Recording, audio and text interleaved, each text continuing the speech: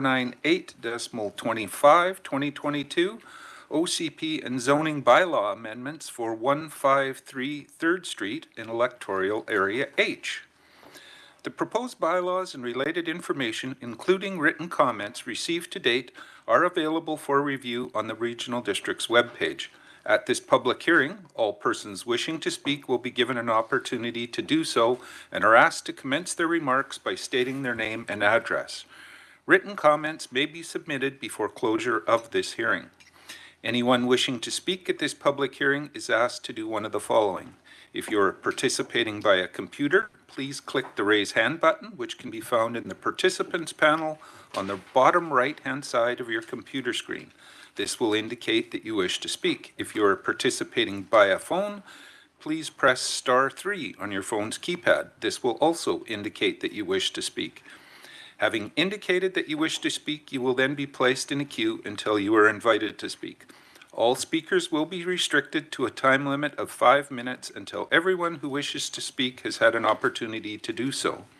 Anyone wishing to speak a second time may do so by following the same protocol of selecting the raise hand button on your computer or by pressing *3 on your phone's keypad. To submit written comments, please email them to planning@rdos.bc.ca prior to the close of this public hearing. I will now ask planning staff to outline the specifics of these proposed bylaws. Please go ahead. Thank you, Chair. And we have a couple presentations with respect to the public hearing.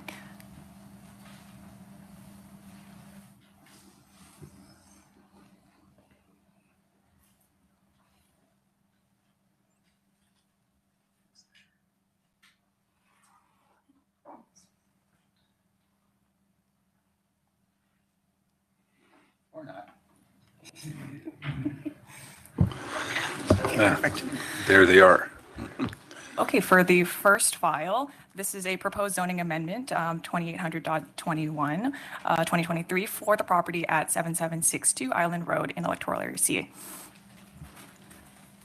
The OCP amendment, or the OCP designation that applies to this property is agriculture, with the zoning applying to the property as agriculture 1. The property is entirely within the agricultural land reserve and is a parcel size of 1.04 hectares. The property currently contains a single detached dwelling as well as a shop and the subject 74.6 square meter mobile home. With respect to the relevant zoning provisions, Section 7.2 of the zoning bylaw permits an accessory dwelling on parcels of 1 hectare or greater if it is not connected to a community sewer system.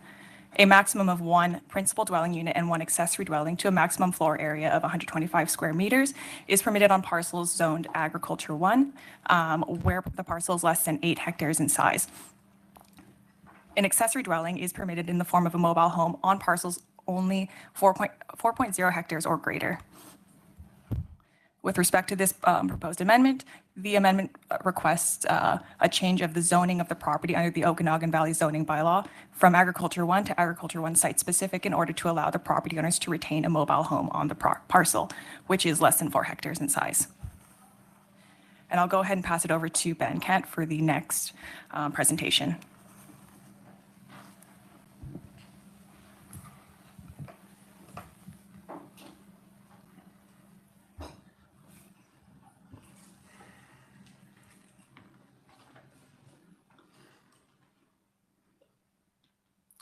Okay, so the second item is an electoral area H, official community plan and zoning bylaw amendment. And this is for the property at 153 3rd Street in Tulameen. The OCP designation on this property is commercial, and the existing zoning is general commercial. The parcel size is 585 meters squared, and the property currently contains an existing cabin, well, and septic system. So the current zoning C1 allows for an accessory dwelling. It must be accessory to a principal commercial use in this case, and it must have a maximum floor area of 125 meters squared, or a maximum floor area that doesn't exceed the floor area of the principal commercial use. So the purpose of these amendments is to facilitate the construction of a new single detached dwelling on this parcel. With respect to that, the proposed OCP amendment will change the designation from commercial to low-density residential. Likewise, the zoning bylaw is proposed to be amended from general commercial to residential single-family 1.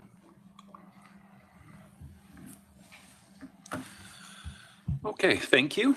I will now declare this public hearing open and ask if there is anyone who wishes to speak to the proposed bylaws. And I would just remind folks that if you do want to speak, please just let me know which bylaw you're speaking to. And if you could start by stating your name and address. If there's anybody on here who wants to speak to these, please press either the raise hand button or *3 on your phone.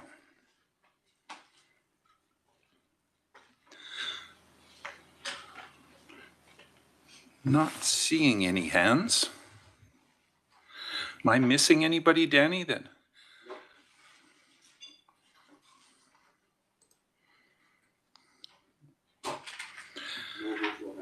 Okay, I'll ask a second time. Is there anybody who wishes to speak to these proposed bylaws?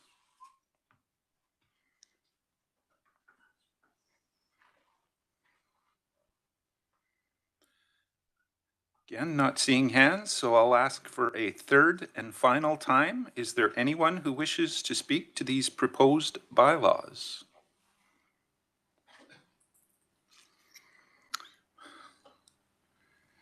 Seeing no hands, I will hereby declare this public hearing closed at 9:09.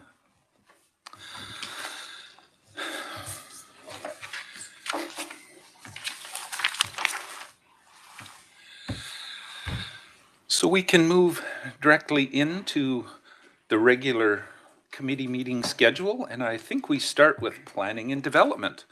So I will go to Director Knodel to chair that one. Please go ahead, Director Knodel.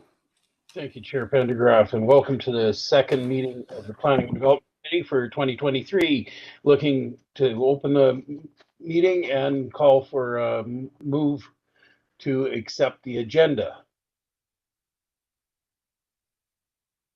Anyone moving to accept the agenda? Moved by Director Coyne, seconded by, is there a seconder? Director Taylor, thank you. All in favor? Any opposed? Seeing none, we'll open the meeting. The first item is the fourth quarter activity report. And we'll be there to do the presentation. I didn't get that. Okay, thanks, Mr. Chair. So being the second meeting after the end of Q4 2022, you'll see that all 5 of your select committees are on the docket for today. And we have first planning development. So this will be Mr. Garish and Mr. Petrie presenting a slide deck, and Danny, you can bring that up. So this is planning, Mr. Chair, and then Mr. Petrie will present on the building and bylaw enforcement. Thank you, CAO Noel. Take it away, sir.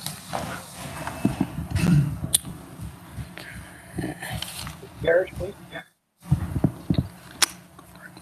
Hi, so we're gonna actually start with building and bylaw, Fair enough. and we'll go through some of the statistics. So it was another good year for us. We'll show you some of the stats that we have here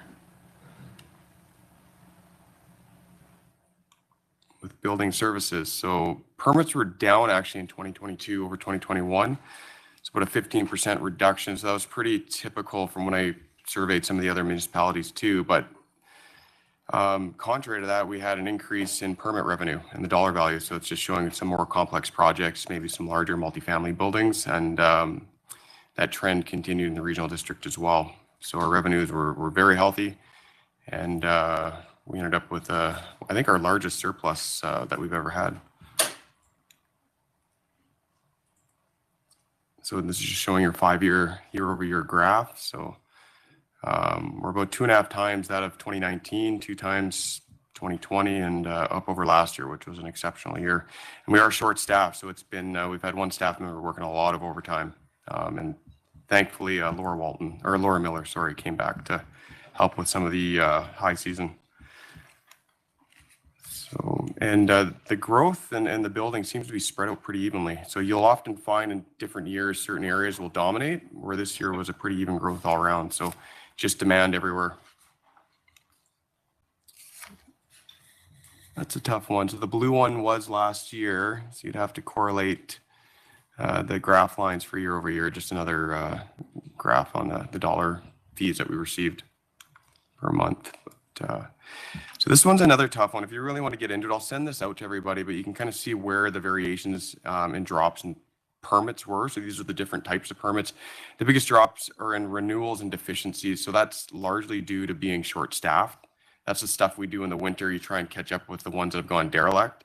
So currently right now, just when you're in this type of situation, short-staffed, you deal with the inspections coming in, permits coming in, the questions, and some of this stuff kind of gets put to the side. Not that we want to, so we got to try and catch up on that this year. Single-family dwellings, they're up again. It's pretty small there. I can't see the numbers on that. So this is also stop work orders, so non-compliance issues. So it has increased last year. You can see in the last 3 years it has. So that means we're catching people, more people, even though we're shorter staffed, doing stuff without permits. I don't really have a correlation or prediction why. It's just maybe more activity and more pressures on builders and timelines. And maybe less public engagement. Maybe we're not advertising enough when permits are needed. So we're going to take a look at that to try and bring that down. So bylaw enforcement.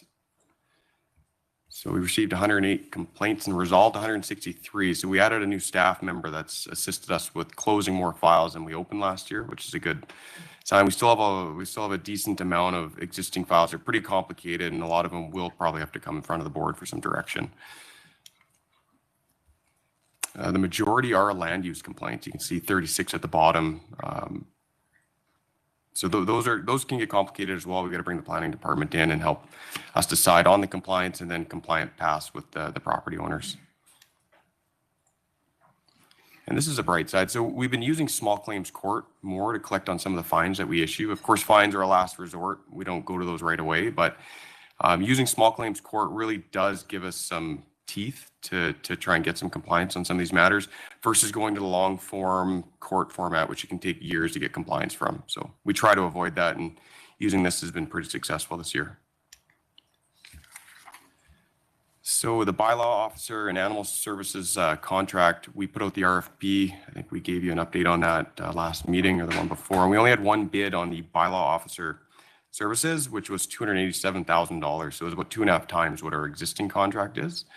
So we declined that proposal in favor of providing the bylaw officer services with RDOS employees.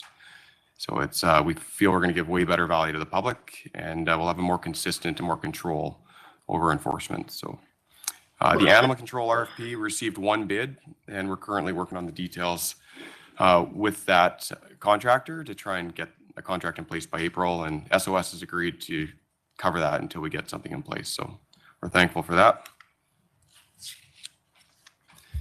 And lastly, it's an update on the board action tracker. So I picked 3 pretty high profile files just to show that we are still moving forward with some of these.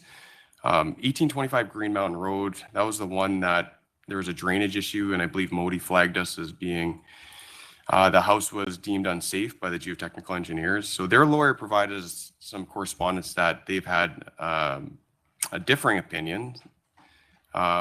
There's been a lot of back and forth. Their lawyer is now no longer representing them, but we have still given them until January 30th to provide this engineering report saying it's safe, or we're going to proceed with the order. So we also had trouble finding them. They had moved out, but our lawyer, through their investigative efforts, have determined that they're back in the house. So we do have some confirmation of that. So we're going to have to deal with that quickly. And then 847 Highway 5A, so I believe that's the Hart file. That's been around for a while. We finally had a hearing. The judge heard that on November 23rd, and they're going to provide the judgment on January 20th. So we'll know about that pretty soon. And they're pretty confident we're going to get a cleanup order, but we'll wait and see.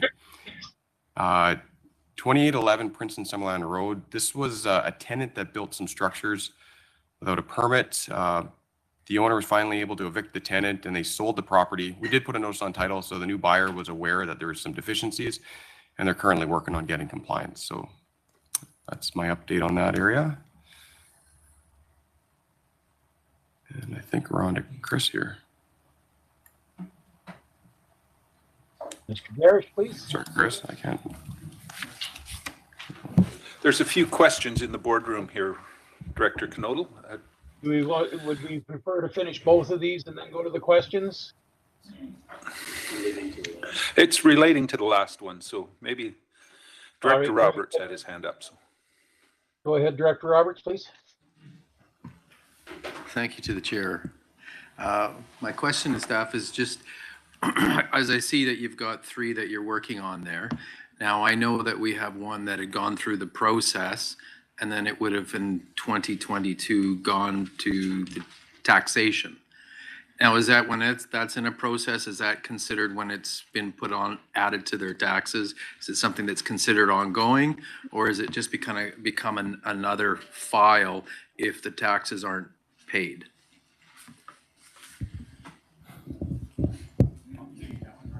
Yeah, thanks. So the regional district is not a tax collection authority. So we don't really get too involved in tax arrears like incorporated communities do, which is a good thing for us. We send the province a bill and they pay the bill. And then if there is taxes in arrears, they collect them. It is still a 3-year process even for them. So I'm sure they're working with the property owner to try and mitigate that. And if not, if it's a 2022 file, it'll be down the road that any action would be taken. Thank you. Any other questions? Seeing no hands. Thank you. We'll carry on then. Mr. Garish, please. Great, thank you. I'll just wait for the slides to come back up here.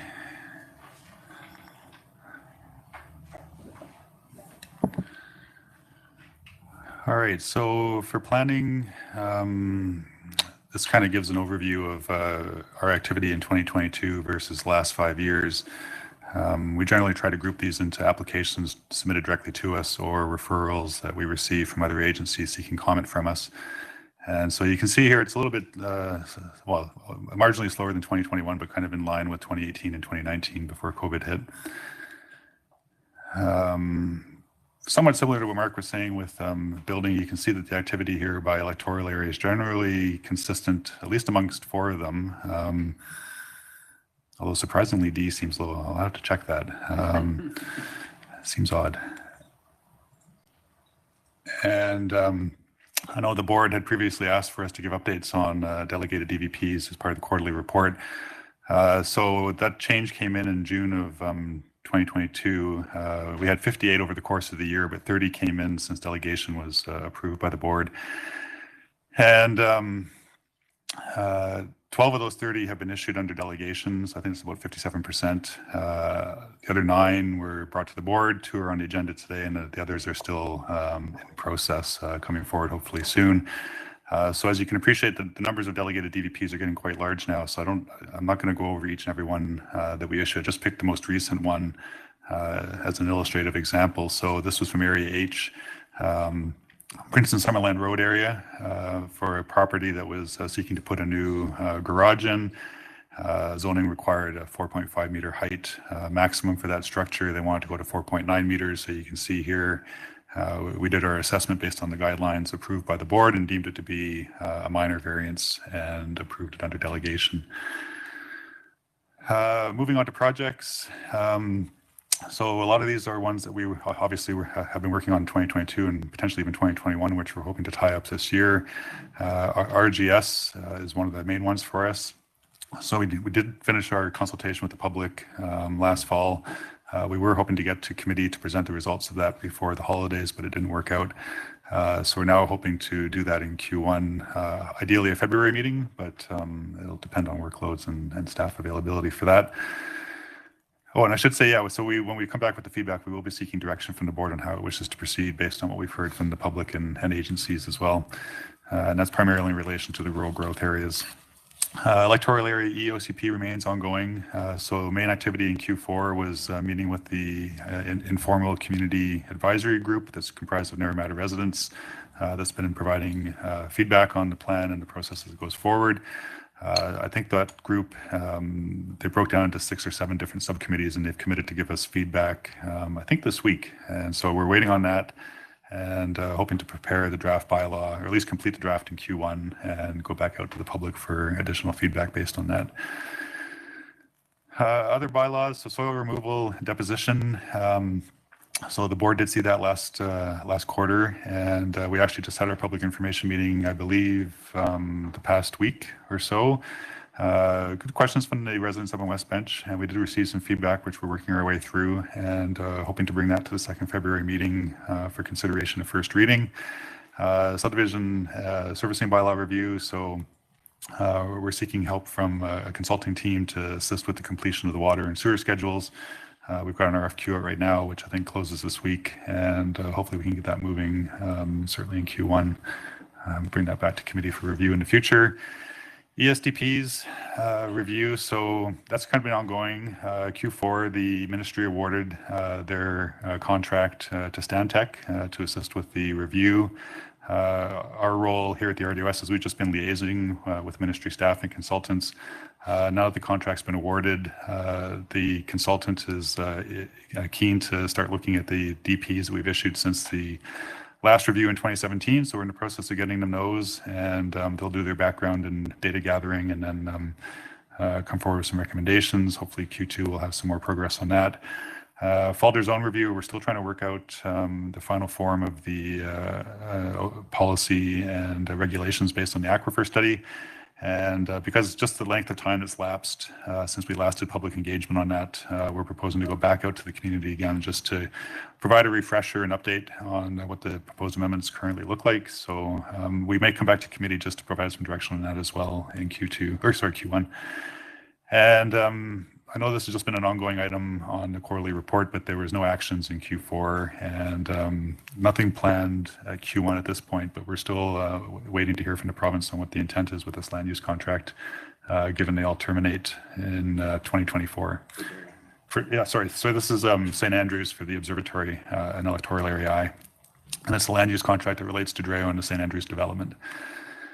Kind of related to work we do in planning, I just want to give the board an update. Because we have been getting feedback from the ministry, particularly for property owners who are doing watercourse development permits with us.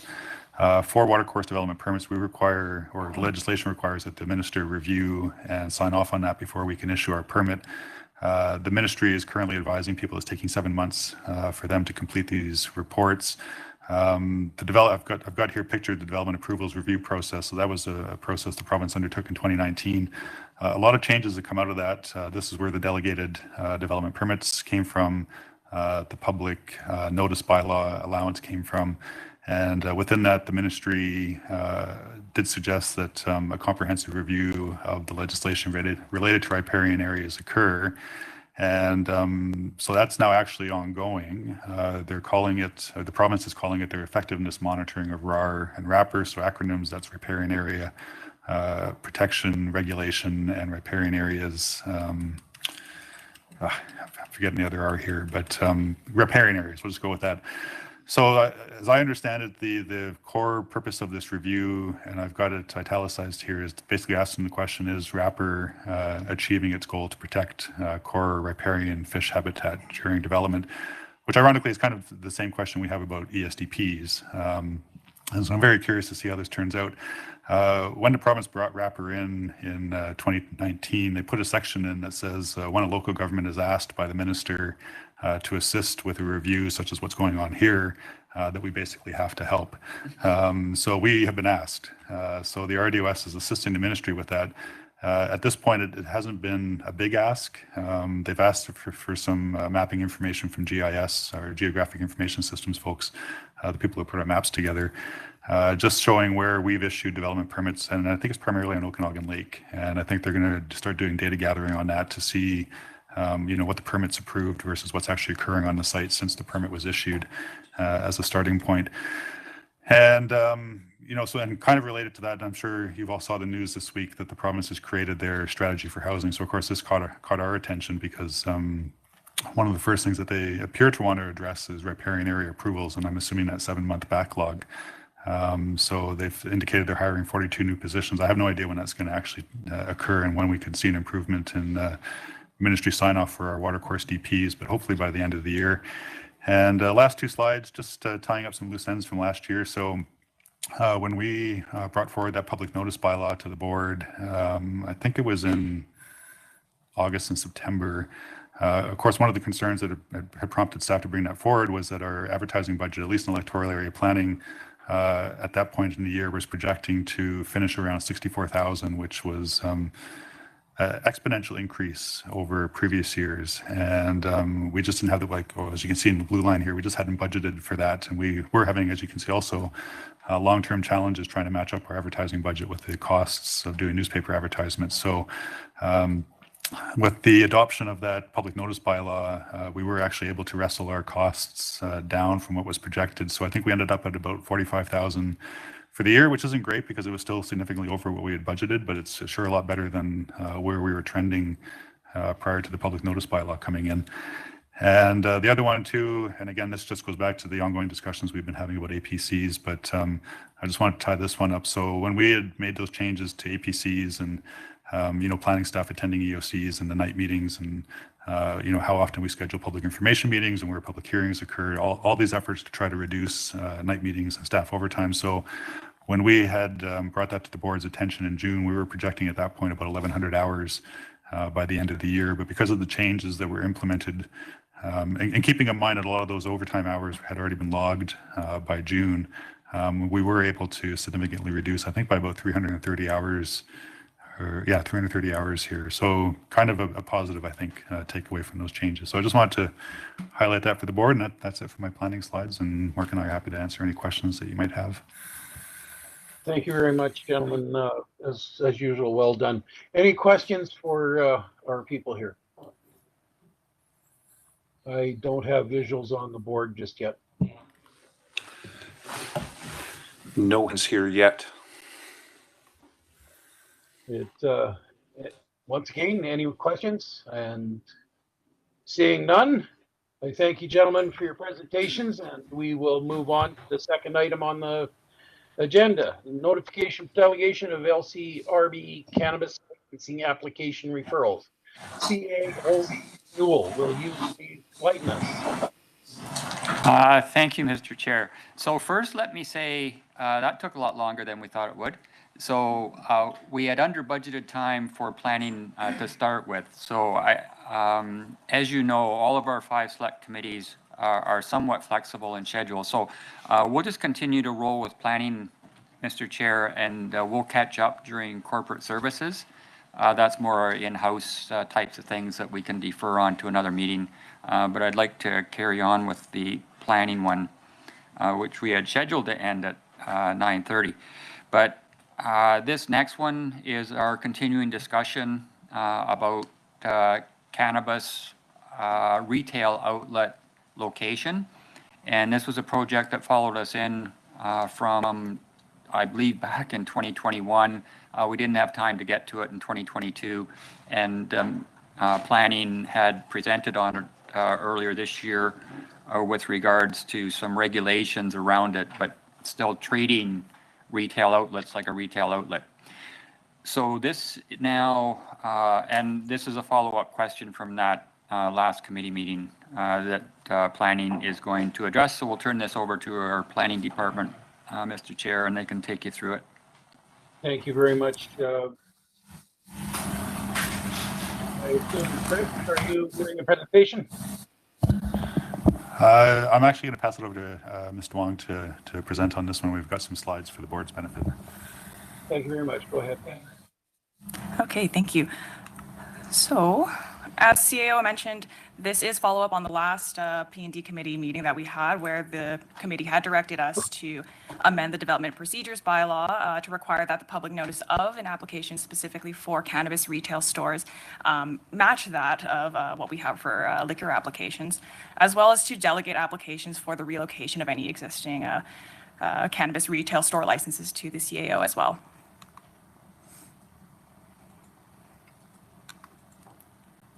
Sorry, just a clicker issue again. Okay. There we go. Okay, so just back one here.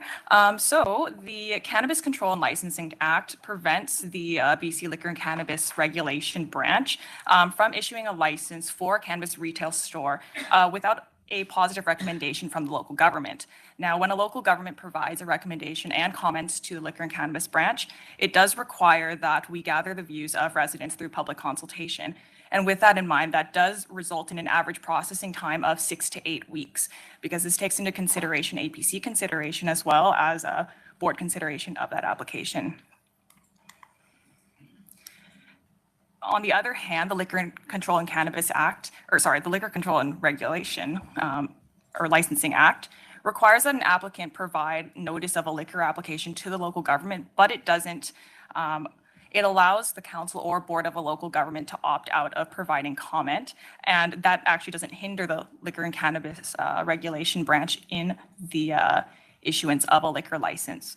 So public consultation is spelled out in the Liquor Control and Licensing Act, but it's really only required where a local government chooses to provide comments or recommendations to the LCRB.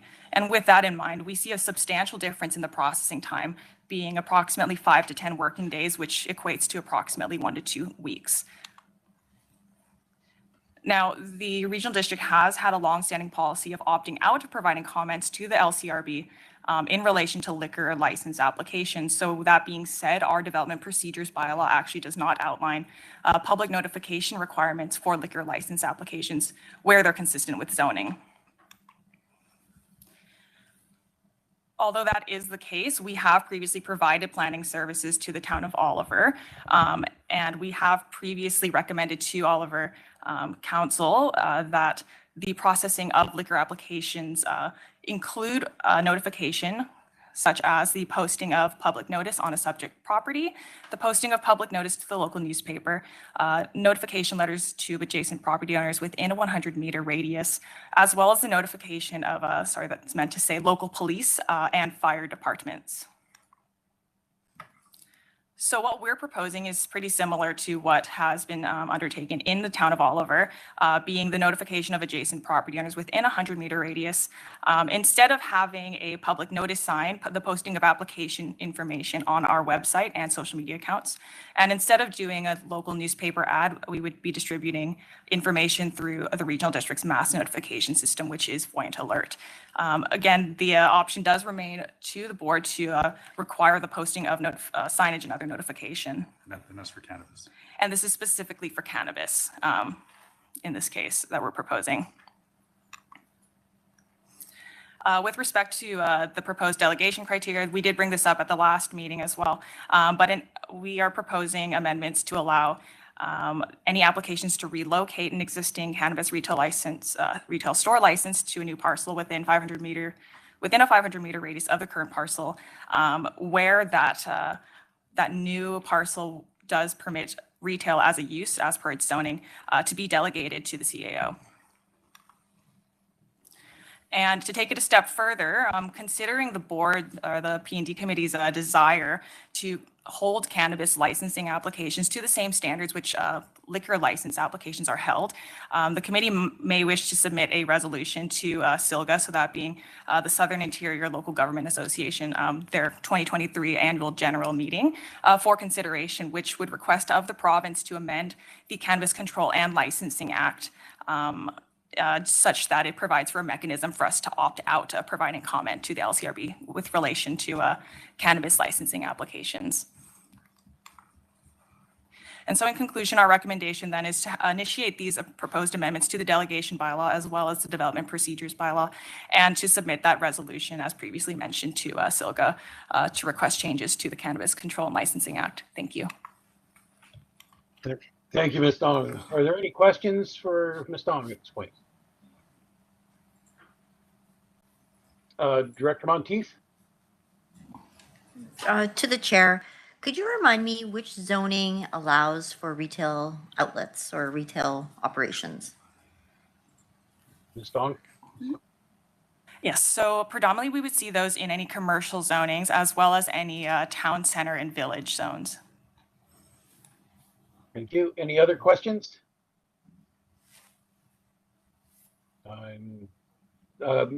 Director Gettens, please. Thank you. So if we're looking to put forward a motion, I would put forward the recommendation that was put on the presentation. I think that makes good sense. Is there a second? So that's just to the, yeah, okay, you know what that is then. Is there a seconder? Director Roberts, thank you. Any other questions? Director Taylor, please.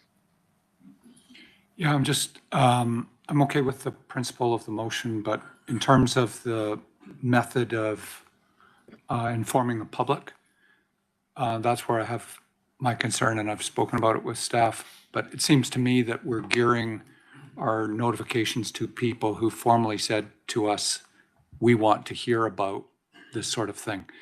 But it doesn't get the attention of people who are walking by in the community. And that, to me, when I informally poll people, that's the issue where they say they generally pick up on something that causes them a concern. They're walking around the neighborhood, they're driving around the neighborhood. And it's the people in the neighborhood who see that, not necessarily someone who's 3 kilometers away or 10 kilometers away. So to me, it seems like we're beaming our disclosure to the people who aren't directly affected, and that's a concern. Thank you. Is there a rebuttal to that, Ms. Dong? Would we want a motion to amend in any way? That's Mr. Taylor. Taylor, please. If it was taken as a friendly adjustment, would just be to require posting on the premise. Thank you. Is it possible to amend this motion to include that? Ms. Malden?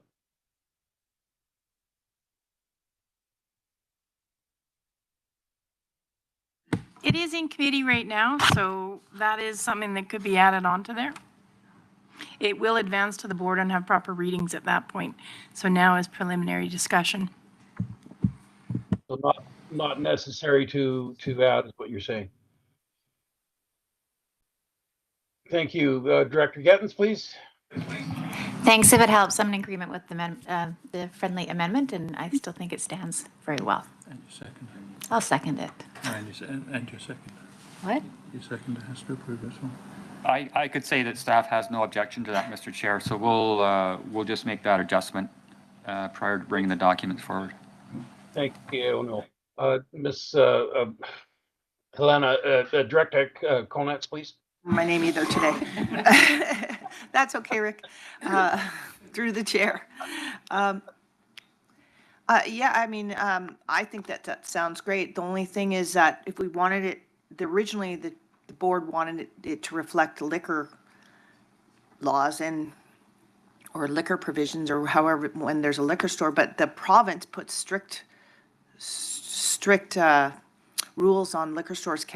They can't have more than one within certain distance of each other. Isn't that correct?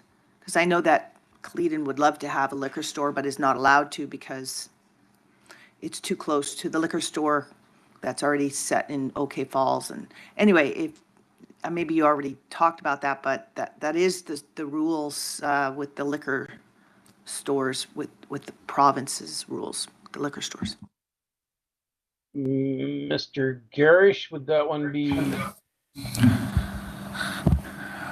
Well, I mean, to the extent I can provide an answer, and I mean, I think this speaks to why we use the town of Oliver reference when we were providing planning services to them. I don't think in my time here we've had a single liquor store application. Almost everything we see from the LCRB in relation to liquor is the wineries out in the ag areas. And honestly, I'm not aware of any restrictions that they might have in terms of how close one winery can be to another in terms of the liquor sales. So I don't really have a good answer to that because we just don't have a frame of or much experience with it. So. Thank you, Mr. Garish. Any other questions? Seeing none, we have a motion in front of the panel. Looking for Mr. Taylor, Director Taylor, sorry. Can I just ask, I've lost the thread minorly. Are we voting on the amended motion? Yes, sir. All right, motion, amended motion in front of the floor. All in favor? Any opposed? Seeing none, motion carries. And that concludes that portion. Item D, grant funding request for the South Okanagan Chamber of Commerce, CAO Noel. Do we have time to carry ahead with this? Yeah, we'll dispatch this one as well, Mr. Chair, because there is a somewhat of an urgency on it for the South Okanagan Chamber of Commerce.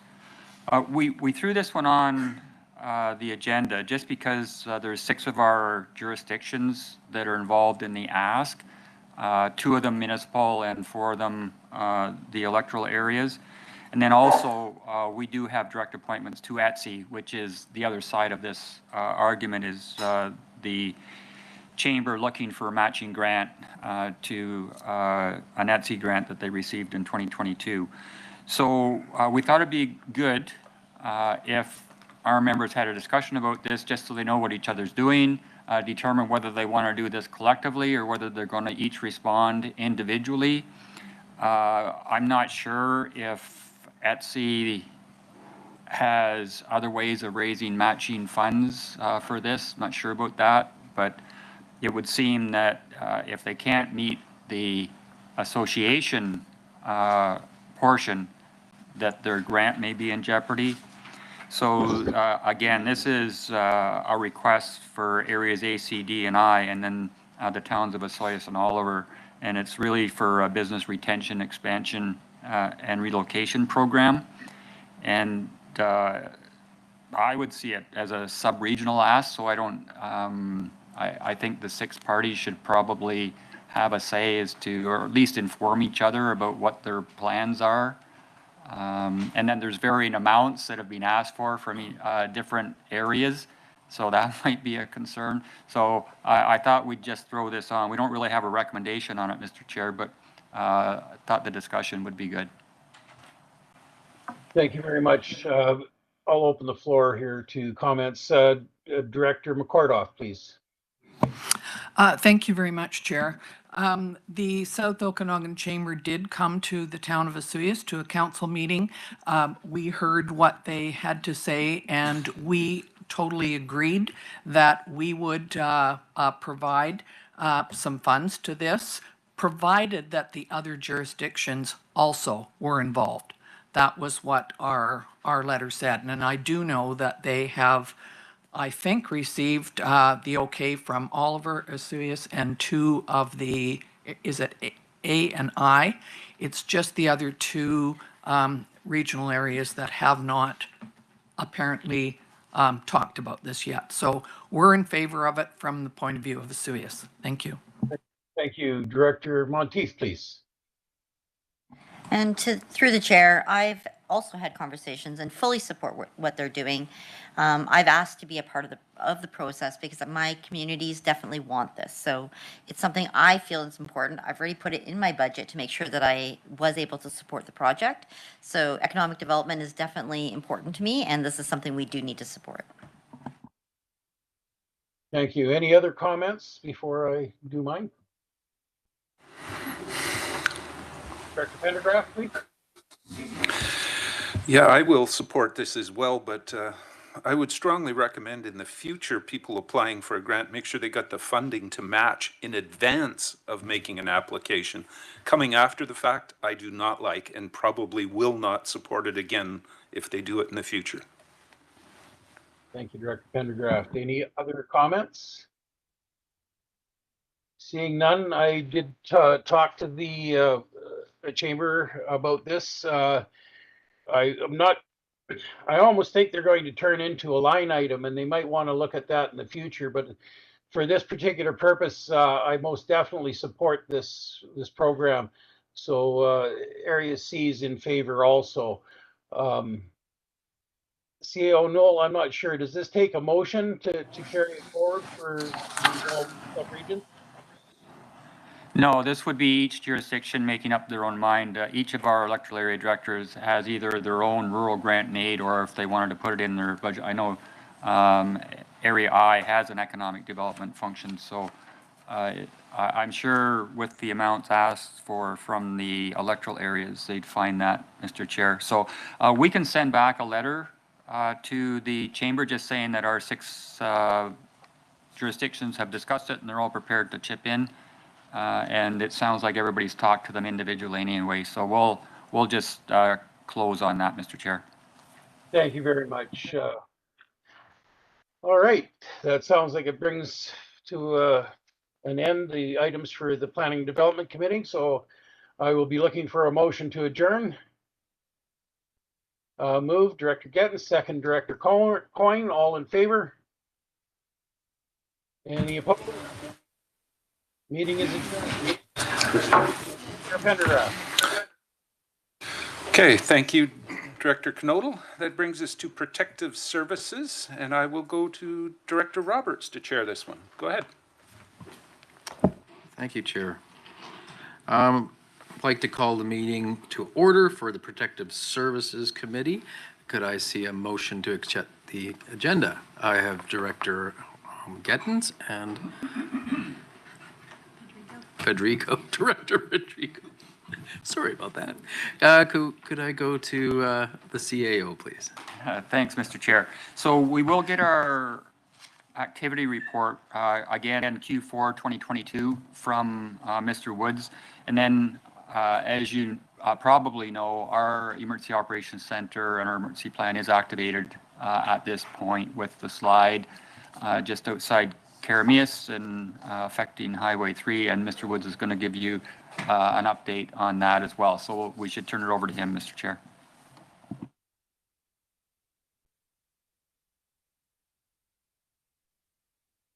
Mark had some PowerPoint presentation for theirs. Mine, I have the more traditional report because we've got a number of items. So what I typically will do is just run through it.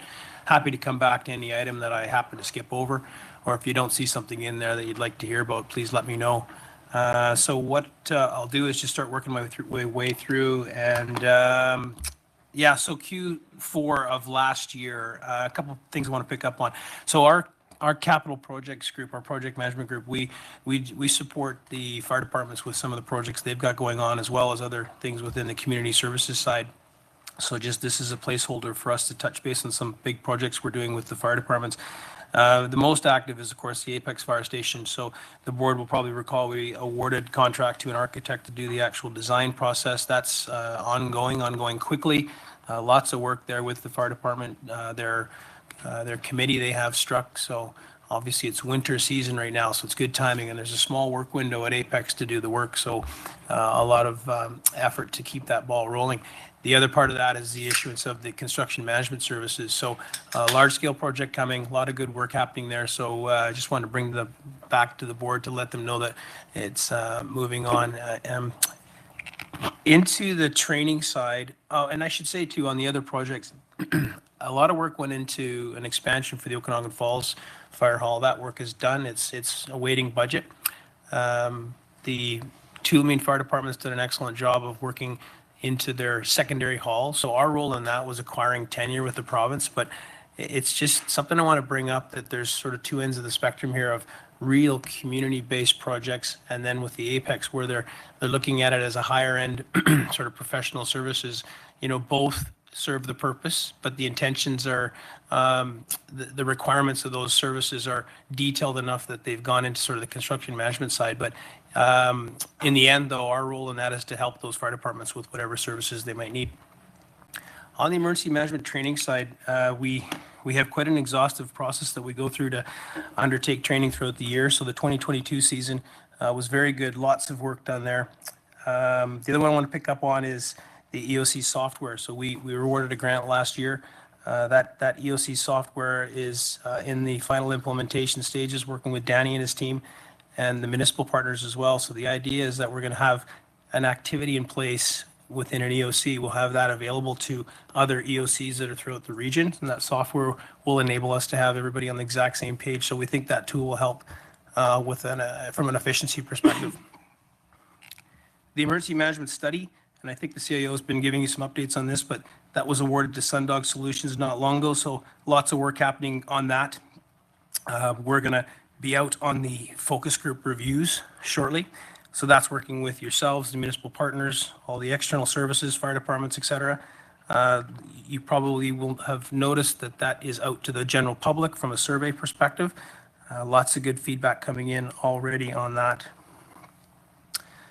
So moving down into the emergency radio system dispatch, we have, of course, awarded the contract to Planet Works to do the infrastructure study.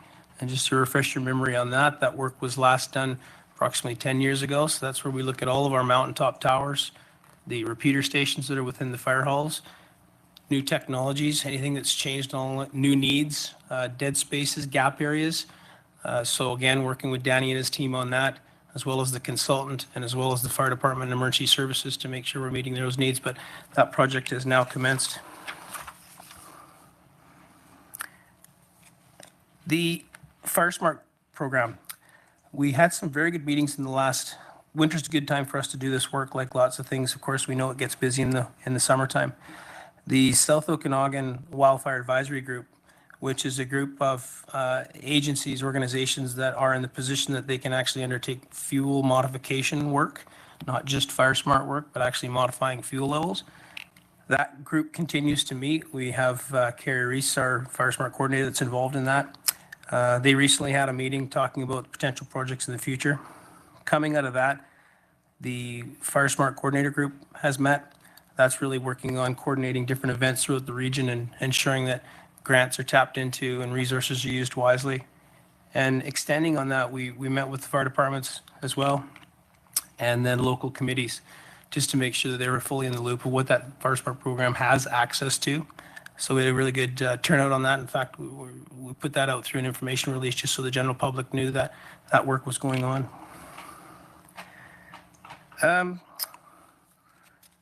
The grant section I keep active. We've got a number of grants that we have that we've pulled in from, we're still reporting on from 2021. So we keep them active on the report so you know that they're live, but a lot of that work just rolls through from year to year. And a lot of those grants are the type of grants that we see from the province each year. So for example, today on the board, we got an emergency support services grant that will be coming forward, and it's a continuation of the program. So the province does a good job of moving money towards local governments and communities to keep those programs alive and going. So I like to keep these on here so you can see what's awarded, completed, commenced, et cetera. So for example, the $300,000 grant we were awarded last quarter for the extreme heat. So that project will probably go on for a good year. Lots of work to happen there with the municipalities and the local Indigenous partners. So just a way for us to see what's live and active, but very successful on the grant side. So moving into 2023 Q1, I touched on the emergency program study that's taking place and the training from last year. So both of those processes are going to take a lot of time and resources, and we know that certainly spring freshet is upon us. And as we'll talk about here momentarily, also events like landslides that occur all the time. So we want to keep on top of that, and the CIO is quite involved in that process to make sure that we're keeping the municipal CIOs involved in the other partnerships, so we can keep moving that along so you're able to get that full comprehensive report in a timely way. On the training side, same goes. We want to make sure people are continuing. In fact, today our emergency program coordinator is over participating in an event in Penticton, so lots of events happening. We try to do a lot of that overlap so communities know who the partners are and who the different players are. So that training matrix we want to keep live and dynamic. Again, it's supported often by the grants and it's supported often by events that happen that we want to do some live training on from a tabletop perspective. So that work will continue on throughout the season. A little bit more on the Fire Smart side, we know that there's an interest there, and obviously it's the type of program that should be marketed strongly. So down near the bottom there, you notice we've got a communication plan. So we're going to work with our comms team here to come up with a more comprehensive outline of what's coming forward. We've got some good requests that have come in from the directors to know when open houses will take place, chipping events, et cetera. So not only with the Fire Smart, but with the emergency management program, we're going to develop a more comprehensive communication strategy this year to make sure that we can get that out to the public and align with some of the other programs that are being talked about in the organization. So lastly, the Karameas slide. So as we know, we live in an area that's prone to landslides and events from freeze-thaw. So these things do occur. They do occur a lot, but that doesn't make it any less scary for the people that are involved. Obviously, that was a pretty dramatic event. So just an update on that. I'll point out that Andrew Reeder, my colleagues, played a key role in that with his engineering background and knowledge. We've had him involved. He's in the operations branch of the EOC. So what we've done there is we've obviously got a major highway, so the ministry gets quite involved. They closed that highway immediately. They have brought in geotechnical engineers to do some assessment, and we did the same, supported by the emergency program, BC emergency program. So both of those engineers actually flew the site and are currently in the process of providing a report back to us based on the level of risk that's there. We know that the highway's back open. That's a pretty big focus for the province to keep highways active. But so just an update on the people involved. I want to thank the Princeton ESS team and Penticton ESS team. Both sent folks out to support the folks that we had to evacuate. About 20 plus individuals and families were involved, and so they're doing that through the Victory Hall down in Karameas. They are still formally evacuated, so what we need to do there is develop a strategy to find out exactly what their needs are. Having an answer, a defined answer, and certainly Mr. Reeder can speak to the details of this if there's questions, to the level of risk that exists with that mountain is going to be challenging. So more to come on that. That's all I had, Chair, and if there's any questions on the EOC activation or any of those other items, happy to speak to them. Thank you, Mr. Woods. Are there any questions? Director Monteith. Through the chair. So this is about Fire Smart. So I guess I'm wondering, are we utilizing the local Fire Smart committees when we're doing assessments? Because I'm hearing that we're having contractors from Kelowna doing assessments within a Fire Smart committee sort of area, number one. Also, are we sharing where assessments are being done with the local fire department? Because it seems to be a bit of a, I guess, a mismarketing, a misapproach. So they're just, I don't know whether there's just not enough communication there that there should be. And also in the advertising for Fire Smart, we're not mentioning the local Fire Smart committees. So it's causing confusion when locals are calling me saying, do I call the RDOS or do I call my local fire department? So there doesn't seem to be a collaboration. So I'm looking for some clarity on making sure the process is uniformed, that residents know who to call, that they're going to get local support when possible. And are we having somebody from Kelowna doing assessments in areas that we have Fire Smart? Thanks. Mr. Woods? Yeah, thanks, Chair. The LFR certification is something that the province is pushing through this. So the funds that come in, one of them specifically is so that local community individuals can get LFR trained and work with the local community to do that work. We know that happens in Culleton. We know that happens in a number of other communities within the region. So our having that knowledge is certainly a good first step. What they just did as a full group of not only Fire Smart committees, but the fire departments was another way for us to do that. So what I heard from those involved is that was an excellent step forward to really understanding who those members are.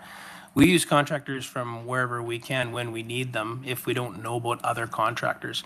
One of the observations I made with one of the other fire departments that pointed that out to us is that they'd like to be able to do that work, and then we go to do that work and that particular individual has another job and they're not available. So this isn't a full-time gig. This is something where local people can get that certification and then help out. So there's a logistics and timing associated with it as well. But absolutely, if we know those fire departments have access to people or the community groups that are associated with the fire departments for Fire Smart, yes, absolutely, we'll do that. So we can do some more work on the communication side of that as well. Yeah. I mean, I was of the opinion, I thought we were putting that out there and being very clear in the fact that we have a local, in this case, Area I program, and then here are the other committees, but I'll take a look at that and make sure we're doing a good enough job of it. Thank you, Mr. Woods. Is there any follow-up to that, Director Monteith? Any further questions for Director Woods? Director Taylor. Yeah, 2 questions. One, where is the appropriate place to go on rock slides? Like, we have a slide on Green Lake Road. I've got something from a community member. There's something on Facebook. Is it an AIM issue? I mean, from what I've seen, I don't know how much rock was out on the Trans-Canada Highway, but I know they've got the road closed here. So who are residents supposed to go to, and who are directors supposed to go to for information? Mr. Woods, could you answer that question? What we're always going to do is post any available information that comes from the agencies involved or the experts that are involved in the process. So what we'll do in this case, like we did, was immediately put it out that this has occurred. Post the information about the risks that we're aware of. And like most things, we need to go out and find out exactly what occurred. And that's going to happen through different forms of reconnaissance, like making phone calls to agencies that involve sending somebody out to the field. In this case, we get notified that there's a local emergency services group, in this case, the fire department, the RCMP, and probably others. They do what's called a tactical evacuation. So again, as lay people, they come in as emergency responders. There's rock that's come across the highway. They say, this looks dangerous. Let's get everybody out of harm's way. So in the very first moments when people hear about it, in the world of social media, everybody knows immediately that something's happened. So what they're doing is securing the site so that everyone involved is safe. And then after that, they make the local government aware, usually through the province. And that's how this happened as well. So when we deploy different people, and that's when Mr. Reeder gets involved, our emergency coordinator and others, and including now the communications department, who we're doing everything we can to get the information out, we know as quickly as possible. In this case, roads closed, people are out of harm's way, and the agencies involved are trying to come up with a solution. So Ministry of Highways. Well, there's a highway involved, and that's typically where we see it. And at the same time, we saw out towards Colmont-Tulameen area, pretty substantial slide that came down, which is a little more typical. So the locals say, yeah, here we go again. We got more rock coming down. But at the same time, they know, let's get out of harm's way and let's start thinking about how we're going to get around back home. So, that was a long answer. The short answer is we gather information as quick as we can and put it out to the public as quick as we can. So when our info releases are going out, which typically get, moved over to social media feeds, we'll put a point of contact on, so they can certainly call us. That's one of the reasons why we activate an EOC, so there's somebody on the end of the phone, and we'll tell them something similar. We know what we know, happy to relay it as quickly as we get it. Please stay away from the area. So again, locally, they made a determination to have a backup road to kind of move people around, but in a safe area. So to the Green Lake Road example, same thing. It's Ministry of Highways is almost always involved because typically a road's involved, and that's what moves people around. So we'll lean on them to get their help as well. It can't go any quicker as far as we're concerned, any slower, sorry. We want it as quick as possible, but they are usually trying to source geotechnical expertise or hydrological expertise depending on the scenario. And again, that's why we want to get our own team involved, people like Andrew and his operations branch. But we feed information out to the public as quick as we can once we know it's verified. That's one of the key points. We want to know that the information is accurate. Do I have a follow-up from Director Taylor? So, then AIM does have something out on Facebook, and hopefully we'll get that communicated as well. Second question, just relative to call volume and call outs. Is there a way of, and I'm playing catch up here, maybe put this out and everyone else up, but I haven't seen it here, on fire calls and breakdown as to whether these are fire calls, road calls, ambulance calls? Because from what I gather in Penticton, a large portion of fire calls really are ambulance calls, and we still want them to go there, but maybe that's leverage for greater involvement from ambulatory services rather than fire services.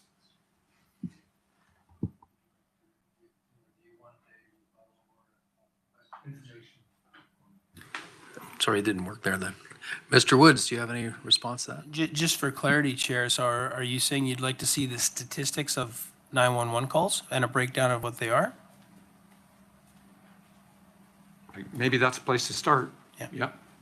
What I'm really getting at is drilling down into our fire service and whether they're, as in Penticton, doing a large portion of their call-outs for ambulatory services, and whether that is indicative that we should be perhaps looking for a different solution.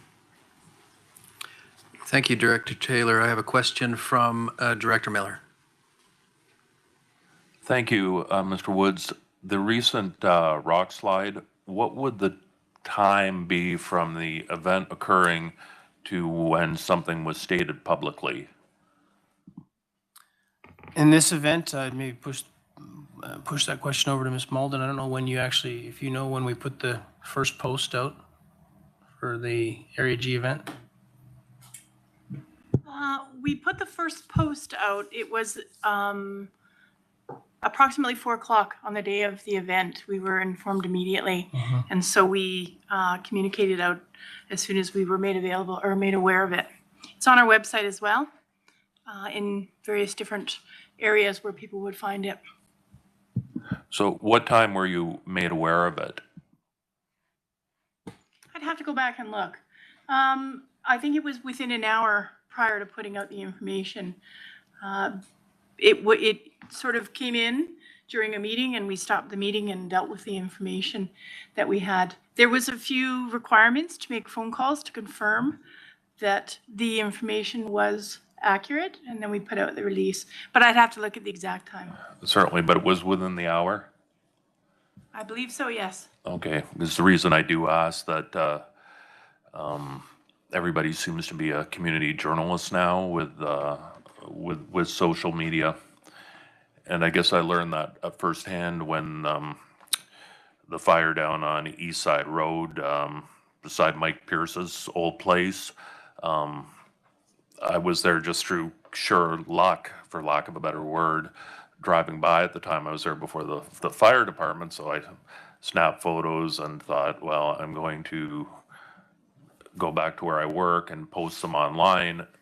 And to my surprise, there was live footage from somebody up top of this fire burning. So you're not competing against other outlets, you're competing against citizen journalists.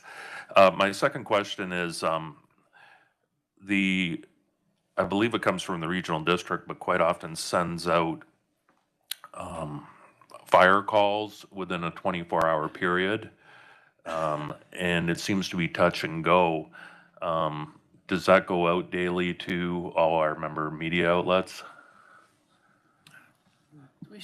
Yeah. Can you answer that, Mr. Woods? I know that, we know the fire department sort of do their own thing now with respect to administration, but for a time we would post the 911 dispatched calls, and I'd have to follow up and find out if that process is still happening.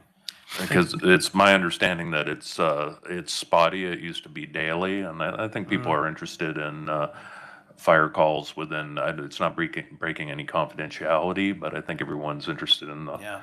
But the list was always for the whole regional district, which included Penticton. So I think there would tend to be an interest there from the public. Thank you, Director Miller. I'd like to move on. We have Director Holmes, and then I have Director Konads.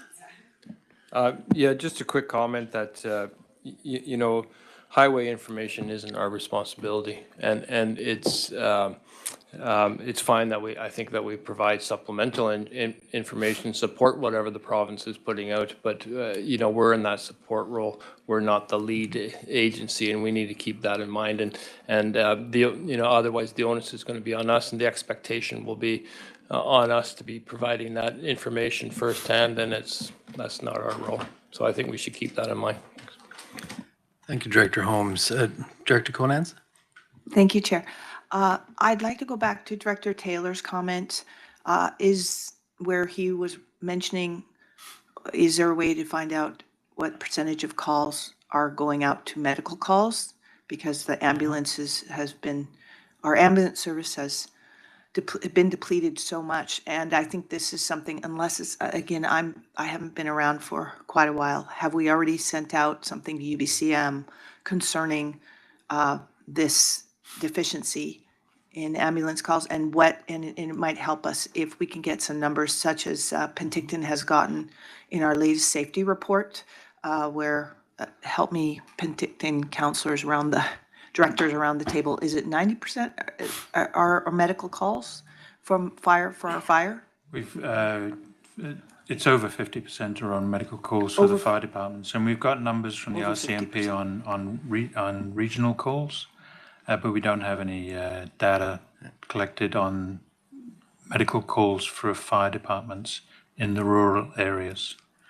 Yeah. So is that something that we may be able to get to use as fodder, hopefully, to get help from the province in our ambulance services? Thank you, Director Conans.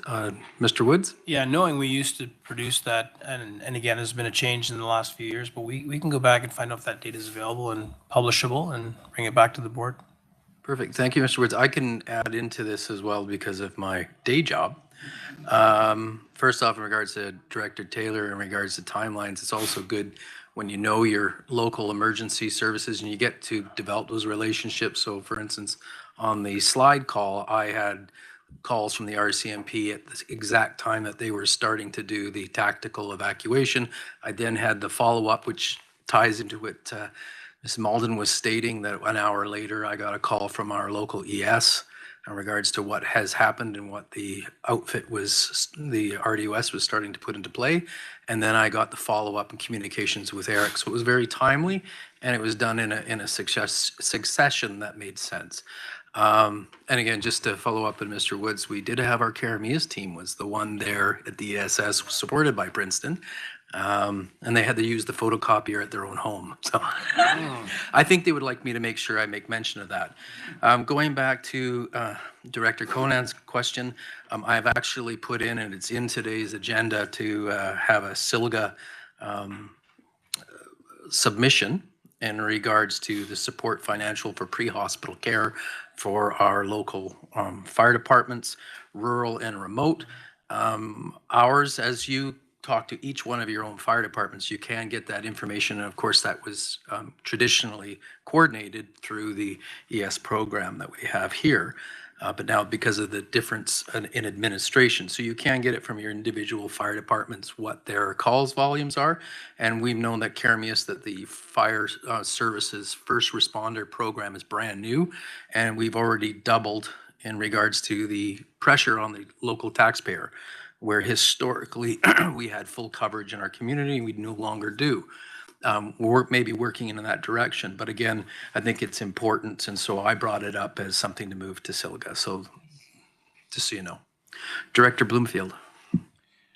Thank you, and just as a follow-up on all of that information, the City of Penticton has recently received a very well-publicized community safety report.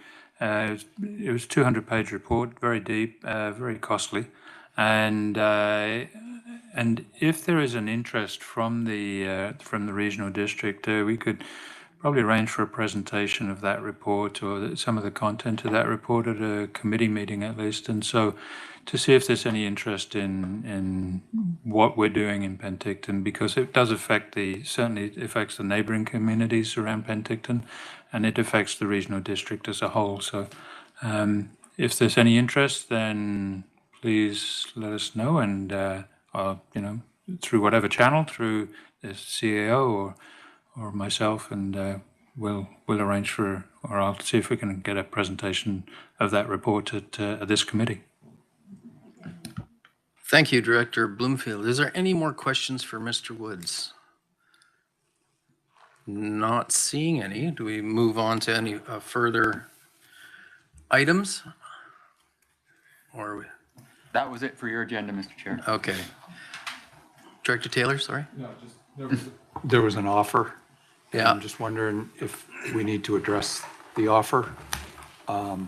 Personally, I have interest, but I don't know if I'm speaking on behalf of others or not.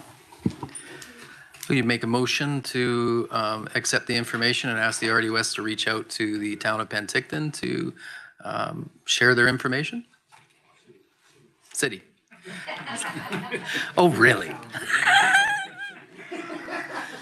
The hamlet, I'll make that motion with the friendly amendment that it's the city of Penticton. That's right. Second, I see Derek Conodal as seconding. All in favor? All right.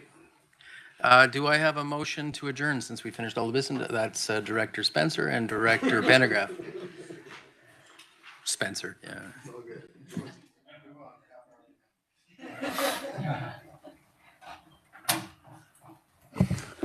All right, that brings us to the Corporate Services Committee. Looking for a motion to approve the agenda. Moved, seconded, thank you. All in favor? Great. Any opposed? Motion carries.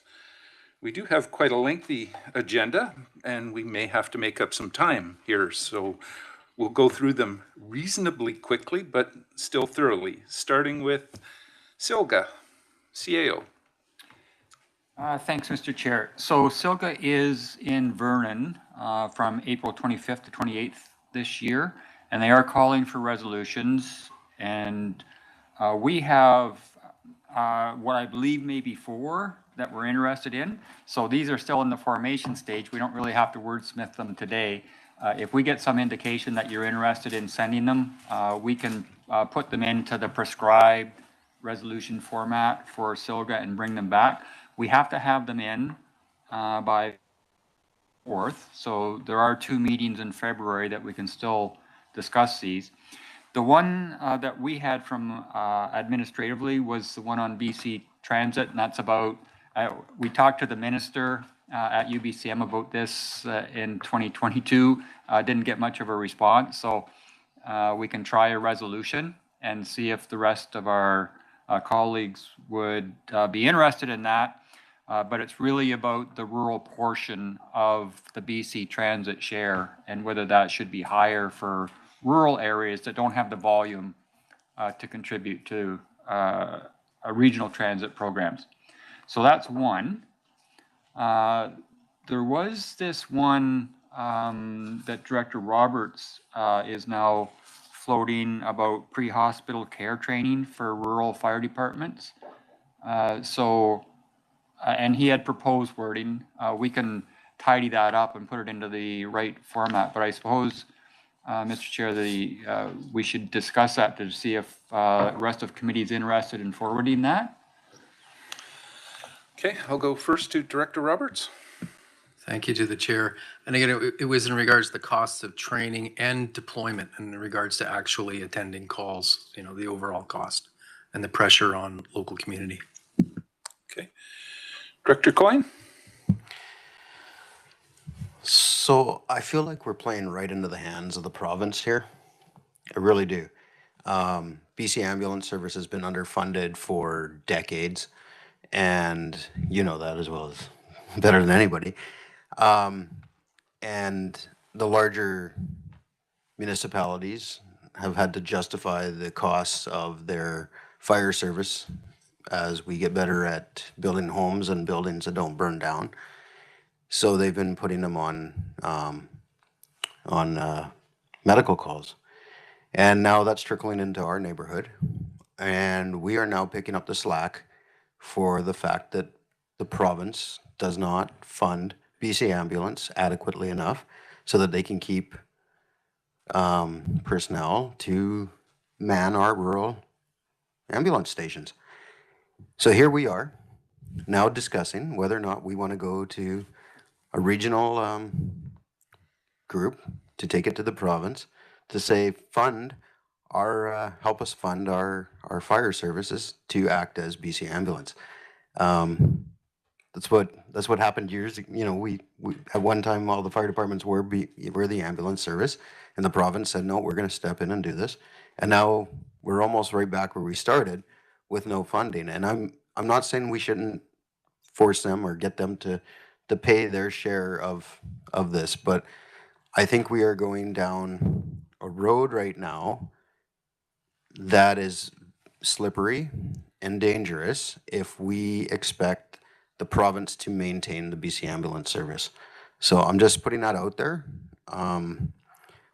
There's been lots of discussion at UBCM and other places. There's lots of mayors that are discussing this because we're all in the same boat if you live outside of any of the big urban areas. And we are concerned, there's a lot of us that are concerned that we're going to end up picking up the slack and paying for this at the end of the day. So just word of caution. Okay, I'll go to Director Roberts. Thank you to the chair.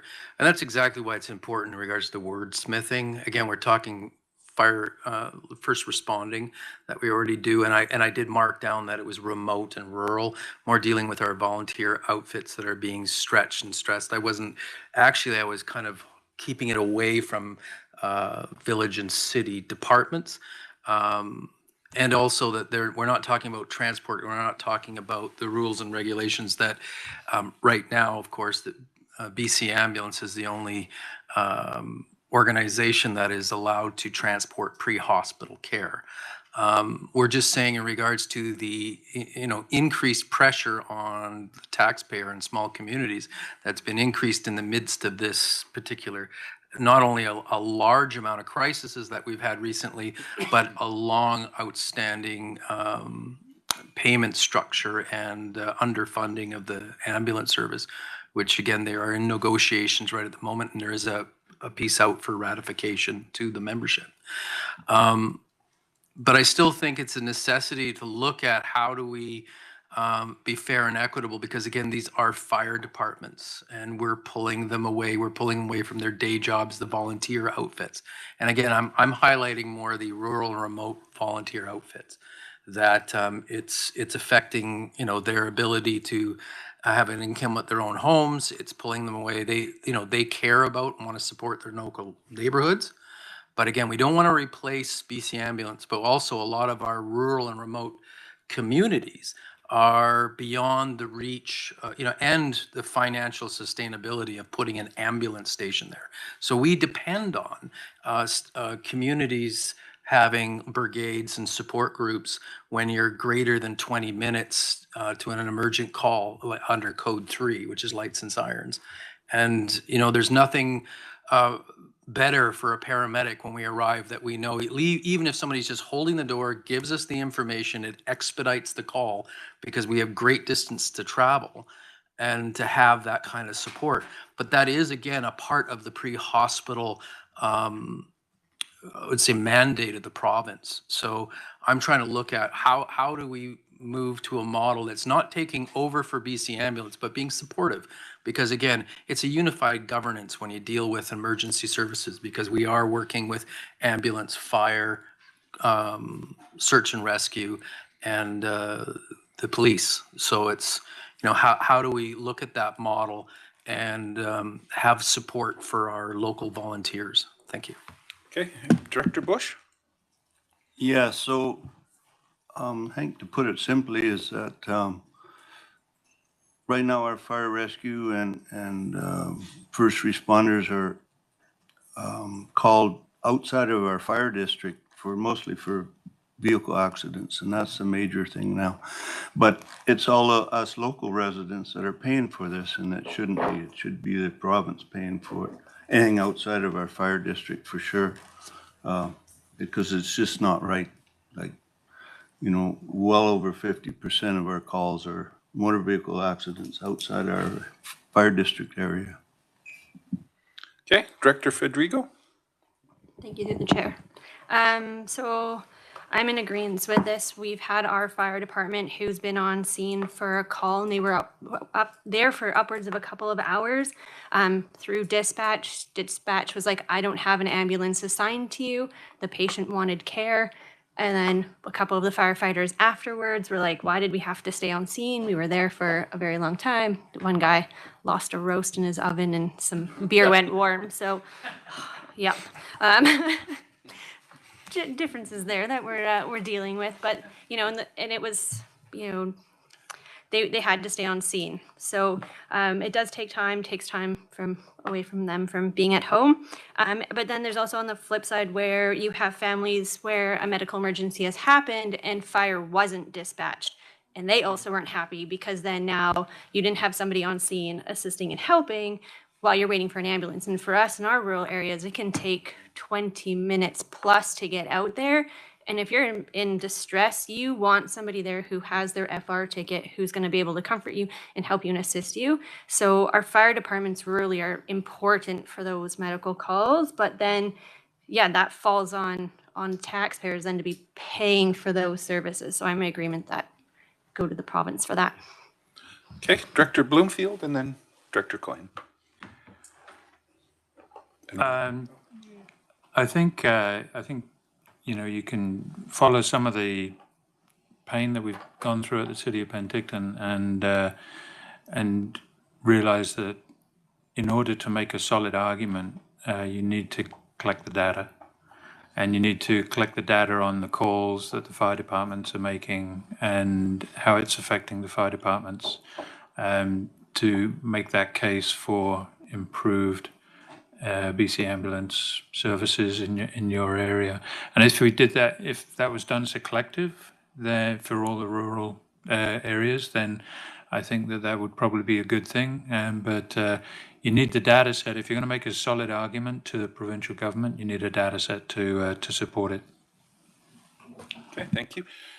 Director Coyne and then Director Knodel. So I was going to go somewhere similar to what Director Bloomfield was just saying.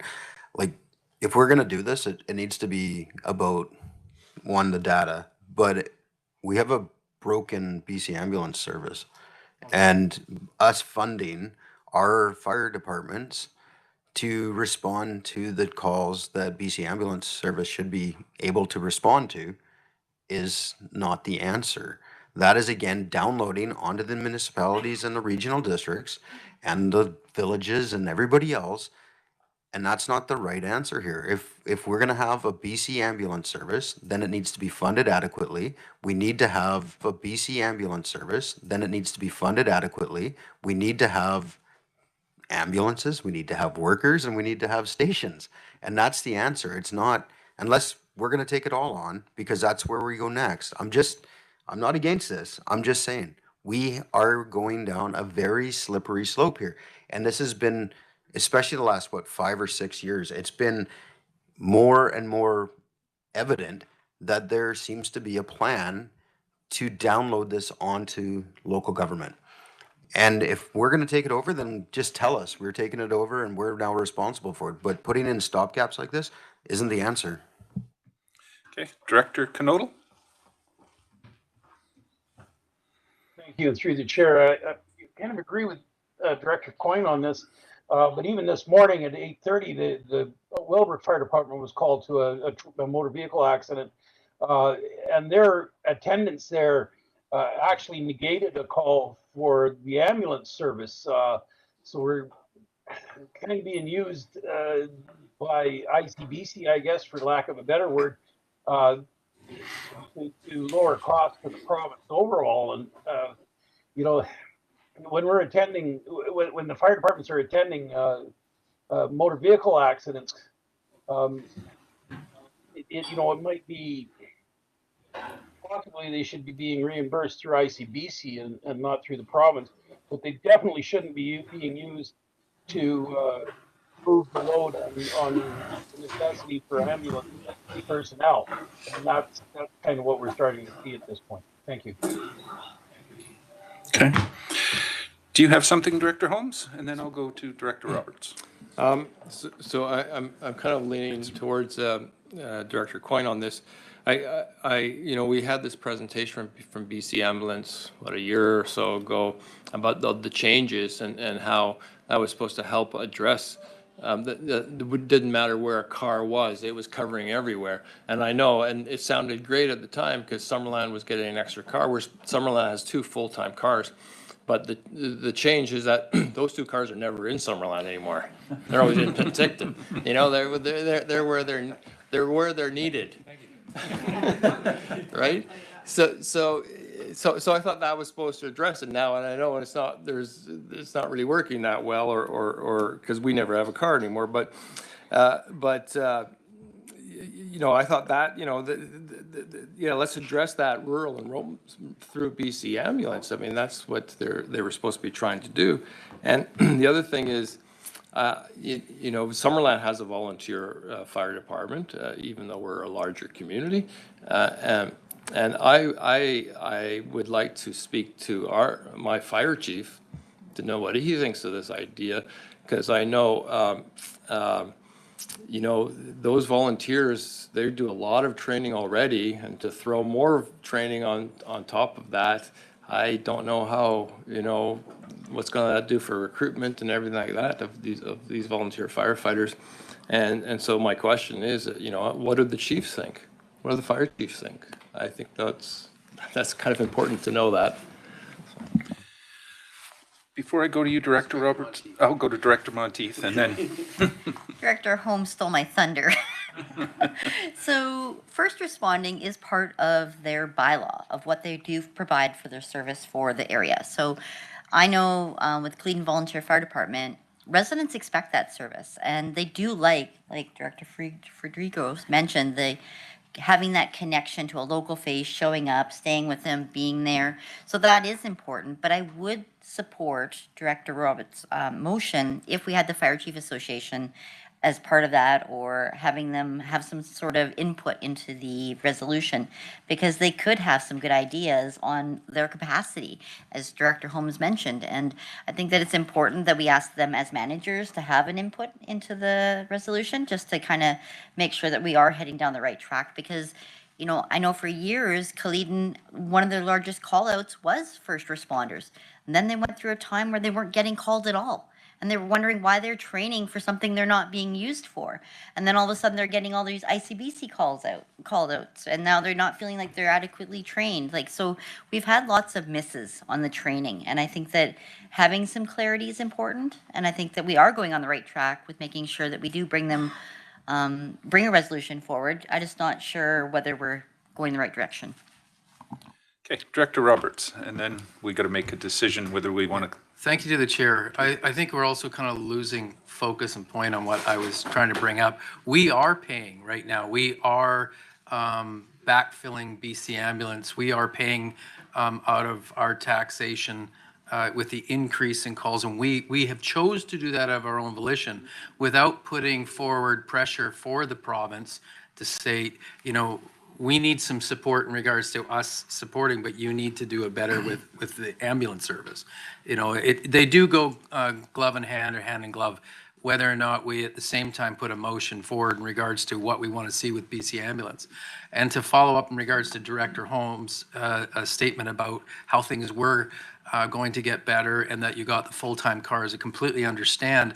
And that's why I've pressured and tried to keep BC EHS turning up at our table so that we could have an understanding. I can give you my opinion from my role, but one of the issues was you create a whole bunch of nice, wonderful full-time cars where you're already somewhat understaffed. You create, each car takes 8 people to man, because no longer you do back-to-back staffing. And so a community like Karamias, I maintain 2 cars 24/7 with 10 people. 1 car now takes 8, plus backfill for holidays, sickness, and that. So all of a sudden we created a massive vacuum. So it's more in regards to their sequential or lack of sequential approach, but going in the right direction, having a full-time car is where you want to be. But if you don't have the staffing, you create a massive vacuum, and that's basically what's happened across the province. But and again, I'm completely open for us to kind of table what I put forward and wordsmith it a little bit better, because I do agree with Director Coyne. I don't like saying junior and senior. I'm going to say Director Spencer. Strictly because, you know, we have to take care of one, but the same idea, we do have the necessity in our rural and remote and volunteer fire departments, wherever they're located, that they are funded in the manner and it, you know, in the governance model of what that is. Right now, it pits the local government versus the provincial government in regards to funding, and we got one taxpayer who ends up flipping the bill. And it, to me, it becomes double taxing on for one particular issue. You know, how do we manage that better? So I'm completely up for any wordsmithing and things moving forward as they relate to increasing pressure from the province in dealing with BC Ambulance, and at the same time being able to provide support for our volunteers and community people. Thank you. Okay. I'm going to ask the CAO if he can get from this discussion where we might need to go with the motion, or do you need more info? Well, there's lots of interest around pre-care treatment and the ambulance service. So what I'm getting, Mr. Chair, is we have a proposal from Director Roberts on training for pre-hospital care. We discussed, the ambulance dispatch is the one based on policy determines who gets dispatched to a call. So we have previously advocated for including the fire departments in all ambulance calls, and that, they're still going to determine, the dispatch is going to determine who they send to a call, whether it's an ambulance or a fire department or both, or RCMP. There seems to be an interest in funding, and it seemed to me there was also some interest in motor vehicle accident response as well. And then on the other side of that, there could be a resolution. We just say, province, you got to up your game and pay for ambulance services so that they can do their job. So I'm not sure where we are on this, Mr. Chair. Well, that was sort of the feeling I had too. I was kind of unsure, but go ahead. I think you're right on there, Bill. I think there's a couple resolutions out of this. One is where the funding source is going to come from to pay for these, because let's be honest, like Tulameen, Eris, those people are going to be responding before any ambulance gets there. If we even have an ambulance in Princeton, it might be coming from Tim, right? So, or even Oliver or Suyas sometimes. So the reality is we have to somehow find a funding formula where it's not coming from local government. We have to pressure the province into properly funding BC ambulance service so it's not downloaded onto the municipalities. And there, I guess, probably a resolution or something in there about ICBC paying for motor vehicle respondents. So maybe three. I think there's about three. Three motions. Okay, I'll go to Director Gettens and then we're going to move on. Thanks. I think this is a really interesting conversation. I think you did a really good job there, shaking it down for us. And I agree. I think it's a conversation we need to keep happening. And if we can get 3 out of it, I think we're going to hit the mark. So I'd like to just be in favor of keeping this conversation going and see where we get to. But I think it's important. And thanks for everybody's great comments. It was very interesting. Okay. We'll move on to the next item on SILGA resolutions. Go ahead. Yeah.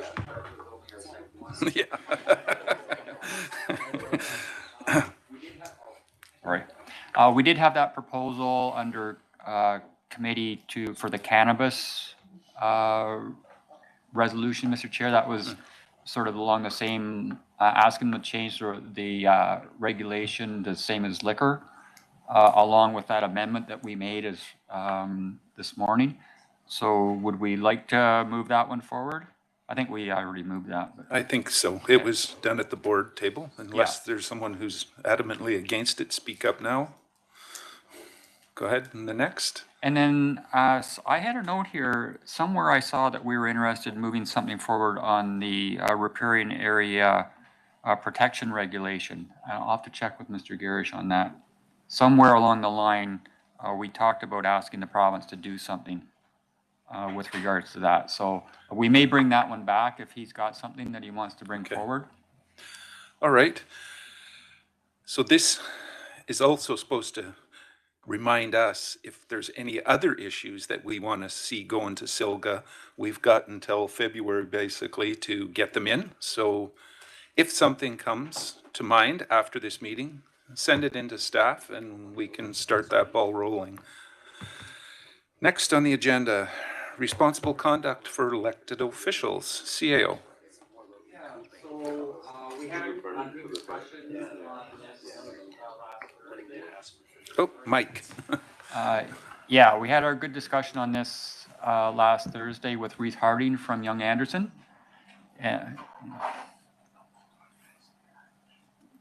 Yeah, and this was just really a wrap-up. I sort of wanted to do not a detailed discussion, but just get an impression, and then do a next steps sort of discussion.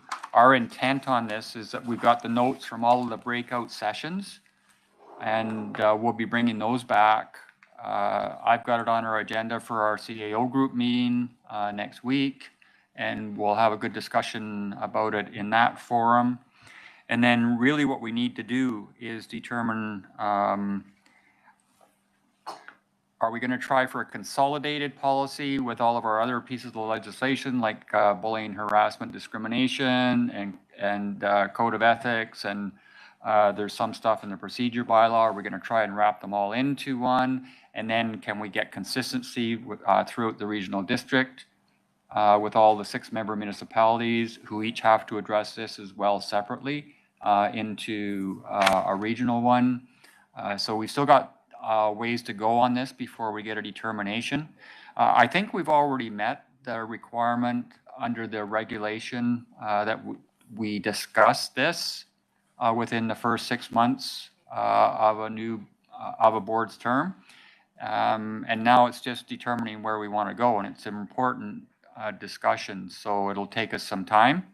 But I was looking for if there is any suggestions on where we need to go or thoughts on how we proceed. Okay, let's start with Director Bloomfield and just work around. Director McCord, second. Go ahead. Thank you. And yeah, I felt, really quite positive after the meeting last week, and I don't know about anybody else here, but I felt that there was a really good energy in the room and a real interest in forming an all-encompassing code of conduct for all the municipalities in the regional district as well as the regional district itself. So I think that certainly the discussion I had with our CAO, he's more than ready to, bring it forward at the CAO's meeting that's scheduled. And I think that that's a good first step because the CAOs know or should know what the community charter allows and doesn't allow. So I think that that's, from a legality point of view, I think that that's probably a good first step.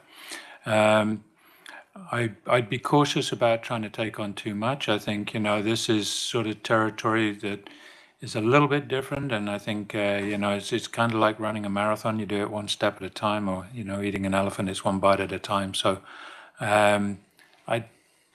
I'd rather see us start with the code of conduct, see how painful or painless that is.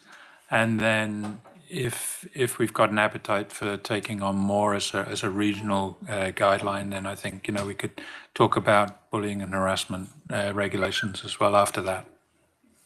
Okay, thank you. Director McCordoff and then Director Coyne. Thank you, Chair. A couple of days before that meeting last week in Osoyoos, we had come up with a code of conduct quite detailed. We had agreed that we would bring it forward. After that meeting last week, there were 3 of us there, the CAO and a councillor and myself. We agreed that we would go back and say to the rest of council we'd like to stop and not bring this forward right away, but look and see if we could actually combine it with the other municipalities and the RDOS. So, and they have agreed that we are not going to bring it back right yet. We're interested in doing this as a group. So I just wanted to point that out. Good. Thanks. Go ahead, Director Coyne. Yeah, similar. We had already had a committee meeting about it, and we have a draft, but kind of putting the brakes on it all. What I think would be the best way is if we had a regional, like a core, like the core document, and then we could customize it per our municipality after that.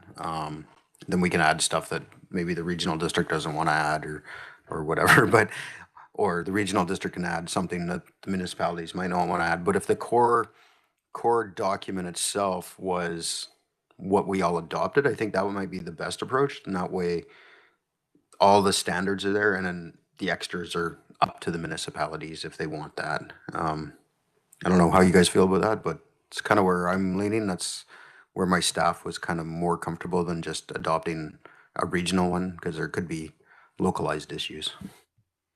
Okay. Not seeing any other hands right at the moment, but I think there's a general consensus that we're looking at. Director Gattens. Thanks. I just had to step out there for a second, but I just wanted to say how great that presentation was, and it really got us thinking in a way that I hadn't seen collaborative. And this is really interesting because I think if this actually happens, we'll be a leader in something, which would be pretty fantastic. And has anybody just suggested hiring Reese Harding just to help us do this? I feel like that would be the quickest way to get it done, to be honest, because he had so much experience, and it felt like he was trying to hold it back almost a little bit so he wasn't directing the conversation so much, but I actually really appreciated his experience and expertise. So I thought it was just well done, and this is another great conversation, so that's great. All right, Director Holmes. So in Summerland, we did one last year, and we looked at different municipalities around the province to compare, and one of them was Oliver's, I believe, and we didn't want to go. We didn't want one that was that looked like Oliver's. No disrespect to Oliver, but we thought that was too much. So we could have some challenges there for those of us who've already kind of worked on these things and come to different conclusions. Neither's right or wrong, but maybe a compromise regional one is the way to go. I don't know, but. Anyway, just put that out there. Well, let's see what happens once the CAOs meet. If there's no agreement amongst them, then we'll have to have another discussion. Okay, next on the agenda, Corporate Action Plan, CAO. Thanks, Mr. Chair. So what I thought I'd do, again, as part of your oversight responsibilities for the regional district, we report out on how we're doing against the strategic plan and the corporate business plan on a quarterly basis throughout the year through this corporate action plan. And again, because it is the second meeting after the end of the quarter, I can present out on the Q4 2022 a response to the business plan. Well, thanks. So, and I think this may probably be it, Mr. Chair, if we can get through this, and then the other matters we can just bring forward in the future. But on the business plan, and we'll be bringing forward the 2023 business plan to start a discussion, and then we have Gord McIntosh coming in February to discuss sort of the bigger picture items with the board. But I wanted to make sure they went in concert this year so that we didn't fill up our capacity box and then bring Gord in and we add a whole bunch more stuff in. So we'll try and do that more cohesively this year. But on the 2022 plan, we always present our dashboard, and you can see, Danny, I got the slide thing here. Oh, this isn't a PowerPoint, so it doesn't really work that way. Yeah, you can see, and this is in your eScribe folder. So you can see that there are some red marks, and based on our template, yeah, just next page, Danny. These are the keys that we use. So if there is anything throughout the plan that's in green, that means that we were successful. If it's a yellow against a performance indicator, that means we had minor issues, probably just a timing issue. And if it's red, it meant that we weren't going to complete it in the year that we had identified that we would. In the progress section on the right-hand side of each of the objectives, since we do report out on a quarterly basis, anything in black was something that was achieved in Q1, red indicates Q2, blue indicates Q3, and green indicates Q4. And then the abbreviations that we use in the responsibility column are down the side. And of course, this will change in 2023 because we did tinker with our structure so that we don't have an engineering department anymore or a operations department. We have a utilities department and a solid waste department. The split there being, whereas we used to have one department that did all of the capital projects and one department that did all of the operating projects, now utilities will do water, wastewater, operating and capital, and solid waste will do the solid waste operating and capital. But nevertheless, we still capture the work. So I wanted to run through this quickly because it is our concluding report for the 2022 calendar year. And you can see again that we have a numbering system that we use when we report out to the board on this or to committee. We have our 4 key success drivers. Key success driver number 1 is focused internally. It's about being a high-performing organization, which was the next presentation I was going to give you, was those 8 characteristics of high-performing organizations, which will now be sometime in the future. But our key success driver number 1 is focused internally. So this is about what we can do within the organization, within our administration, to make us more efficient or effective. The first goal, so goal 1.1, is about being effective and fiscally responsible. And we can have a number of goals, a number of objectives under each goal. Objective 1.1.1 is about the financial management side of it. And this is mostly what our financial services department works on. From your point of view, you want to know that we're getting an unqualified independent audit and that we're successful on that. So that it was complete for the 2021 calendar year. The auditor will be back in to see you probably in May of 2023 to report on the 2022 audit. But always from a financial point of view, you want to see it unqualified. If there's a qualification on the audit, that means that there's something wrong and that you need to change. And we've always been successful in getting that unqualified audit. The budget, we're obligated under the Act to have a 5-year financial plan. So that is what you're in the process of doing right now. And we're moving that forward. There is how do you measure success against a budget? Because a budget is a plan and things change during the year, especially in a volatile world that local governments live in. So our intent is to meet 95% of our now, I believe it's 166 different services. So we have 166 different budgets. Our intent is to meet 95% of those. And if there's a significant difference, we report out to you quarterly on the variance report that Mr. Safino brings in. But generally, we've been pretty successful. We were 92% in 2021. We'll give you a report as to how we did in 2022 once he finishes his statements and is into the audit process. Right now, he's just totally focused on getting the budget passed. We really want to move just out of a variance report from a financial aspect into a management discussion report.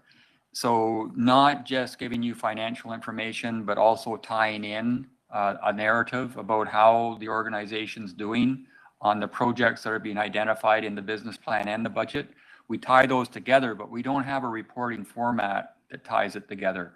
So we're looking for better performance indicators, more robust ones that we can measure on a longitudinal basis, and then we can also use them for external benchmarking as well.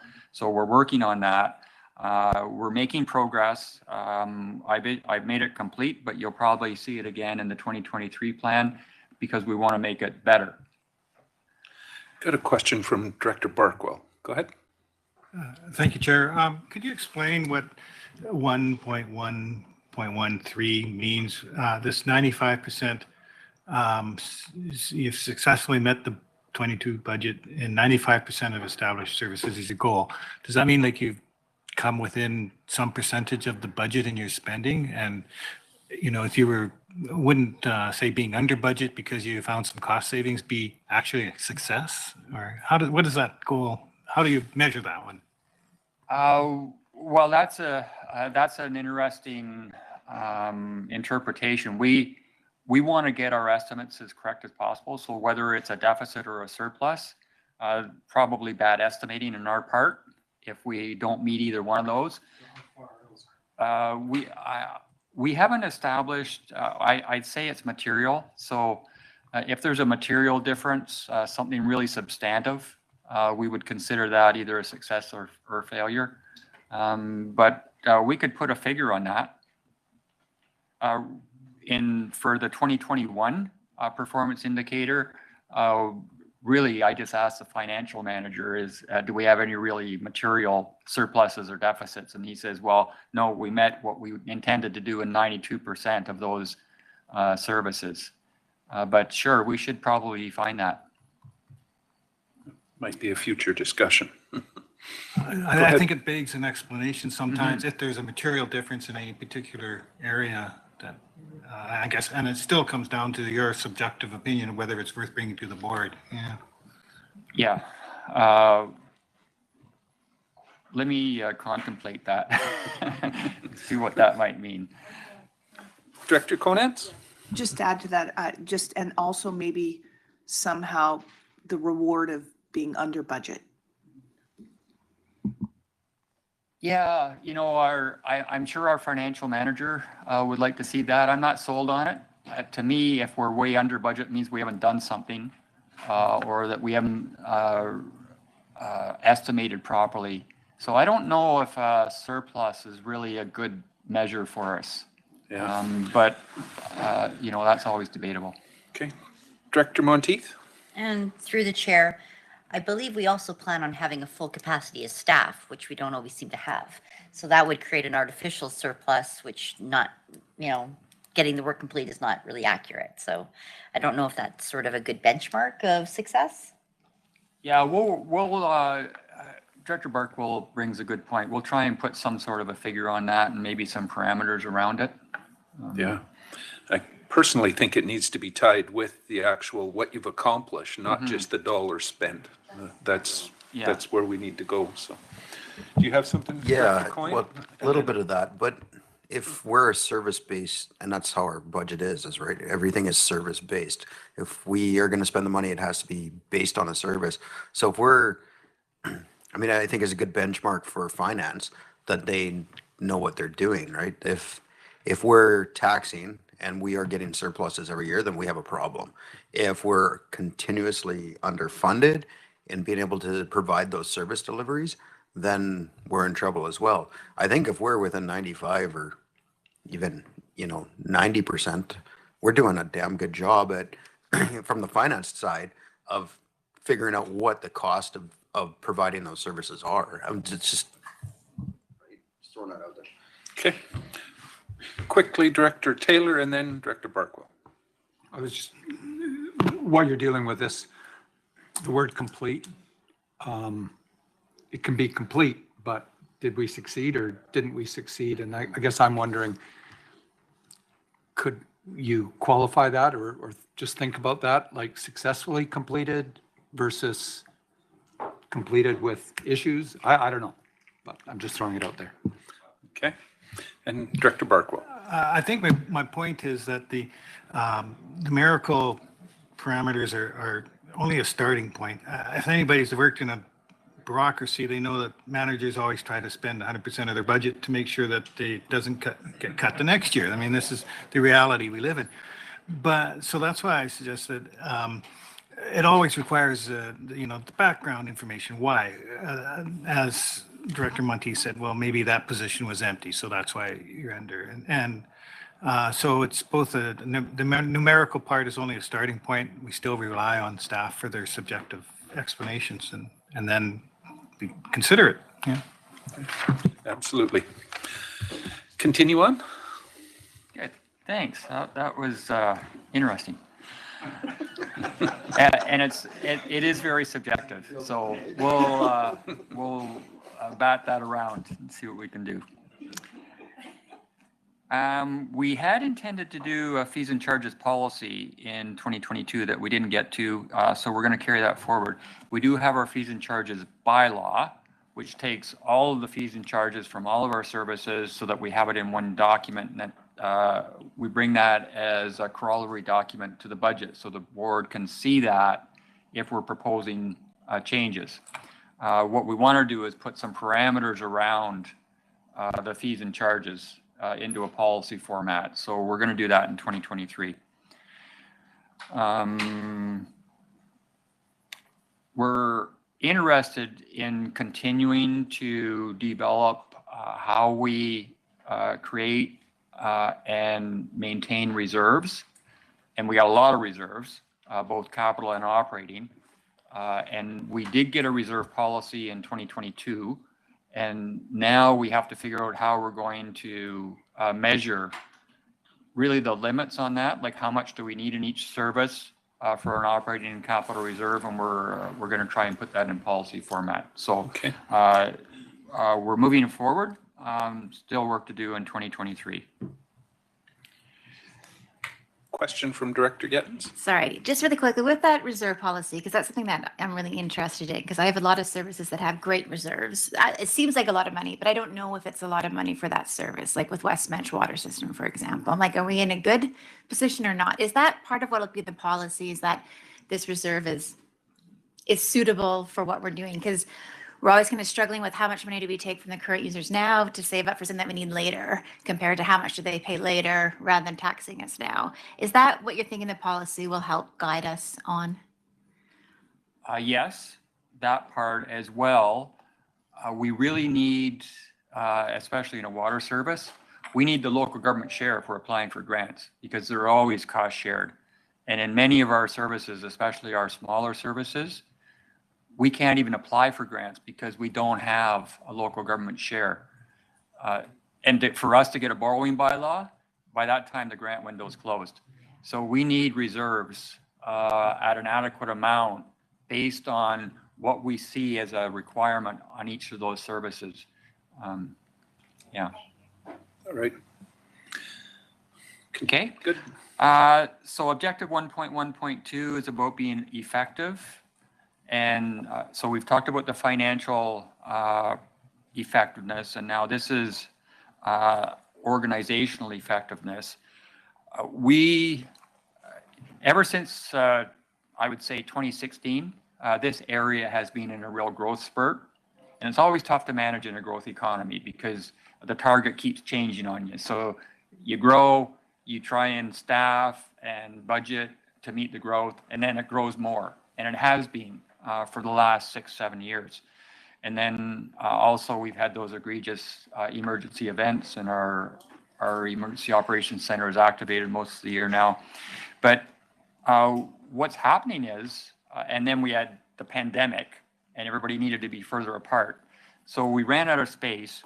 And then because of COVID, First West abandoned their annex building over adjacent to their main branch on Main Street, which had a really nice data center in it.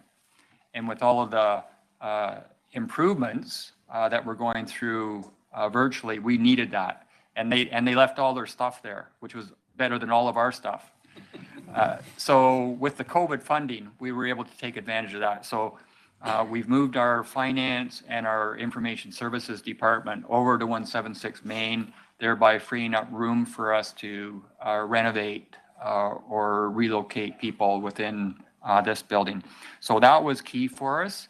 And also for those members that have been here for a while, prior to the pandemic, we were always arguing about whether we should buy microphones or not. And now, if you look in we didn't stream, we didn't televise, we didn't do anything as far as our board meetings or committee meetings went. So when you look around the room now, you can see that we were required to just change exponentially the way that we were doing business. We've gone more virtual and catching up, and that also required that data center. And you'll see one in the 2023 this plan. The school district, which we get our telephone system through, has just advised us in fact, they advised us last year, but they've advised us again that as of June, they aren't going to provide that service for us anymore. So we're now in the communication business. So with all of those changes, that facility over there was a really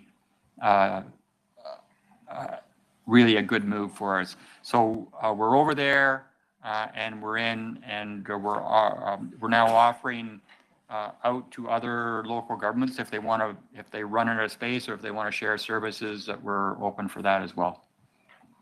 Okay. Director Coyne, go ahead. So does this mean we're not looking at building a new building now? You know, it is tough to get citizens to vote to spend money on a new building for bureaucrats. So long term, we probably will. There are definitely disadvantages to splitting up your staff and having them all over the place.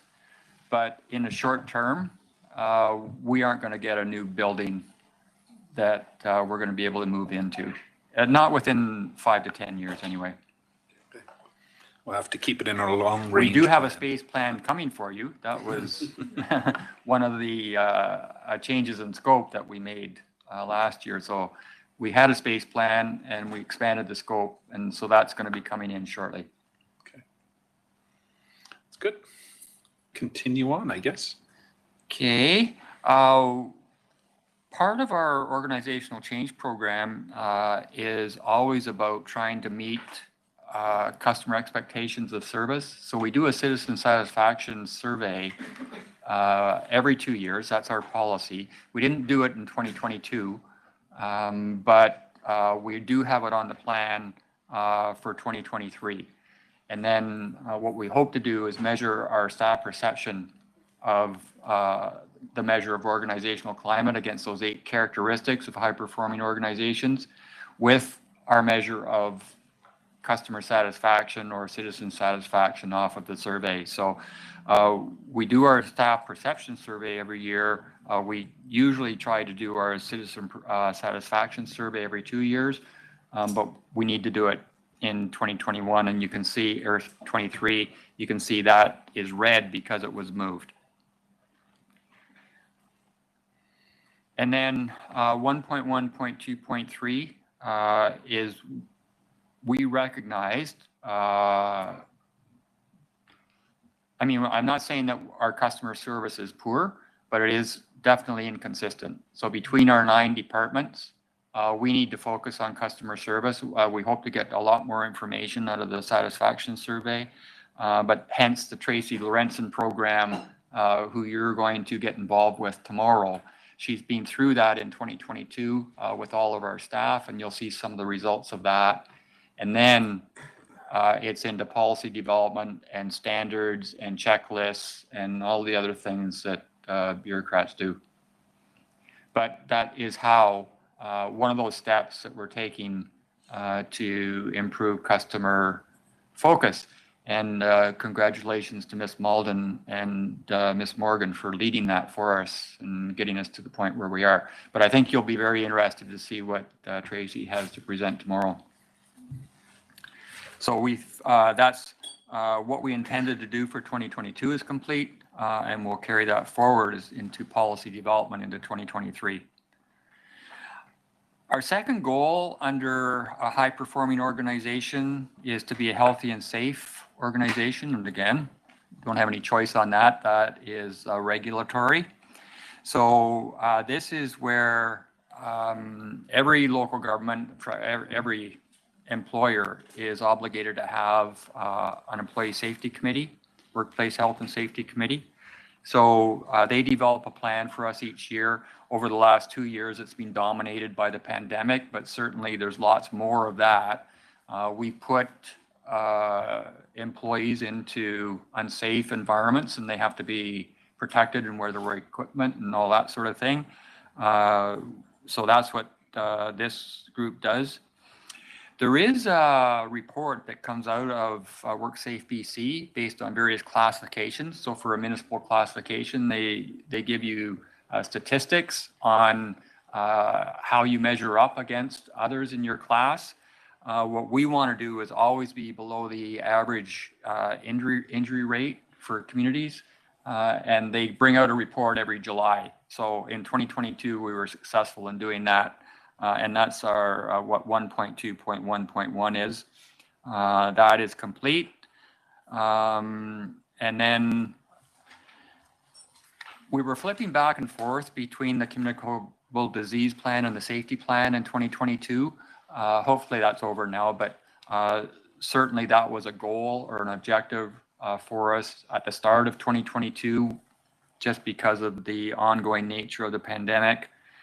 So we were successful in that. We've got a really robust communicable disease plan and a safety plan, as I'm sure everybody else does in the room. So that's complete. Psychological safety, especially through the pandemic, but even just because of the growth economy and the pressure that puts on employees, we've probably had the most incidents of long-term disability because of mental stress that we've ever had over the last 4 years. So psychological safety was something that we wanted to work on in 2022. And we made a lot of progress on that.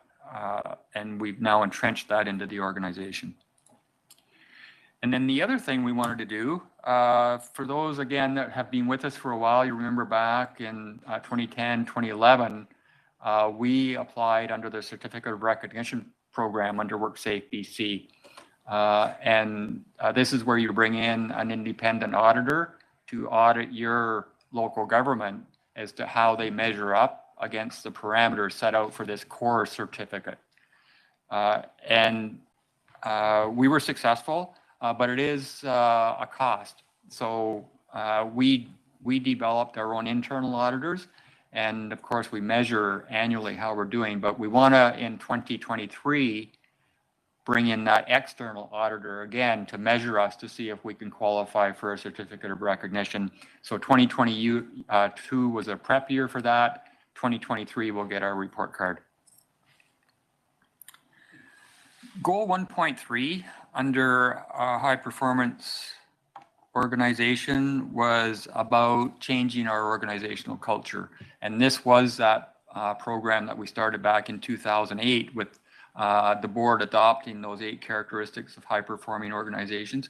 And really what it amounts to is we do a staff perception survey each year.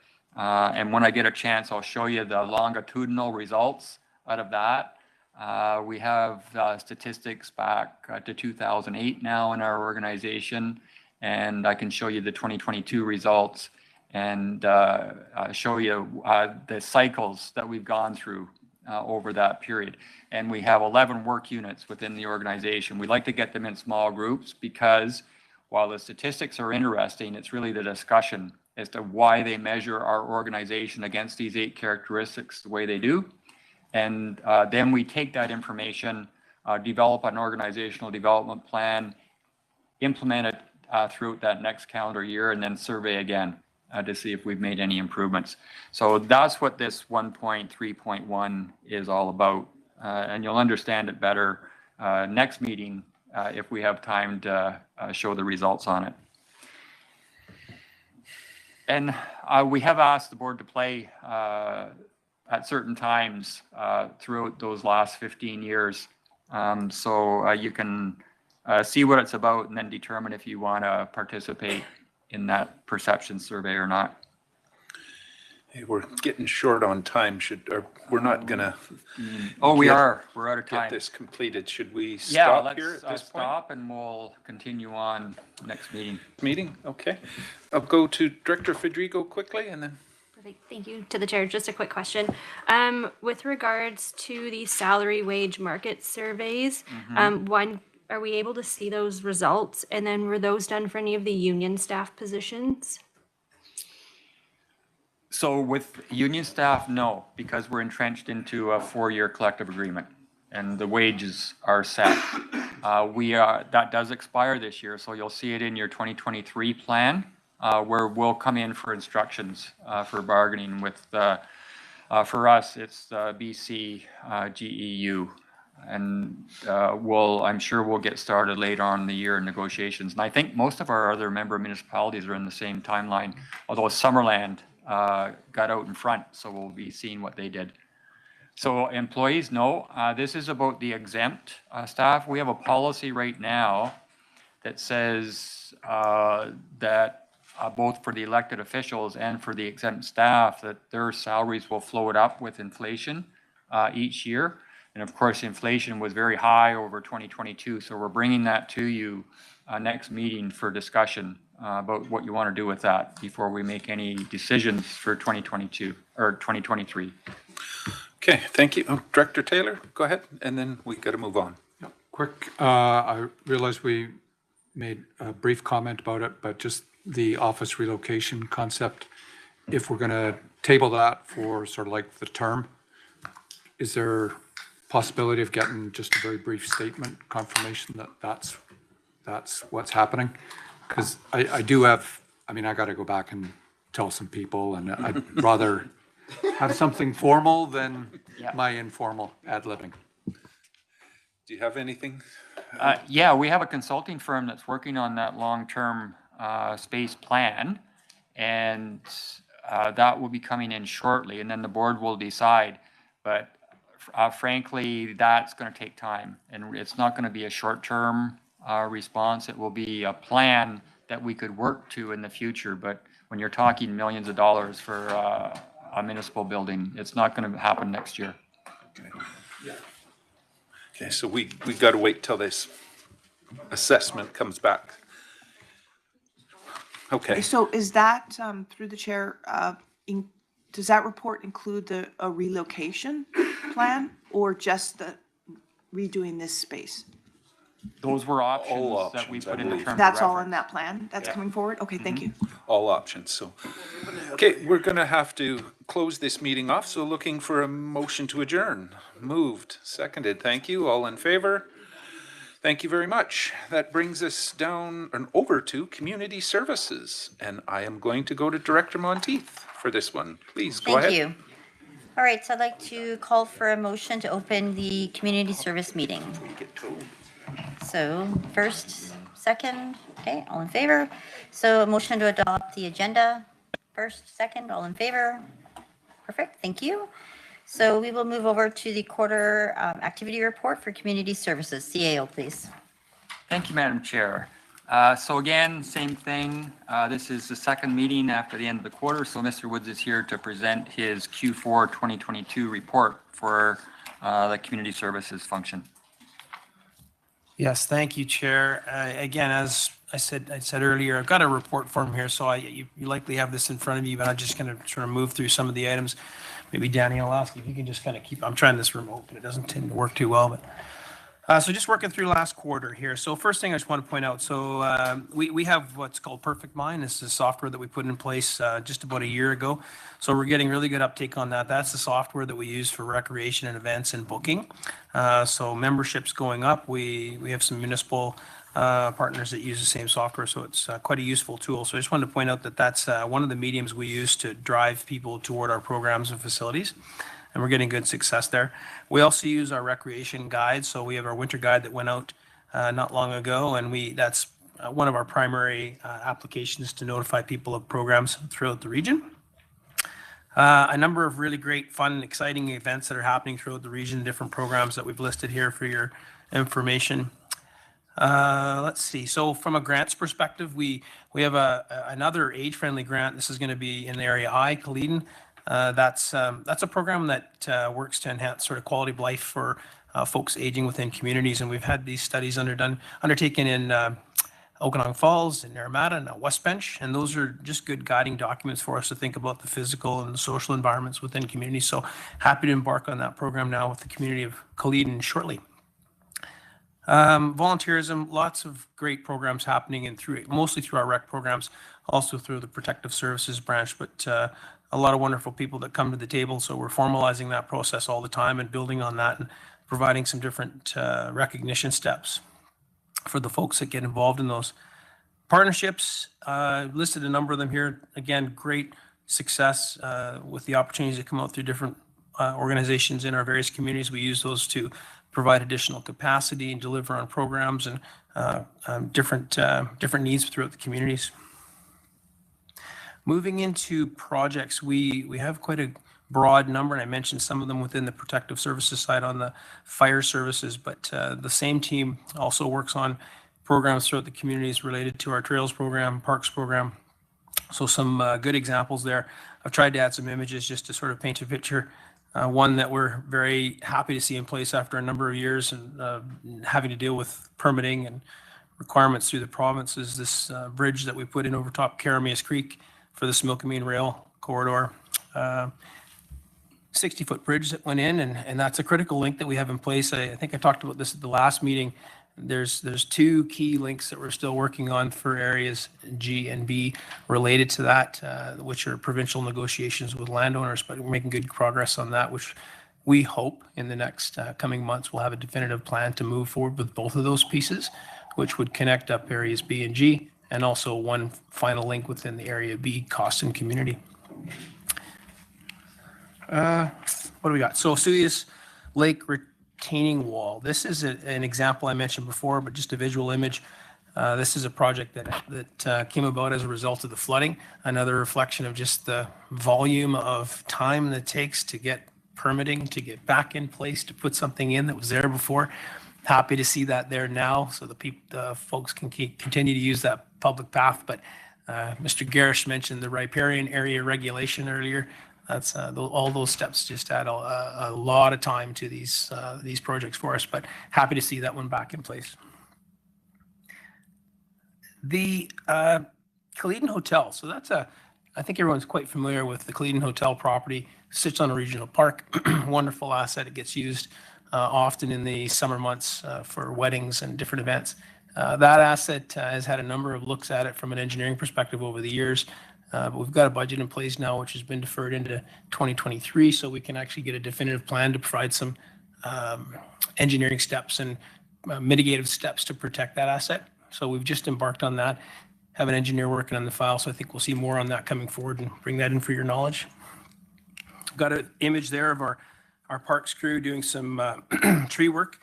We're a big region. We have a lot of trees to think about with respect to trails and parks, and not only our corporate office here. So just wanted to point that out for everybody, that we stay on top of that. Our tree plans, which is typically removal of invasive species, which unfortunately are rampant throughout the region, but also just protecting the assets, our natural assets that we have throughout the region, and installation of new assets when we need them.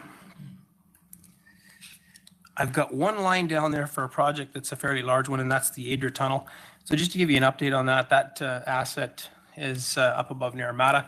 It's about a 500 meter curved tunnel that cuts through the rock. That's been abandoned for a number of years due to some engineering issues. And if you all recall, we did some information releases related to that. We had some groups come forward that were interested to donate their time, expertise, money to bring that forward. So the RDOS stepped forward. We have a partnership agreement over the asset because it's part of our greater KVR trail. So we approached the province and asked for permission to go in and do some feasibility assessment with these teams to determine whether or not it could be fixed and repaired and looked after in the long term. So just to give you an update on that, that work has been ongoing. A number of engineers that are involved are seeing that it likely will be successful.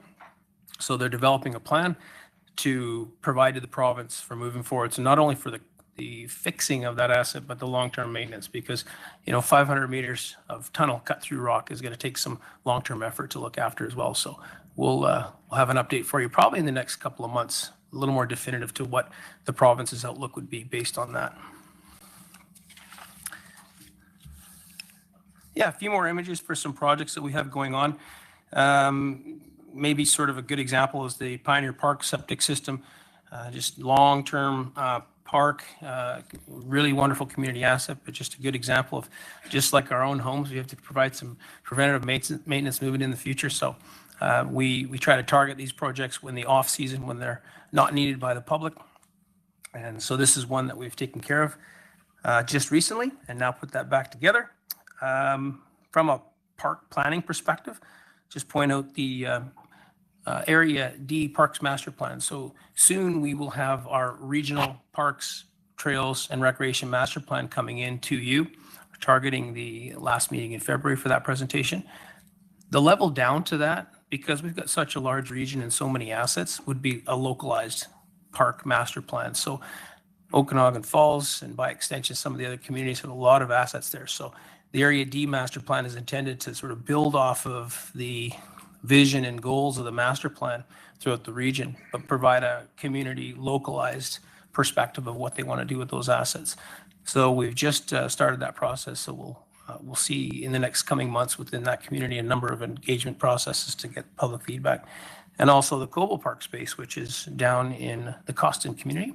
And that's more of a park development plan. So one level down to that, where we're looking at a specific asset and lots of ideas coming forward, and it's really getting it all on the wall and picking out what the priorities are for the community, and then providing that vision for moving forward. I touched on the master plan. So the Regional Parks, Trails, Recreation Master Plan, RC Strategies is a consulting firm. We'll be in to see that, provide you with that shortly. And as sort of a secondary step to that, we're also putting a presentation together on from staff's perspective on what we do with parks and trails. So you have a better sense of the core service itself, funding, plans, goals. It's been some time since we've had that conversation. So building off what the master plan looks like, we'll be doing some work on our sort of localized perspective on that, as well as a recreation presentation. So something that you can look forward to there.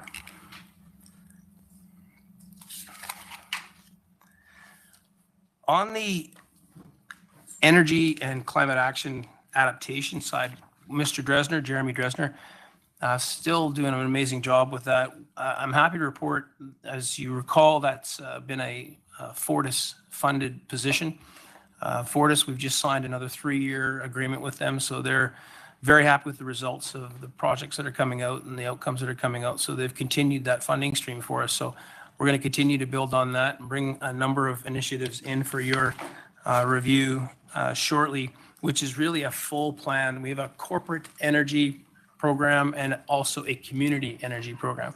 This encapsulates anything from energy usage and to in our facilities to the vehicles and fleet. There's a number of reports that have been generated, and this is in partnership with the municipal partners. So Jeremy spends a lot of time working with municipal staff.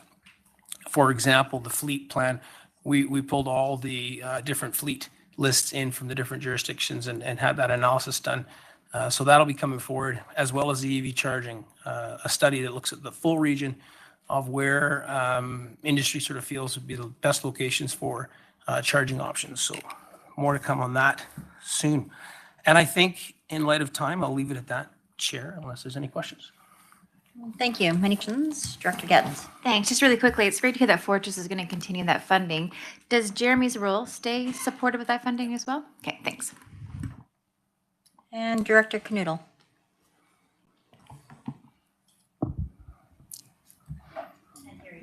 Sorry, we can't hear you. Thank you, and through the chair. Mark, I didn't see anywhere in there the tenure for McAlpine Road to Road 22, Channel Parkway for the hike and bike trail. That seems to have ground to a halt. Can you give me an update on that one, please? Mr. Woods? Yeah, thanks, Chair.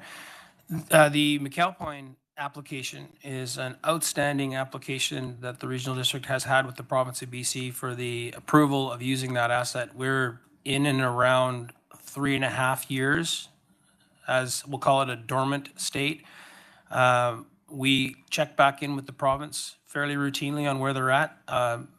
Almost everything the province does, they do through their front counter BC application process. So it goes in, we get notified of where it lives, we had a point of contact. Frustrating process for everybody involved. It's I have no new answer other than we'll continue to go back to them regularly for an update. Any other questions of the board, from the board? Director Konez. Are we, through the chair, are we going to have any discussion on the composting site location? Compost site location? I'm sorry, which meeting would that be? Is that going to be environment next? Environment, okay, thank you. Yeah, I don't think we have solid waste on as a report today, I just meant Madam in the future, so. We yeah. will. Okay, thank you. Sorry, no other questions? Okay, I'd like to have a motion to close this meeting. First, second, thank you. All in favor? Thanks. CAO, or sorry, Chair. Okay, next committee meeting is the Environment and Infrastructure. So I will go to Director Gettens. Thanks, Please, Chair. go ahead. Thanks. I'll bring the meeting to order. It's just almost at 11:30 on the dot. So can I get somebody to approve the agenda first, seconder? All in favor? Anyone opposed to the agenda?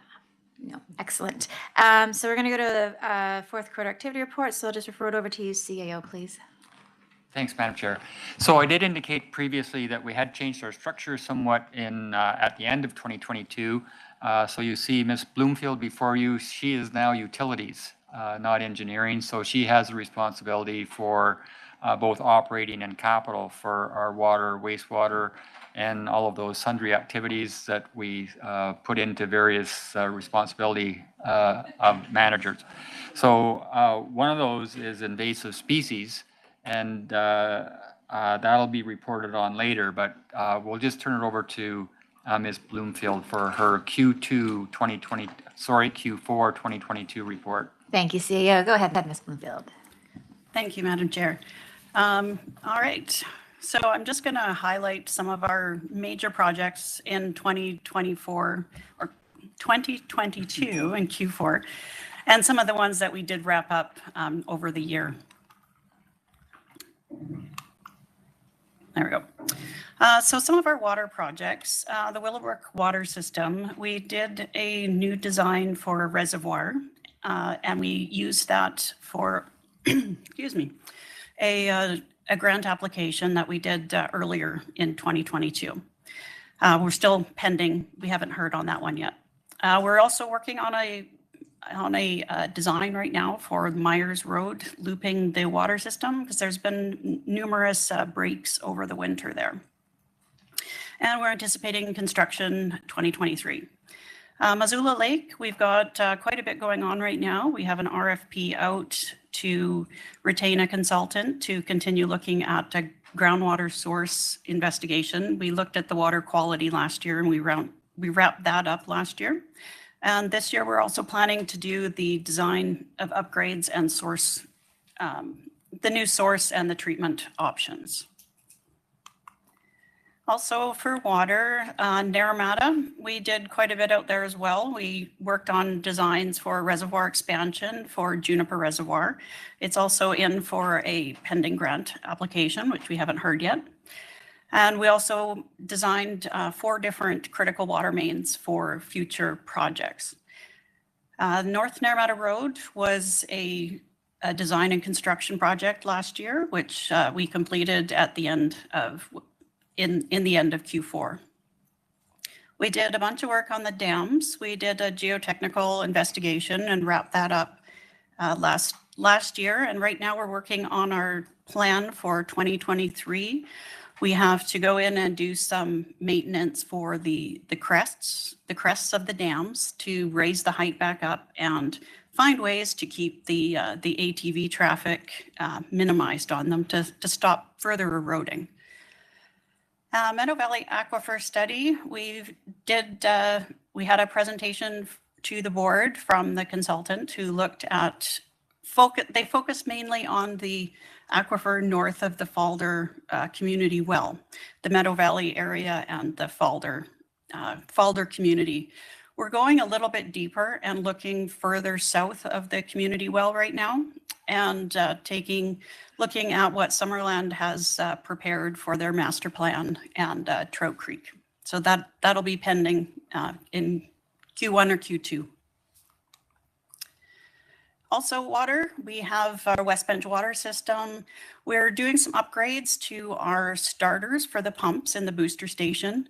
And we're hoping that this will help solve the issue that keeps happening with the burning out lights that happen on the pathway that come up the West Bench Hill Road. Sage Mesa, we have a repair to some of the internal structures on the upper reservoir planned over the next couple of months. We've been working on the design and coordinating of that recently. So also got a lot of water projects. Chain Lake Dam replacement, we're just waiting for the detailed design for tendering and detailed cost estimates. So we're planning to do the construction in 2023. It's for the spillway. It's not the actual whole dam replacement. It's just the spillway, and you can see that where the water is coming off the side of the dam there. We're also going to be looking at a Shinnish Creek diversion condition assessment early in the new year. So wastewater, we've got a master plan ongoing right now for the Okanagan Falls sewer system. Right now we're doing flow monitoring in several of our manholes. And we're working on the modeling, and we hope to bring the capital plan to conclusion at the end of the year. Naramata Liquid Waste Management Plan, we recently had a presentation from the consultant, and we've submitted the stage 1 report now to the Ministry of Environment, and we're hoping to start our stage 2 early in Q1. And that stage will involve a lot of the public consultation and the community involvement. We also finished an important one. We replaced our generator at our Cedar Street lift station. The Cedar Street lift station is the main feeder for the treatment plant. And the generator that was there was 1977 vintage, the original one. So it was good to get that one replaced. A couple of other big projects that we did and wrapped up this year. The wetland, we finished the 2 years of commissioning, and it'll be operating between about April to October each year. Solids processing was another big one that we finished this year. We brought in the centrifuge. You can see just a couple pictures there. We've got some solar panels on the roof and our new little building there. This map here just kind of shows the relation of where the solids processing building is. You can see it just to the south of the main treatment plant building, and then the wetland and the size of the wetland that we put in. So we were busy with utility acquisition this last year. Okanagan Falls Irrigation District. We started the process well over a year ago, and we completed the conversion on January 1st, 2023. There's still little bumps that we're sorting out as we go, but overall, it's been very smooth. We have 2 new ones that just started. One of them came in Q4. It's the Lakeshore Waterworks and Vintage Views Sewer. We got the approval to proceed with that in December, and so I've been working on the communication plan and the process for how we're going to be going forward. And there'll be more to come on that. The Sage Mesa water system, this was a new one that we just received, and it'll be coming to the board for more discussion this afternoon. A couple of other of our programs, mosquito control program, we had a very active season. We had the final reports presented at the last board meeting. We finished our pest management plan consultation for it, so we'll be finalizing that pretty soon. And right now we're starting to prepare for our 2023 season. Wild Safe BC, it was a very highly active year for bears. And right now we're starting to prepare for our 2023 season with looking of a summer student to help to help get out to the various community events. Also have a cross-connection control program that we're finishing off our implementation planning, and we're going to be rolling out the first phase of it in Q1. I will be bringing something shortly, probably within the next month, to the board for discussion. And just as a high note there for our staffing, we retained our new engineering technologist late or in early Q4 last year, and we've got 2 new water operators now that we've taken on from the Okanagan Falls Irrigation District conversion. And that is the end of my presentation. And if anybody has any questions. Thank you. Are there any questions from the board? Yeah, go ahead, Director Taylor. 3 quick comments. First, congrats and thanks very much for all the good work on Okanagan Falls Irrigation District and the formal transition January 1. Second, are there any grant opportunities? I know you look at that probably every morning with your toast, but that's something that I'm just curious about for the Heritage Hills and Vintage Views assessment process. And lastly, just flagging again beaver control at the Okanagan Falls wastewater treatment facility. Yeah. Thank you. Yeah. Any comments, Ms. Bloomfield? Yes, the grants for the assessment process for the Vintage Views and Lakeshore Waterworks, because it's a private system, we're not able to apply for a government grant for the assessments. And the beavers, yes, it's on my to-do list. Yep. Thank you. Any follow-up, Director? Nope. Okay. Any other questions for anybody? No, I wanted to sorry. Oh, okay. I just wanted to say about the bear activity. It was a crazy year in West Bench, and also this resident cougar that's sort of moved in. So it would be great to have a little bit more public education, because of course when you see a cougar walking through your yard, you automatically get quite nervous. Then you talk to the CO and you kind of see some of the behavior and what you're supposed to be looking for, and so I'm looking forward to seeing that more often. So thanks for doing that, and I think with that we'll go on to the next agenda item unless there's anybody else that has a comment. No, thanks, Ms. Bloomfield. So next up on the agenda is we've got a delegate, and this is from OASIS. Lisa Scott's the executive director there, and I'm going to refer this over to the CAO, please. Oh, this is the report off of the Invasive Species Societies, Madam Chair, so we'll just turn it over to Ms. Scott. That's excellent. Thanks. Welcome, Ms. Scott.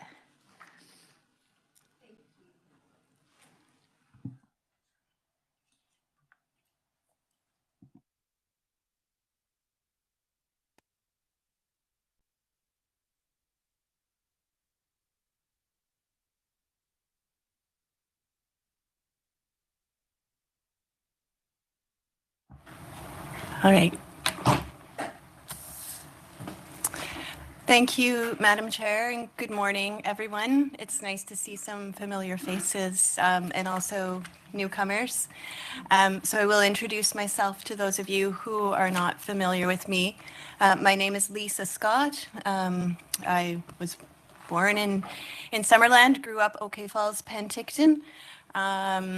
I currently live in Summerland, and I am a registered professional biologist, locally known as the Weed Lady, which changed the connotation a few years ago, but it's still okay. It's my claim to fame.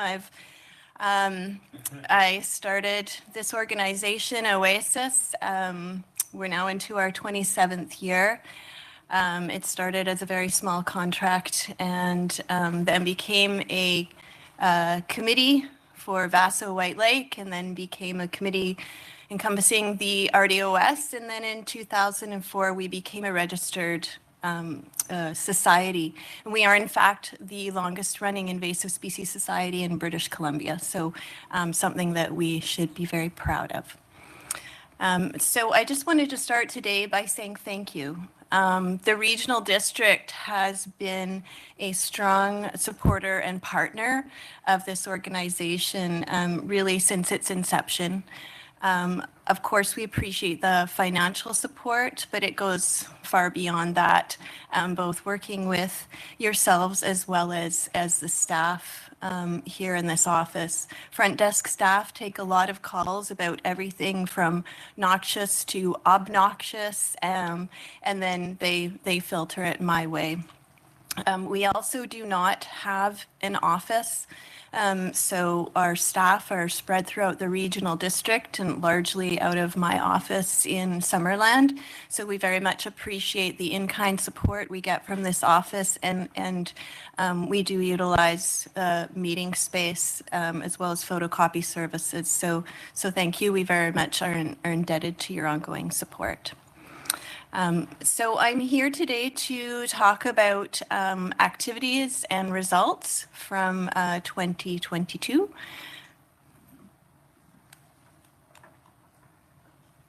All right.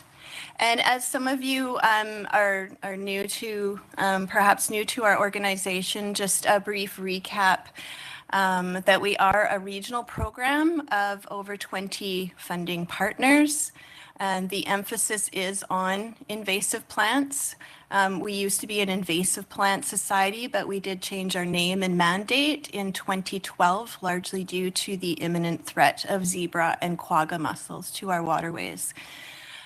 So while our emphasis is on plants, about 80% of our budget, in fact, we also address aquatic invasive species, doing our best to educate the public about zebra and quagga mussels, which are not here yet, as well as invasive clam, which we're hoping to keep out of our lakes.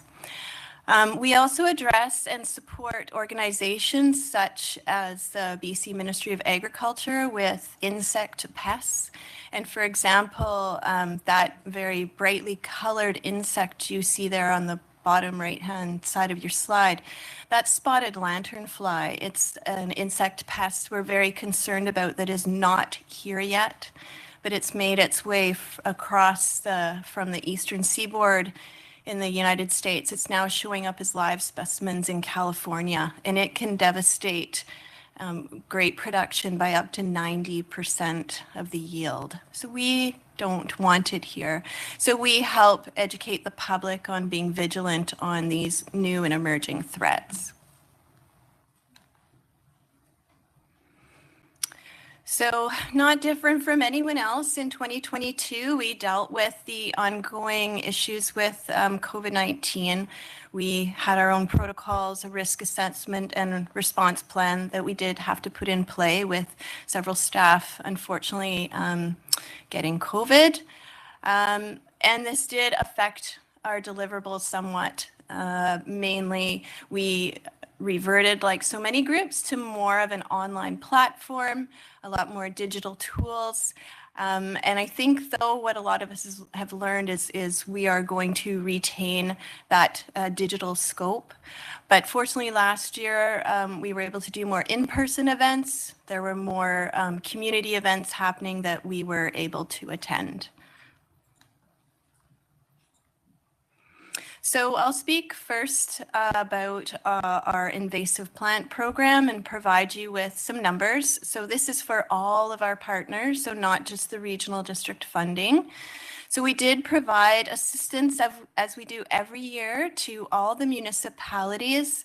So you can see our two summer students there, Ben and Chris. So we contact the park staff, public works staff with all the municipalities every year, and we offer our seasonal staff for 2, 3, 4 days, whatever the municipalities could utilize them for support. And I know this is really appreciated. They do, weed surveys, or they do manual removal. They might do replanting projects. We also do work in every single electoral area of the RDOS, whether it's outreach or manual control, chemical control. Excuse me. We targeted a total of 29 different species, plant species, last year. And as I say, we do a combination of treatments. So I've outlined here a total of 701 chemical treatments covering 34 hectares. and a total of 132 mechanical treatments covering 2 hectares. And we can proudly say 212 of the sites we had no plants found. So to be clear, every time we work with partners, we develop a list of sites for the whole regional district on multiple jurisdictions. And step 1 is always going to the site at the beginning of the year and doing a site survey. So 212 sites is actually 17% of our list. There were no invasive plants. So this speaks to the success of the program. I'll highlight a few key areas and some of our special projects. The first one being Garnet Park Heritage Hills. This regional park was brought to our attention in 2020, and it was in not a good state with a lot of thistles, in particularly Scotch thistle, Canada thistle, as well as burdock. All of these, of course, visual deterrents, but they're spiny, prickly. They can cause damage to humans. They can cause damage to our pets, as well as some of them can impact our wildlife species. So you can see the before and after images there from when we first arrived in 2020 to what it looks like just a couple of years later. Huge, huge difference. We do a combination of chemical and mechanical treatments there, and it was significantly reduced last year to only 0.05 hectares area covered for each of those 2 types of treatments. And when it comes to the biomass, so where we cut it down or dig it out and remove the material, it was 100 kilograms last year, which, while it might sound like a lot, that was a 93% decrease from 2 years earlier. So we're really excited to see the change at this particular park. And of course, we will go there again in the coming spring. I also like to talk about new partnerships. And this year I'm going to highlight our partnership with the City of Penticton. And that's not to say we haven't partnered with the city for several years now, but this was the first year where City of Penticton actually contracted our services. So we did a fee for service to help with 2 different high priority plant species. So the first one, and it's the grass, it's the pointy grass that you can see in this slide here that one of our staff is manually removing. This is jointed goat grass. It's a really unique invasive grass that's actually it's a federally regulated plant, very high priority plant that Canadian Food and Inspection Agency is responsible for. So there was one site in Penticton on Valley View that the city had been addressing with their own staff for a few years. They contracted us. And unfortunately, when you contract us, we tend to find additional sites. So we found another site in Penticton. So they contracted us to tackle that. So it's all manual control. And there was a total of 380 kilograms manually removed and disposed at Campbell Mountain Landfill under the watchful eye of CFIA. They literally drive with you and watch you as you dispose of it. They really want to make sure it's gone. Rush skeleton weed is another high priority plant in our region, and there was a new outbreak found in the Penticton area. So again, we worked with City of Penticton, some private property owners, as well as the Ministry of Transportation to tackle this outbreak, and will continue to do so.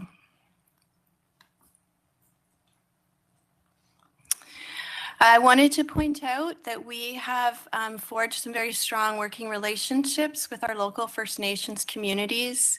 In particular, we've been working closely with the Penticton Indian Band, and this is an on-site meeting we had with Matthew, their new Tamik biologist at White Lake. We've been working with the Penticton Indian Band out there for the past 3 years. We work with them in other locations like Max Lake and other areas that are really important for as traditional sites for gathering food or medicinal plants. And we hope to really enhance that relationship this year, not only on the ground, but we're also producing outreach materials where we have instruction translation and we have the input from various community members, especially working through the Inauken Center.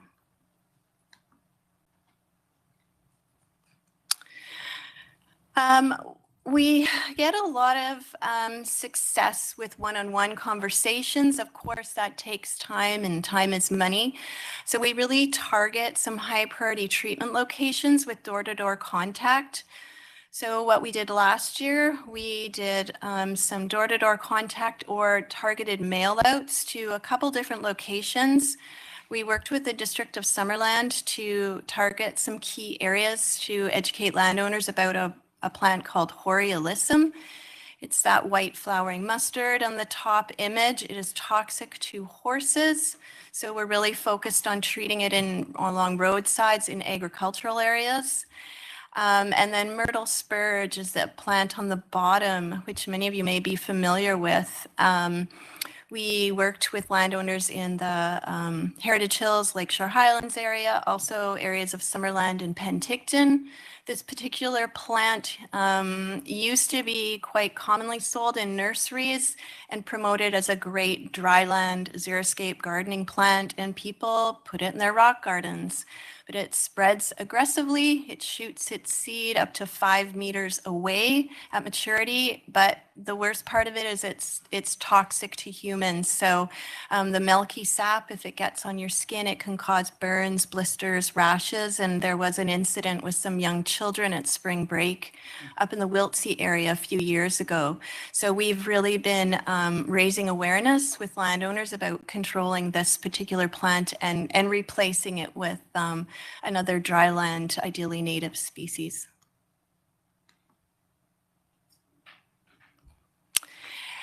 We are working really closely with your Parks Department. And one area I wanted to highlight is we've been working for 5 years now on treating the edges of the KVR, a highly used recreational corridor in the Princeton, the Princeton area.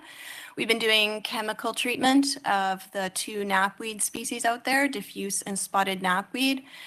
We've seen great success. We're helping to keep it off of the adjacent private lands, and we work with the private landowners out there as well.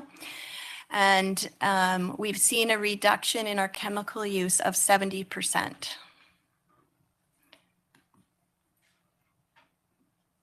So moving away from the on-the-ground activities with the treatments, obviously we have to complement that with our education and outreach campaign. This just highlights a few things we were working on last year. We hosted an event professional development event of organizations such as Oasis and our partners. We hosted that in Penticton at the end of September last year. So we had representatives from right across British Columbia for a 3-day event. We also hosted the 16th annual Earth Day event in Summerland, and there's an image of former Mayor Boot there helping out some of our local youth where we remove invasive plants and we replace them with native species. We participated in field days with students from school districts 67 and 53 in the spring and fall. We started a new project through the local conservation fund, developing lesson plans for middle school students. And many thanks for approving a second year of funding, which this year we'll be developing those lesson plans into French, as well as working closely to implement the lesson plans and helping our local teachers put them into play. And of course, a lot of social media outreach. We utilize Instagram, Facebook, and YouTube, and we're finding a lot more interest in videos, reels on Instagram these days. So we're imparting our message through those platforms. And media coverage, of course, we'd like to get as much of that as we can to spread our message.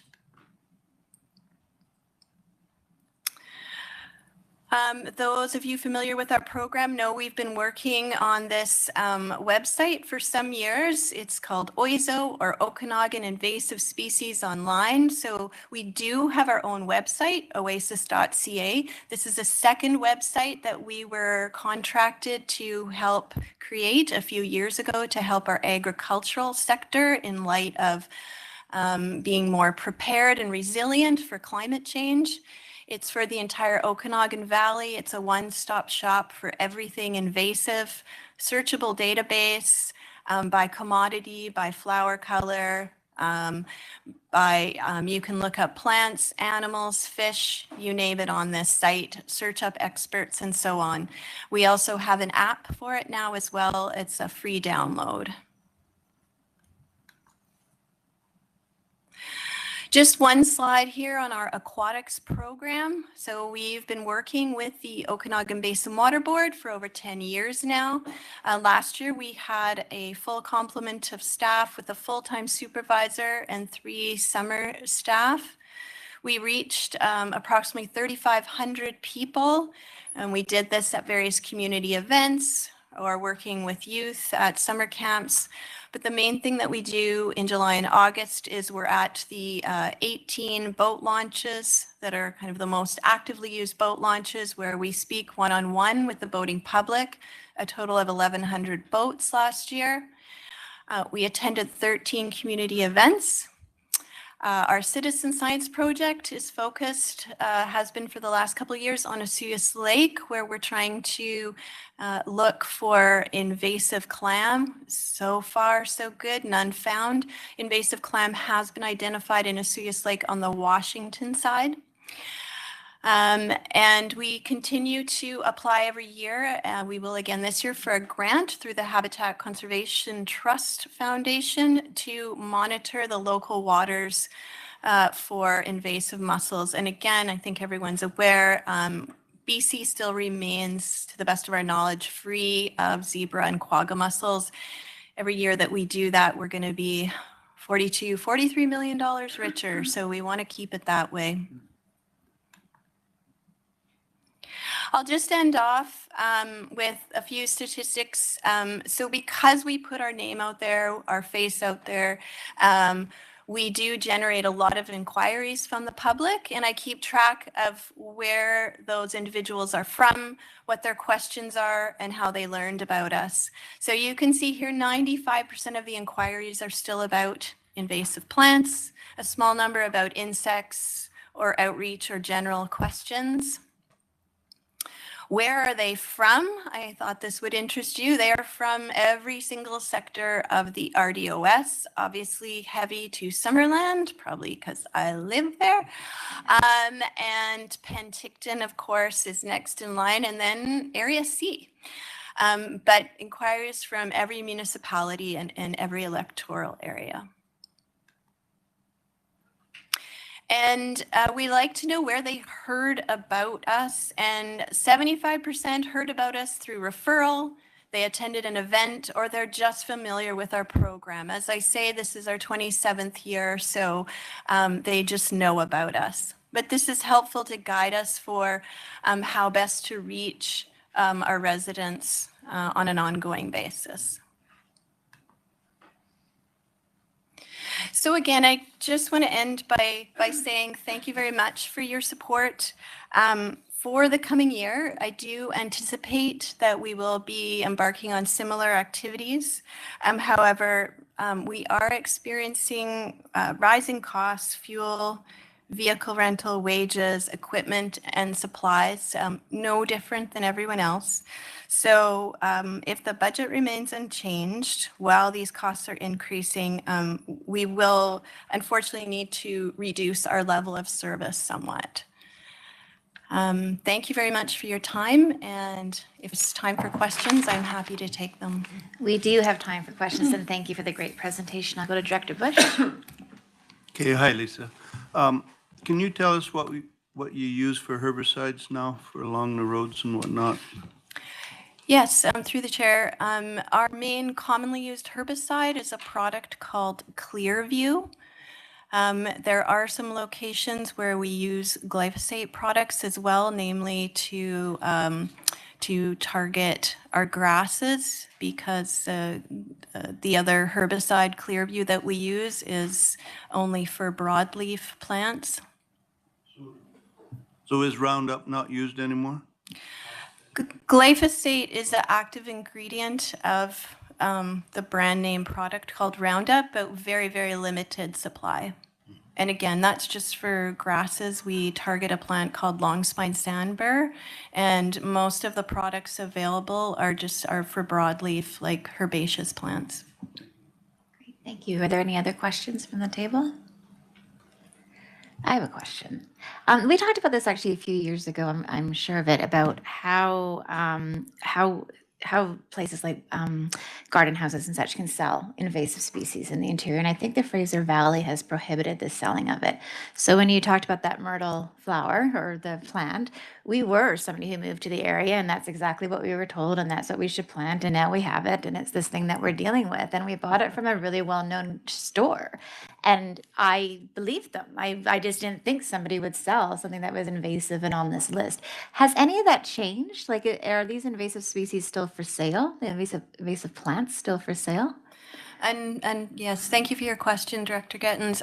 Yes, unfortunately, there are many invasive plants that are for sale, or new species. Gardeners are always looking for the latest and greatest plants. And so unfortunately, it really is buyer beware. We, alongside other regional invasive species organizations, continue to put pressure on the BC government to ban the sale of invasive plants.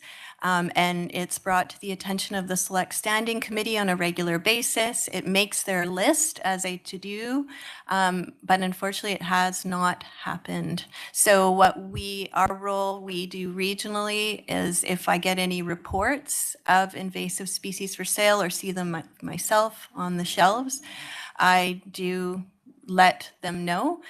We have made a difference in some local places. I know the Garden Works, formerly Art Naps here in town, used to sell Russian olive and salt cedar, tamarisk, which are both a shrub and a tree that are invasive in our region. And after about 3 to 5 years of talking to Scott, he found they took them off the shelf. But, you know, if there is an interest in purchasing these, if there's an economic return, the nurseries bring them in. And so our role, I feel, as Oasis is to work more with the public and encourage them to be what we call plant-wise. We do have outreach materials we distribute to encourage them to be plant-wise. And we're hoping to work with larger organizations like the Provincial Invasive Species Council, as well as the BC government, to, you know, bring in the legislation and work more at the nursery level. Thank you. I have a huge problem with that, to be honest with you. I think it's ridiculous when we live in such a unique part of the world and we have so many newcomers coming here from all over Canada that do not have the background, and that we can sell it for a profit. That just seems really short-sighted. Has this ever been brought to SILGA CAO, like a resolution or something like this? It may be not in my time, Okay. but Ms. Walden was just jotting that down. We'll probably do some research. Yeah, I think we should kick the can at this one for sure. Thank you so much. Director Monteith, please. And through the chair, I've had a few residents contact me about this Siberian elm. I guess I'm looking for some, you know, is it finally hit Culloden? And I know it was in Esuias for a while. Like, is it finally gotten to Culloden? Or is it, you know, calming down? Like, what can residents expect? Because it was seen as being quite a nuisance. Yes, thanks for your question, Director Monteith. Tree of heaven, Siberian elm, Russian olive, black locust are 4 trees that we raise awareness about and encourage their removal and or replacement. Again, they unfortunately are not on they're not on the provincial noxious weed list, so there is no legislation around the trees. In some municipalities, they may fall under a good neighbor bylaw. Calydon has very well established outbreaks of Siberian elm and tree of heaven.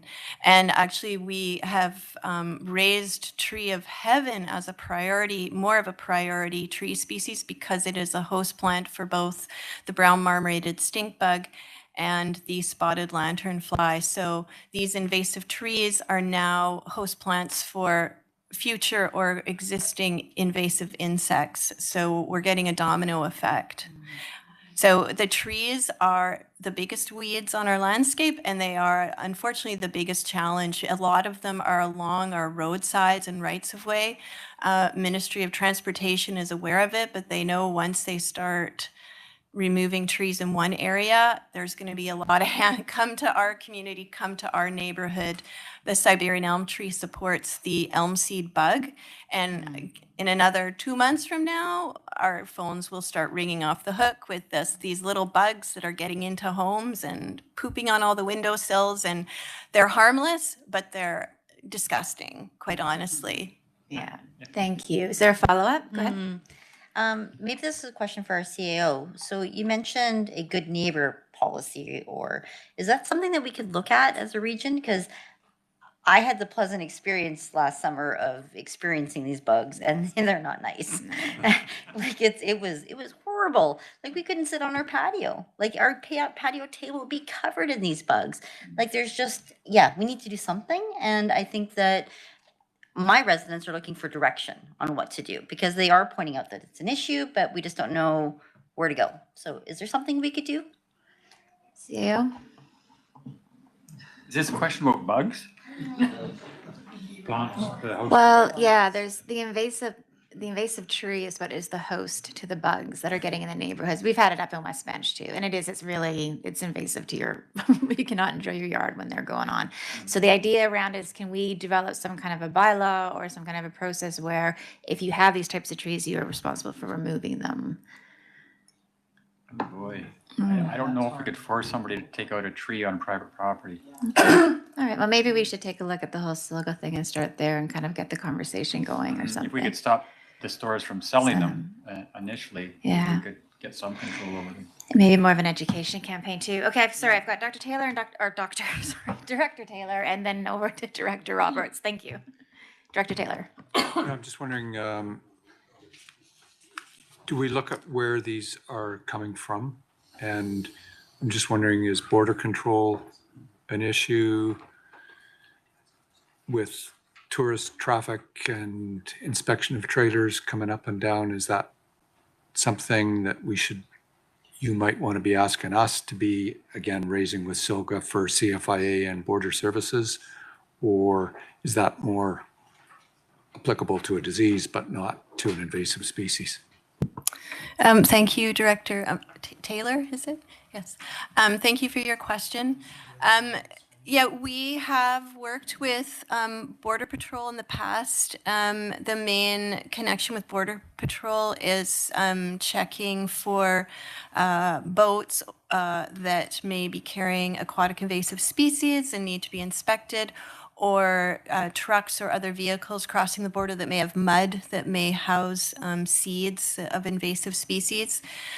We have done some training with customs agents and Border Patrol in the past. We also link very closely with Okanagan County, and we have some cross-border programs and cross-border outreach, which actually leads to our Weeds Cross Borders calendars, which I brought for all of you today.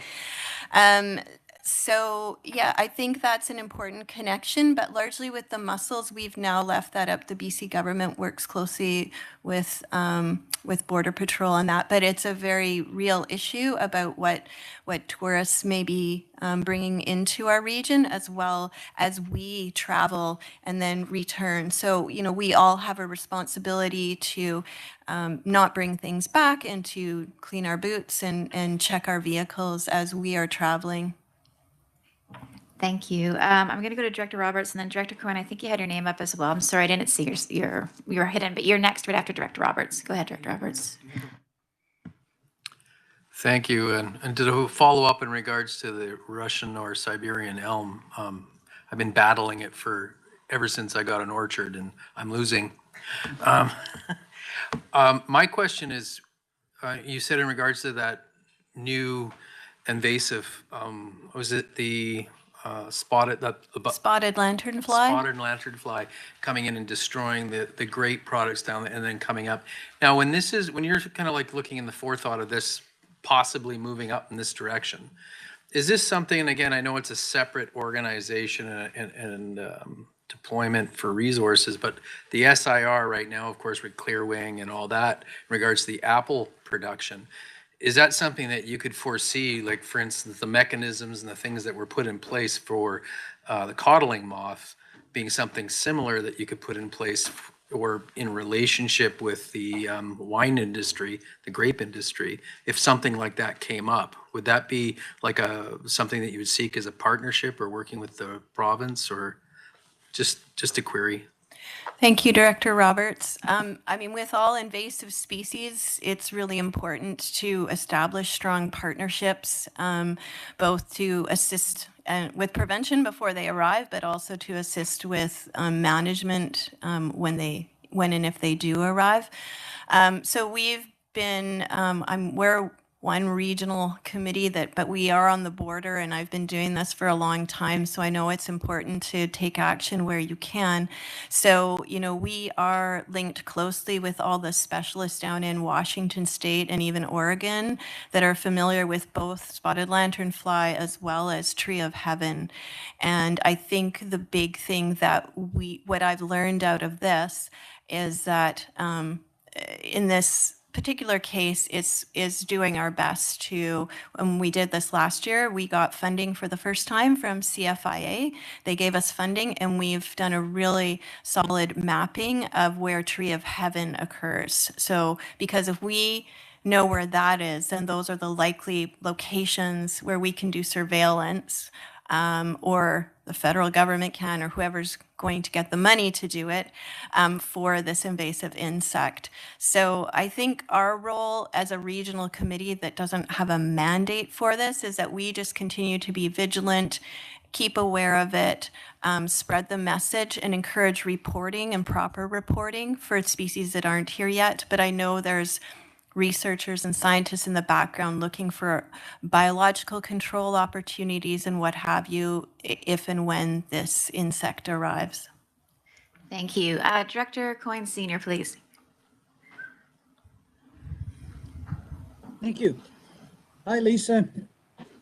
Hello, Director Coyne. So this is probably more of an observation and looking for a comment on it. One of the things in the last 8 years that I've been, this is 9th year on the board, our weather pattern over here has changed considerably, where we get longer wet springs. It turns really hot. The weeds all grow like crazy, and they all get to bloom. And we seem to be getting more and more proliferation of weeds. That new one you said there, that I can't remember the name of it. It seems to be taking over considerably over here.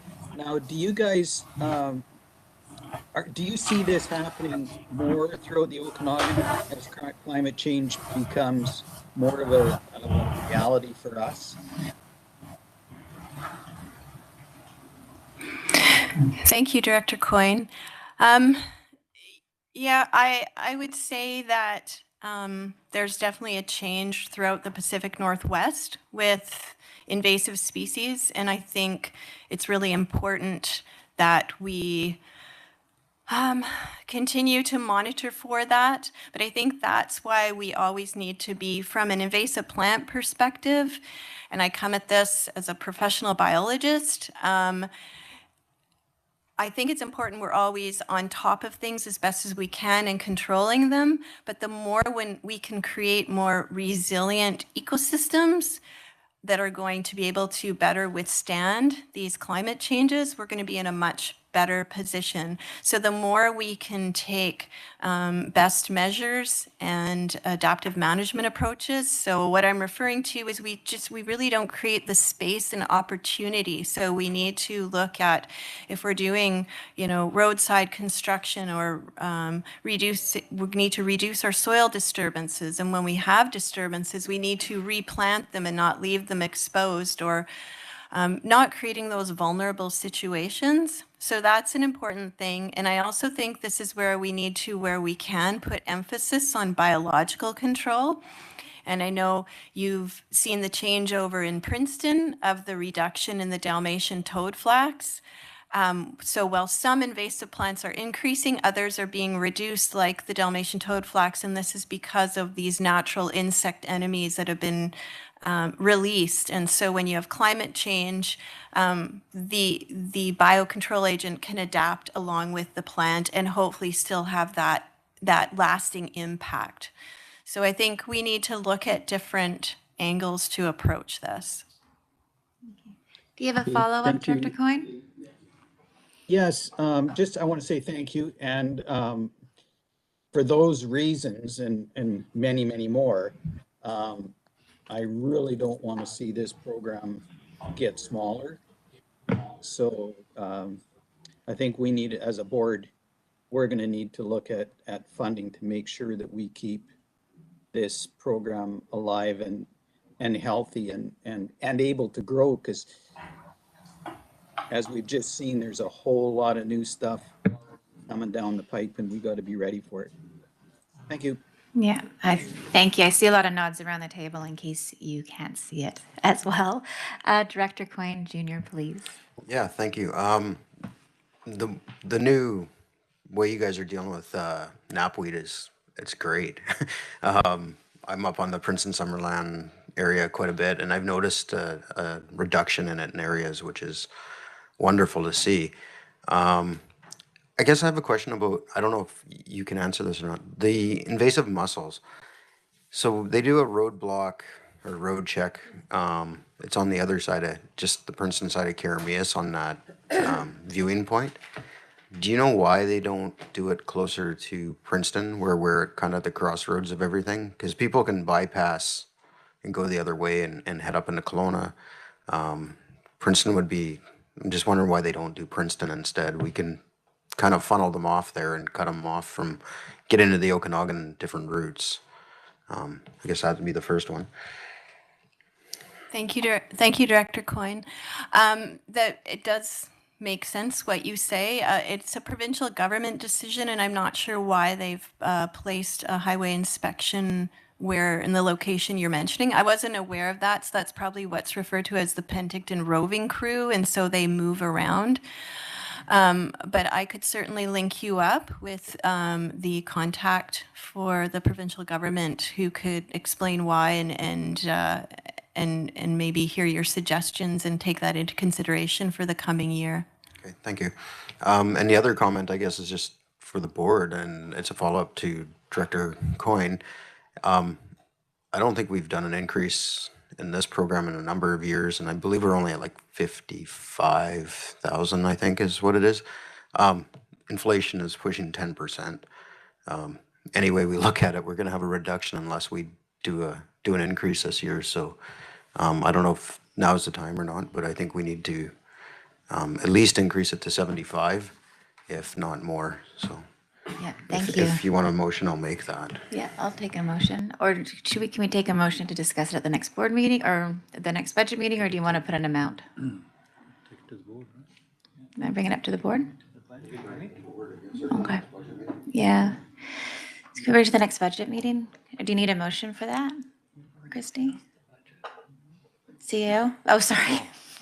Yeah, Yeah. so Mr. Sfino will be bringing the budget back for second reading, I believe, the second meeting in February, and that would be the appropriate time. Thank you, CAO. Yeah, you You need good an with that? amendment to our first reading. Okay. At second. Thank you so much. Director Barkwell, please.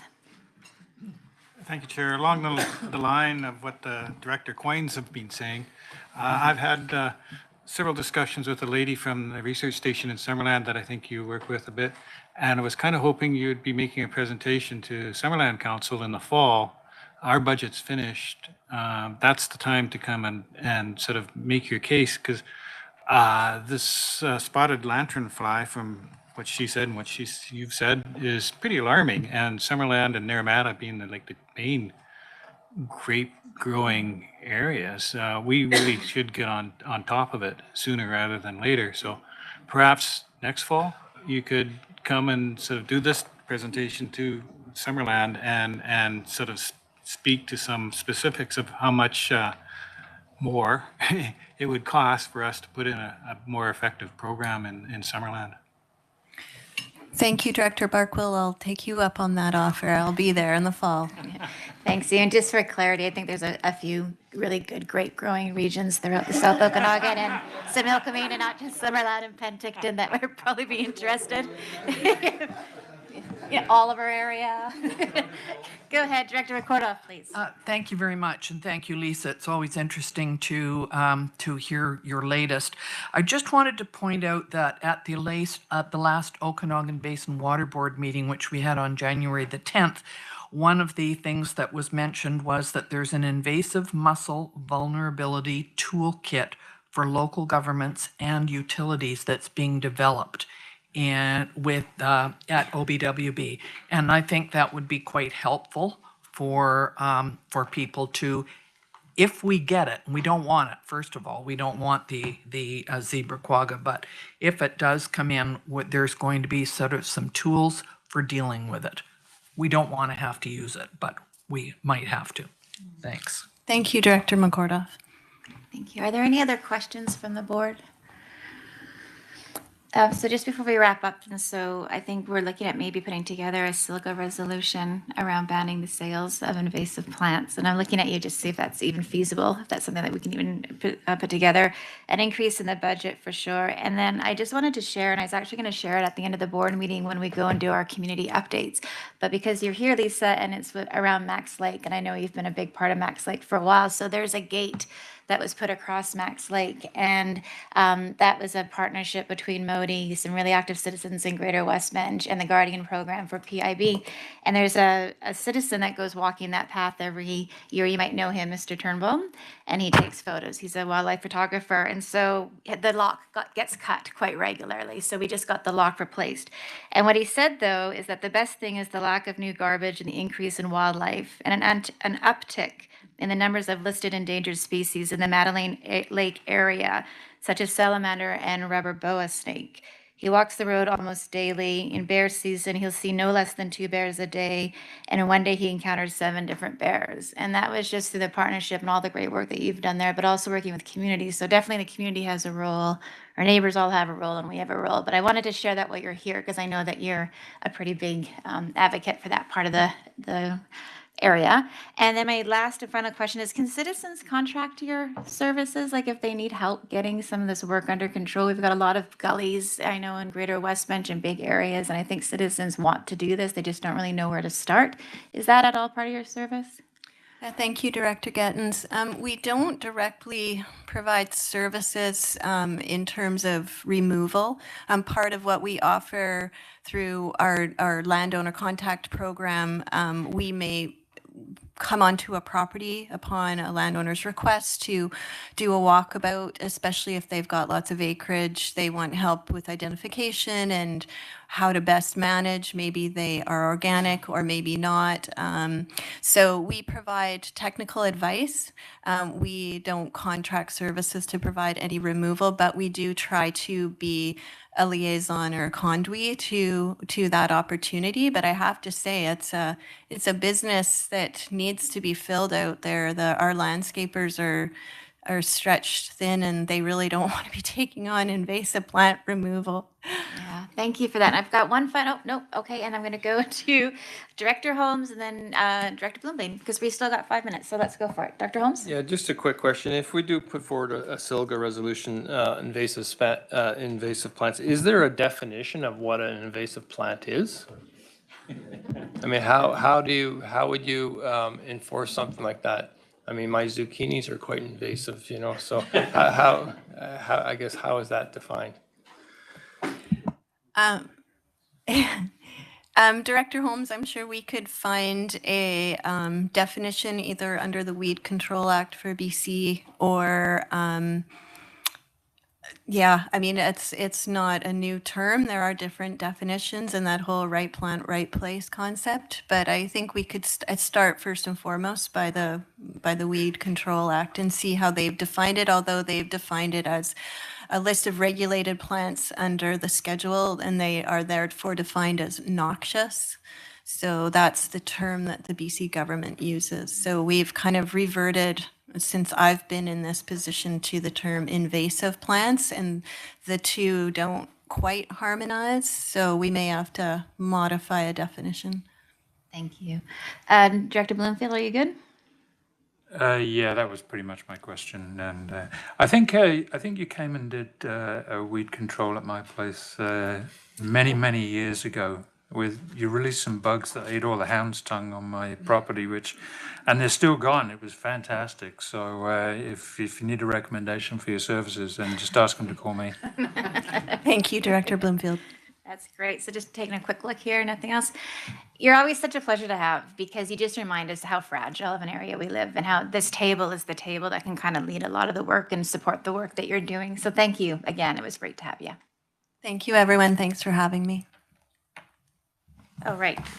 Back to this. Okay. Oh, that's everything. Okay, excellent. So I'm going to get a motion to adjourn the meeting. First and seconded. All in favor? Any opposed? Thank you very much. Thanks again, Lisa. Over to you, Chair. Well, that brings us to our scheduled lunch break, I believe. So I think it's here.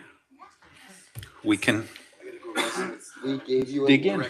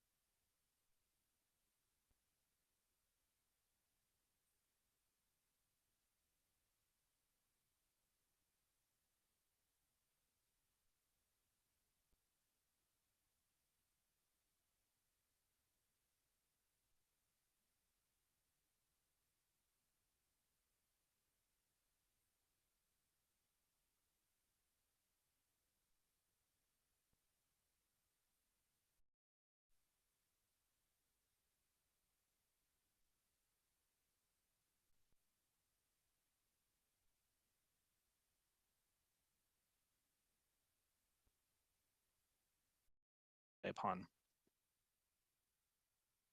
In through the summer months is when all the pricing occurs. So our Provincial Health Services Authority procurement team will go out and get pricing for equipment. Our in-house capital planning and projects team looks at the construction projects, and then our digital health team looks at the information technology projects and comes up with pricing for them. Into the fall, the pricing is now complete. An I-8 capital planning steering committee, so it's sort of executive level committee, will do the final review of all the priorities. By that time, we know what our budget is and we'll match those priorities against the budget we have. And the committee throughout, and the committee sort of at the end, make sure that we're applying the same principles consistently so that there aren't any curveballs or unexpected things that come up. And then into November, December, final recommendations go through our senior executive team and then to the Interior Health Board of Directors for their sign off of the budget for the year, and it goes off to the ministry for their approval. It's at that time, once our board has approved, that we send our funding request letters to the regional hospital districts. The process I just spoke of is largely focused on what, as mentioned earlier, those sort of routine capital investments. With those larger projects, where there might be an expansion, say like a new tower or maybe even a facility replacement, those are the ones that are those priority investment projects. They go through the same prioritization processes as the routine investments, but they also go through a secondary, more structured set of criteria to sort of help score them, because the ministry then will look at those priority investment projects, look at that scoring, which is one that all health authorities use, for them to then be able to consider which of those priority investment projects they might consider funding. Typically, the ministry will then provide us with their feedback on which of the projects we had submitted they would support moving on to the next phase of planning, which typically begins with a concept plan, and then after that, a more detailed business plan. Given these projects have quite a high dollar value, a lot of advanced discussion is needed with our funding partners, such as the regional hospital districts. So there's an awareness of the scope of the project, and planning can be had for potential funding impacts.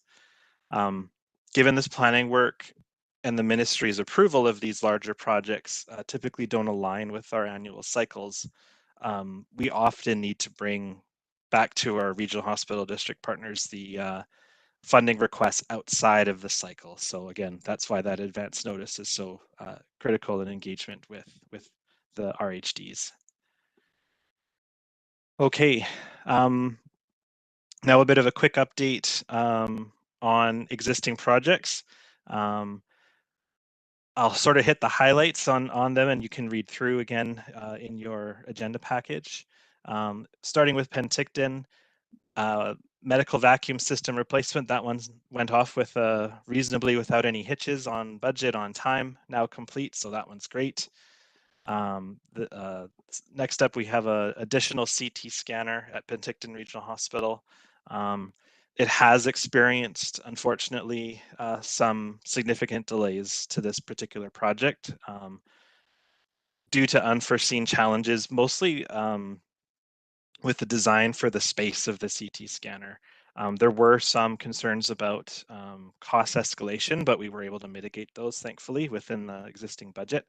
And then, as mentioned, we did see some staff turnover involved in the project management team. So things have settled back on track, and hoping to make some gains on the lost time for that project. December of this year is the revised estimated completion for that. Oncology department relocation and expansion, still in the early stages with this one, but the RFP for design consultation is underway, and we're still holding at a November 2024 completion on that project. In Princeton, so the one major project, and I should have clarified, these are sort of the large dollar projects within each of these communities.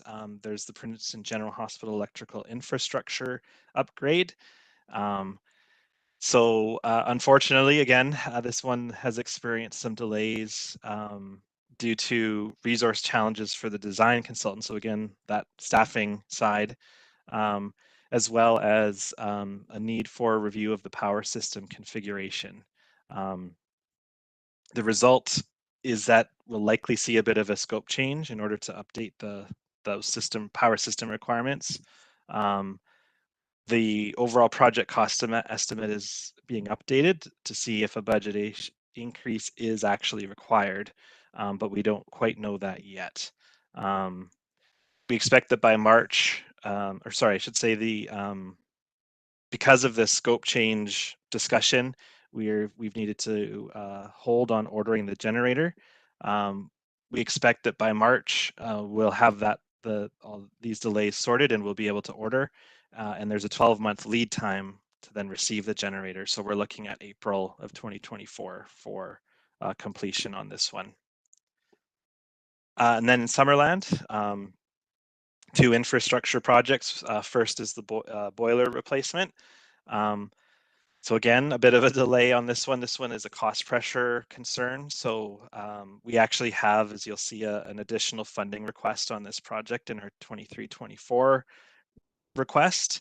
The design for it is largely complete. So once we have that final approval to increase the budget, we'll commence construction imminently.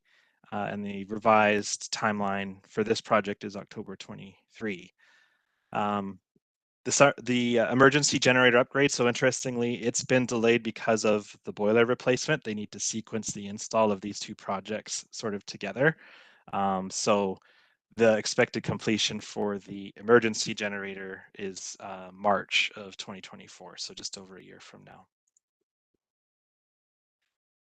Okay, and now to the new project. So this is should be in your package. You also have, I believe, a copy of the funding request letter. So this table is in there as well. The total budget for the South Okanagan-Similkameen region in terms of projects is just under 10 million, 9.92, of which we are requesting 3.6 million from the Okanagan-Similkameen RHD. All the requests are for new items, with the exception of the one I just mentioned, the Summerland Health Center boiler. But otherwise, they're all new projects for this year. You'll see included on request is funding to complete renovations for the South Similkameen Health Center and Princeton. Sorry, yes, make sure I'm looking at the right slides here. Princeton General Hospital, it shouldn't say Princeton Health Center, that's why I stumbled here. For the primary care network, which is great news. So for Karamias and Princeton, so the Karamias project has a total renovation budget of 1.3 million, so asking 520 from the RHD. And then for Princeton, the total budget is 2 million, so an $800,000 request. Both projects involve renovation and installation of equipment in existing space within those 2 facilities to create appropriate clinical space, office space, and meeting space for all the additional staff that IH has hired to support the primary care networks and to provide care for a greater population within the Similkameen communities. Dan? Yes. Dan, sorry to jump Martin here. Sure. Director Coyne has a question. I've asked him and he says that now would be the best time. Okay. Since you're talking about Princeton, the emergency room, I don't see that on here anywhere. Is that not going to happen this year, or is that being pushed off? Or is that part of the primary care change? It's separate from the primary care, so we weren't able to include that project in this year's budget. But it is definitely on the radar, and so will be part of our discussions for this coming cycle in terms of prioritizing that project. But it's not in the scope of this one we're asking for now.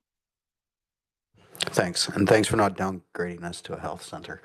Sorry, yeah. I think I was doing some rapid fire bullets here, and I apologies. Thank you. Thank you, Dan. Just Sure. continue on. Okay.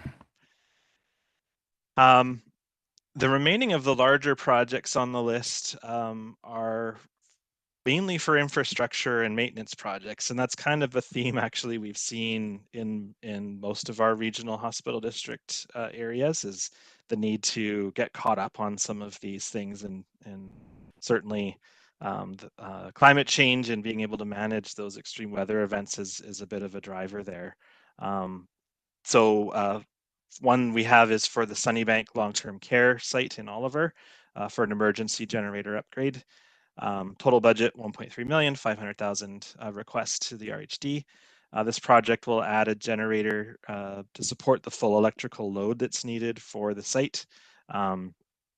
It'll have increased capacity, a new transfer switch, maintenance bypass, and the ability to monitor through our sort of centralized maintenance system. And then more in the Summerland Health Center. So this is a boiler and heat pump, or this is the one we've already talked about, sorry, the boiler and heat pump. So the new budget is 2.2 million.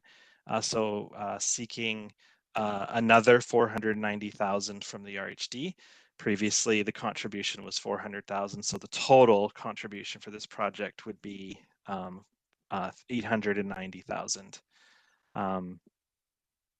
As mentioned previously, it's inflationary cost pressures we saw with this project are one of the key drivers of the increase. And our project team also saw the opportunity to provide hot water heating to the adjacent long-term care facility in Summerland, so the Dr. Andrew Pavilion. So they pursued installing an absorption heat pump at the same time as this, as doing the boiler for the site. And then lastly is IHY digital health. So for many years now, we've requested funding from our regional hospital districts to support our IHY digital health plan, formerly called IMIT, or Information Management Information Technology. These were typically IT projects and investments that benefit regions across IH equally. Through infrastructure investments, IH-wide systems that get rolled out and to improve how we work and how we provide care to our patients and clients. We've included that request once again this year, and it is a little bit higher this year than we've seen in years past. So the 13.7 million is the total request. It kind of comes in ebbs and flows as far as the proportion of our budget, overall capital budget, that we need to put to digital health initiatives, and it really depends on the priorities that come through. So if we have to do a big server update, that can come at a fairly high cost, and so it sort of lands within the 1 year. Sometimes it's smaller software initiatives that don't require as much capital within that year. And of course, as we all know, lots of systems are moving to being cloud-based, so less need for capital infrastructure investment. So we hope to see the need for capital IT investment going down in the future. With this request, we base it off of population distribution across the region using the People 2021 BC statistics. The Okanagan-Similkameen Regional Hospital District region represents about 11% of the total population. So the funding request for this RHD out of the 13.7 million is $606,000. For this year, the investments include upgrades to the assessment tool that our clinical case managers use when determining the amount and type of care that clients need, either within home health or in our long-term care facilities. Also includes a continuation of the expansion for our primary and community care transformation systems. So these are those systems that sort of link together all the various smaller pieces that make up our primary care networks and our specialized care programs. So sort of the interfaces that allow the systems to talk better together and share, making the sharing of information more seamless. It also includes a continuation of the expansion and improvements to the My Health Portal system. Investments in systems that allow IH to provide better information in real time and allow our clinicians and management to make informed decisions more quickly. And then lastly, sort of the infrastructure piece. So needing to do some updates to our servers to expand capacity, as well as improve our cybersecurity. that's where I end. Thank you very much. Thanks, Dan. I'll just check around the boardroom to see if there's any questions before we get our CFO to talk about affordability. Tim, Director Roberts. Thank you to the chair. Thank you. I have a quick question. Well, it's not a quick question. I'm sorry. And it may be answered at a later date, but I want to kind of highlight concerns. We're really excited about the finishing off at the South Mill Community Health Center, the work you're doing there that'll help facilitate having kind of a patient care network system in that facility. Our big concern in the community, of course, and this keeps on coming up, and it's a daily concern in regards to like no lab services other than once a week.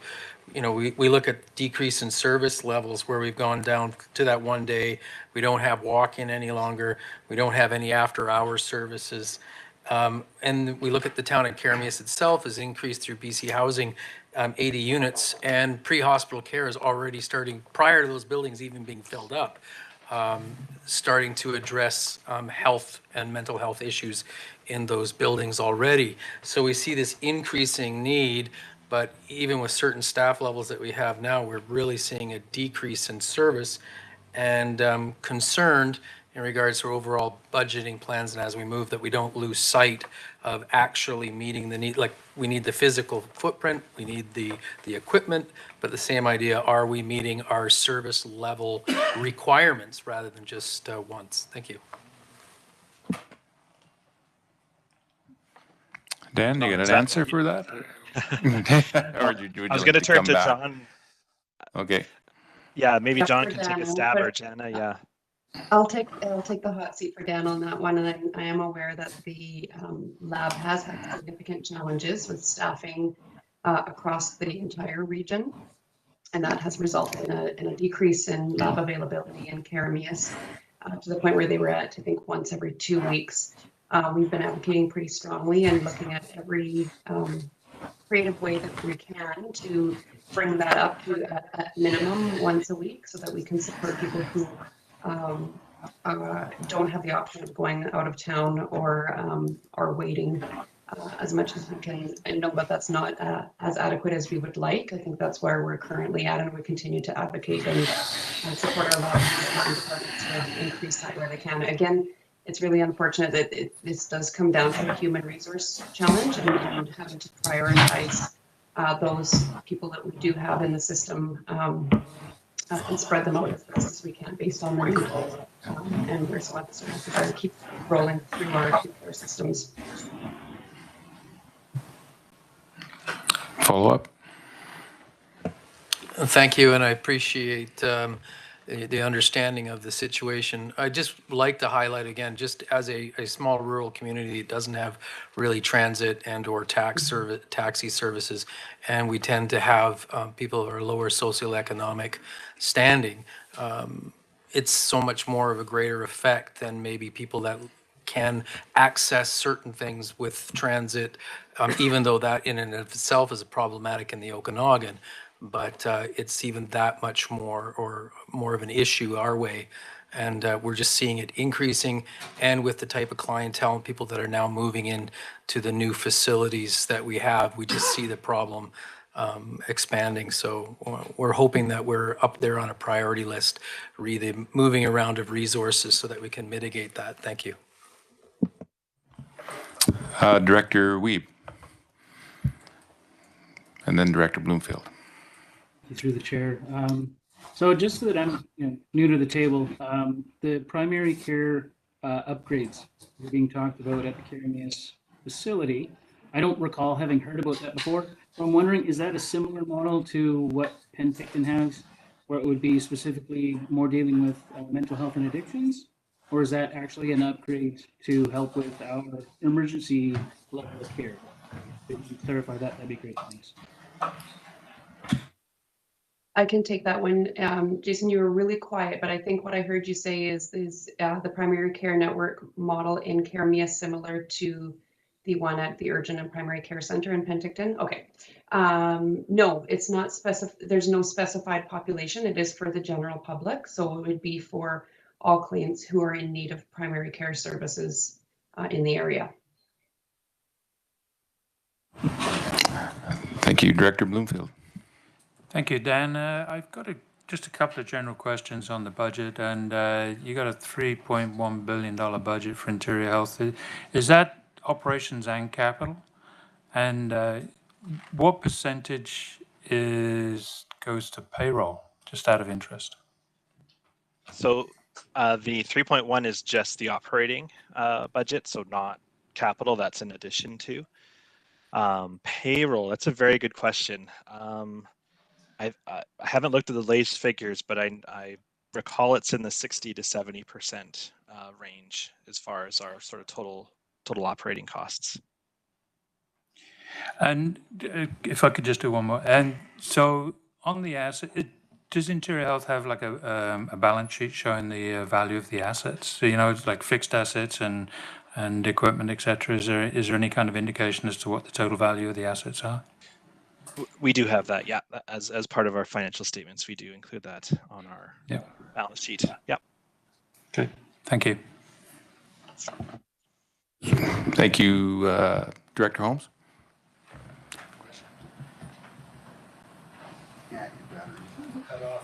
Yeah. You're cut off.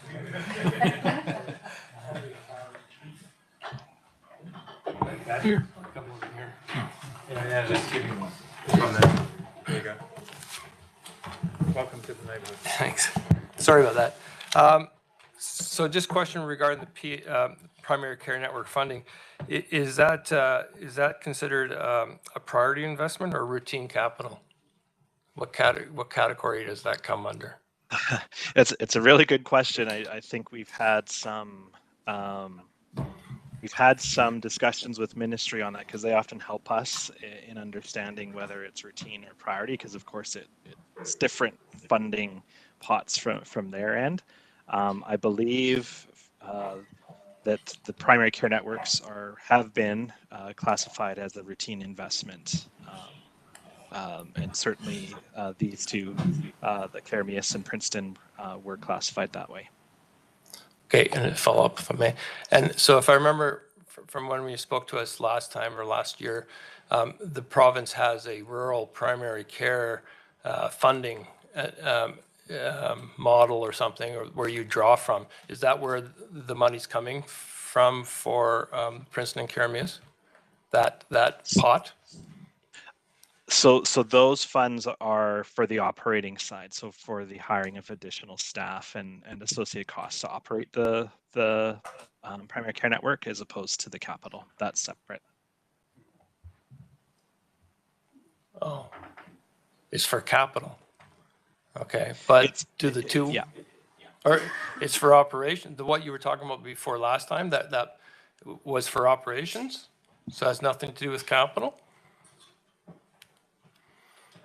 I think I'm not totally clear on the question in terms of what we had discussed previously.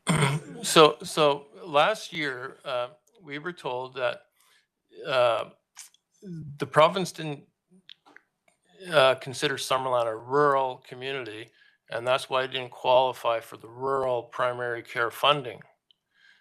But I was under the impression that we were talking about capital there. And now you're telling me it's not capital, that's an operational?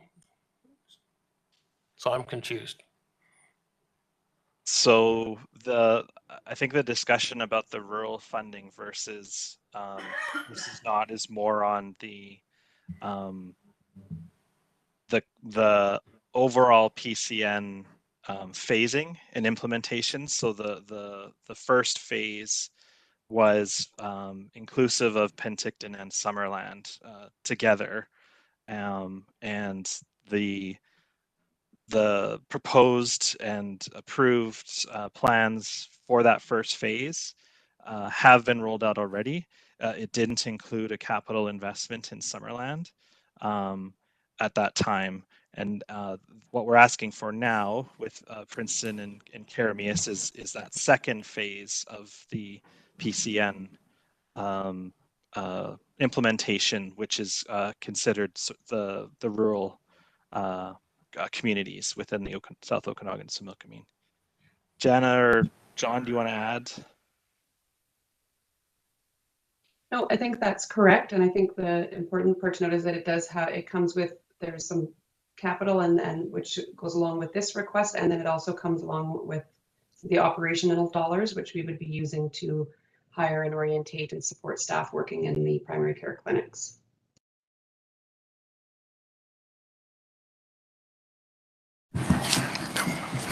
Director Taylor and then Director Gettins. Yeah, I was inquiring about the oncology request, 22 million total.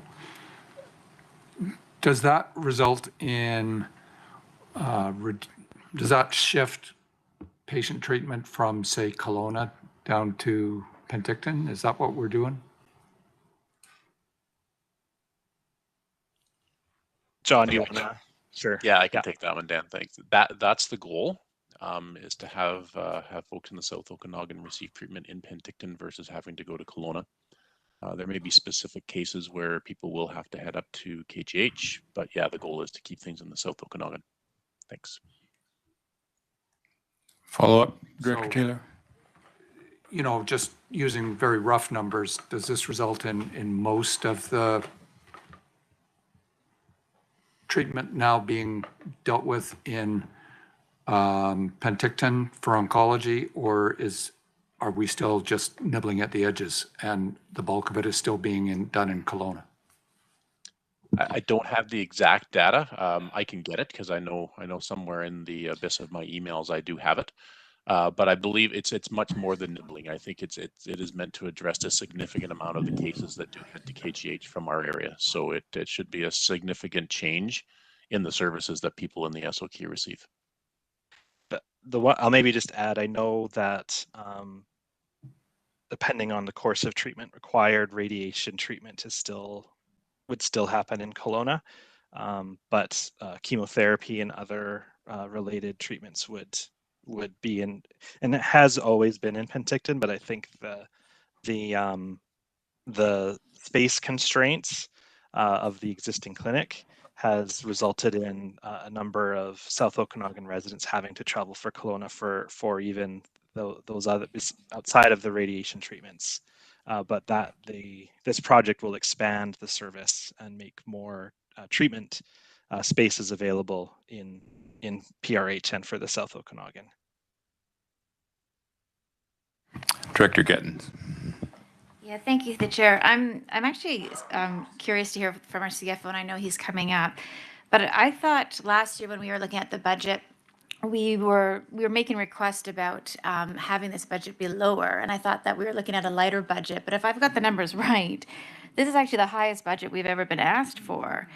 And and I recognize the cost of doing business when you're in construction is just ridiculous, but I'm a little nervous for the taxpayer on this and where we're putting money and such. So I'm curious to hear how we're going to afford this, and I'm curious to hear how our budget is looking for reserves and how we're going to do all of this, because it's a lot, and I feel for you because I know it's expensive, and I know it's expensive when you're a government and you've got your own processes that you have to do for building. But I just was hoping for a smaller budget really than last year, and I think that was the request we made at this table. So it'll be an interesting conversation. Well, I don't see any more hands up right now, Dan. So just watch along, and I'll get our CFO to come and tell us how we're going to afford this. Okay, wonderful. Thank you very much, everyone. Appreciate your time. Okay.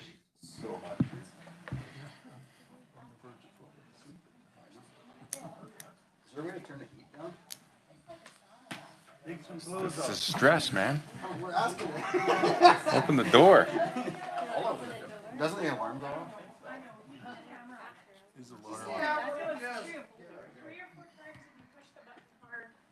Do you remember Director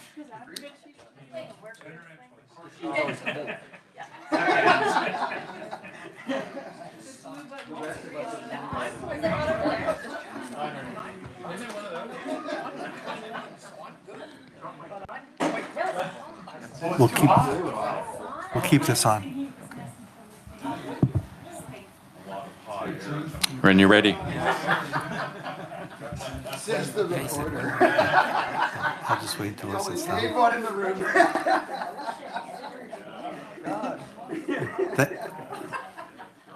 Thank you, Chair. Thank you, Jim. And Chair, Directors, for those of you that don't know, this is John Cote. He's the accountant in the Finance Department. Among his many responsibilities is the budget for the regional hospital, and I want to turn this over to him so he can make his presentation. You sure you don't want to do it? No. I got 10 minutes, so I better hurry up. So just a little background about me. I've been with RDOS this is my 18th year. Jim hired me at the city about 21 years ago, and then I came here in 2005. And you've been here twice, so a little bit about me. And I'm just to take a bit of the load off Jim, because he's quite busy with the RDOS budgets, that I've handled the hospital budget probably for the last several years, so I'm quite familiar with it. So let's get started. I'm going to probably flip through these slides fairly quickly. It's the same board as RDOS. The purpose of the RHD is to provide capital funding for healthcare facilities in the region, equipment, facility construction, renovations. Typically, RHD funds 40% of interior health capital budget for the region. Right now at the provisional stage, the 2023 budget's just under $25 million. Last year it was just over 20 million. Oops. This just breaks down a bit on the patient care tower project. That project is pretty much coming to an end in regards to the renovation on phase 2. For 23, the payments due to IHA total $2.4 million, and then there's a project reserve component of just over $4 million. So the total payments due in 23 will be $6.458 million. The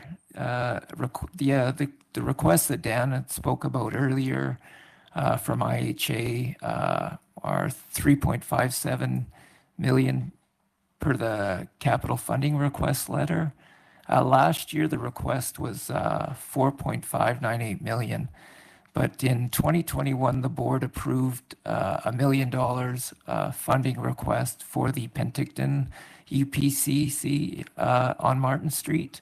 That project was, until it was designated a hospital facility by the Ministry of Health, we weren't to release any funds, and that occurred in January. The province designated it a hospital facility in January of 22, and the claims that came in was, I think it was about $785,000, and that project's closed. So the difference will just end up in our reserves. This summary is where the budget sits right now at this stage. I've kept the tax requisition the same as 2022. So if we're able to keep the tax requisition at this level at third reading and adoption, this will be the 5th year in a row that we haven't raised the pool of money in regards to the tax requisition for the hospital district. You'll notice there's a large item that says transfer from reserve of $7.5 million. So typically what occurs is IHA comes with requests every year, but the projects can take sometimes 3 to 4 years before they're fully claimed by IHA. But by the time they do their full accounting and the projects are signed off and the projects are closed. So last year, the IHA asked for about 4.6 million. We added $1 million, so it was about 5.6. We only paid about $800,000 on that request. So that request ends up going into the reserve, and then we pull it out of the reserve. So you'll see on the capital grant side of that $14.3 million, $7.5 million is carry forward capital request items that have been approved by previous boards, 22 and prior. the current debt payments right now represent just the debt on the hospital tower. I think it was in 2020 we had taken out long-term debt in the amount of about $68 million. And currently that's the debt servicing costs on that particular debt. I can't think of anything else on this slide. So, I'll just touch on the property tax side. So right now the mill rate is calculated at just over 17 cents per 1,000. And so that rate will go up or down depending on the assessment of the property assessments that come in from year to year. So the 23 property assessments at the completed roll went up. I think it was about 15%. So what that did is the mill rate dropped, but the taxes stayed roughly the same as what they were last year on the average.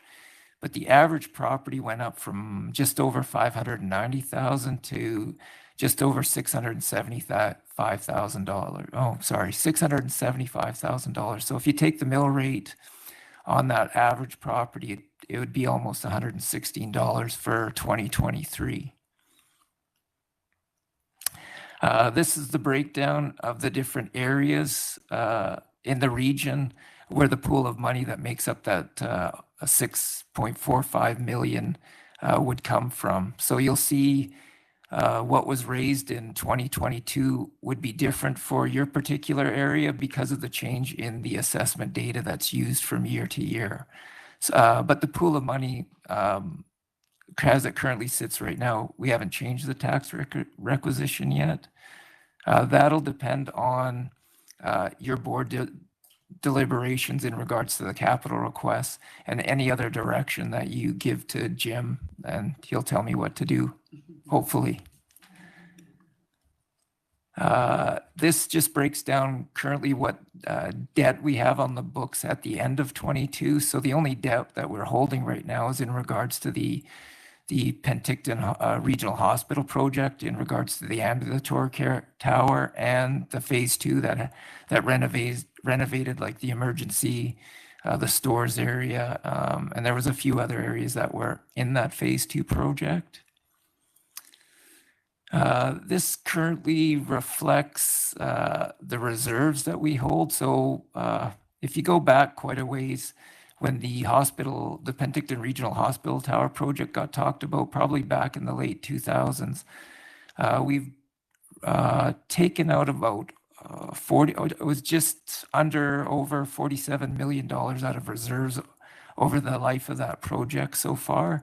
So, so the board previously had put a lot of money into reserves year over year. So that reserve is starting to get depleted, and unless any new big projects get discussed with IHA or whatever direction the board may want to take, we'll have to look at maybe rebuilding that back up to whatever level that's decided by the board that would, give us direction. But uncommitted right now on the 5-year plan, we have about $1 million, just over $1 million left that's uncommitted right now. Currently, going forward, we would use in the following 4 years, we would draw on the reserve to fund some of the capital requests that IHA may ask for, but it'll really depend until we get into the 24 budget.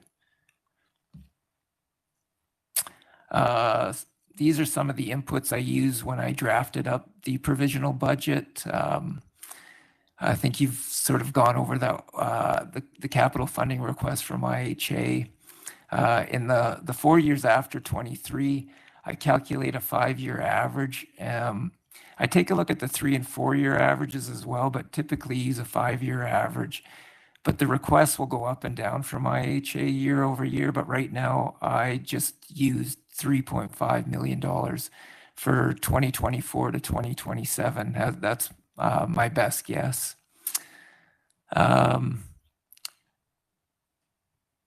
There's one item of note in regards to the debt on the ambulatory care tower and the Penticton Regional Hospital project. When we went out for long-term debt in 2020, the pandemic hadn't hit yet. So when Municipal Finance Authority went out to borrow that money, there was no bond market because the pandemic had occurred. When they went to the bond market, there was no ability for them to fund that debt at the time. So what they've done is we currently have 1.99% interest on that debt currently. Typically, it's you get that interest rate for the first 10 years, and then depending how long your debt issues for, which on this one it's 25 years, we'd go 10 years at the current rate. They'd reset the rate after 10 years for 11 to 20, and then they'd reset the rate again from 21 to 25. But because there was no bond market, we only have that rate from year 1 to year 5. And I'm waiting for confirmation from MFA if the rate will change in year 6. I haven't heard back yet. Hopefully I'll hear and can update you that at the next reading of the budget. Currently, the servicing costs on this debt right now are almost $3.5 million. I spoke about the reserves earlier, and the uncommitted portion estimated right now is just over $1 million. This breaks down how I got to the 5-year average. Last year, the 5-year average was just under 3.3 million. This year, the calculated 5-year average on the capital requests was just under 3.5 million. So as you can see, their capital requests can go up and down, but the average has been trending up over the last couple of years. And on this slide, what I've done is I'm showing what the implications on the residential properties would be for every $100,000 increase in tax requisition. So if the board wanted to increase taxes in this year, and the starting point would be currently what the tax requisition's at right now. If you went up in $100,000 increments, what's listed below is I show residential net tax value of properties at 400,000 all the way up to 1.2 million. That would be the total cost to those properties, starting at what we currently have the tax requisition set at. And I've done it all the way. I jumped from $600,000 increase to 1.3 million because if you wanted to fund the PCN request, if you fully funded it through taxes, through a tax increase, that would be the implications on those residential properties. The average is just under 700,000. It was about 678,000. So if you look at it at the $700,000 mark, that's about the average per property in our region. So if you go up in those $100,000 increments, that would be the implications to those property owners. Oh, sorry. This slide, I can also share these slides with the board later if they would like. This just shows the increase to those properties on those $100,000 increment increases. And this was the financial plan that I'm recommending for first and second reading. Again, no change to the tax requisition. And yeah, in light of any potential increases in regards to long-term borrowing costs. And also I showed about the increases if you decided to increase the tax requisitions. The average would be if you went up $100,000 each time, so about $1.80. And that's the end of my presentation. And So you're looking for first and second? oh yeah, that's my recommendation is, oh yeah, that bylaw number 170/2023 being a bylaw of the Okanagan-Similkameen Regional Hospital District to adopt the 2023 to 2027 5-year financial plan be read a first and second time. And I can answer any questions you may have. Thank you, John. Director Barkwell. Thank you, Chair. Could you go back to slide 4 for me? Sure.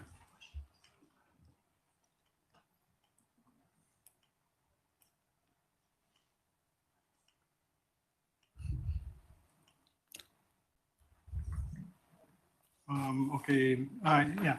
So my question is, if you've had no increases and the tax requisition has stayed the same at $6 million and the, I guess the drop in the mill rate, it might be answering my own question. Well, the average tax levy per residential property as stated 115. Well, how does this take into accommodation the fact that we increase our tax base every year? Like Summerland went up 94,000 just from subdivisions and new buildings and stuff and such. So if why hasn't the average actually gone down? Because your tax base has increased. Well, if that tax base wouldn't have increased, actually the average would have gone up. Because yeah, but you've kept the total requisition at $6 million. So now it's split over more and more properties have more value. So why hasn't the average gone down? Well, the mill rate went down because of those new properties. So if you see last year it was 19.5 cents. So that change is incorporated in the mill rate. Yeah, you're correct. All right, thanks. Yeah, I don't incorporate the non-market change in this budget. It's I guess it's something we could look at doing. Yeah, that's what it's called, the non-market change. I was looking for the word. And that's something incorporated in the regional district budget. Okay, thanks. Director Bush. Yes, so you talked about the average cost for residents. What about the average cost for businesses? Because apparently it's different between municipalities and rural areas. Can you explain that? I could explain that, but I don't think I have time to. Jim can.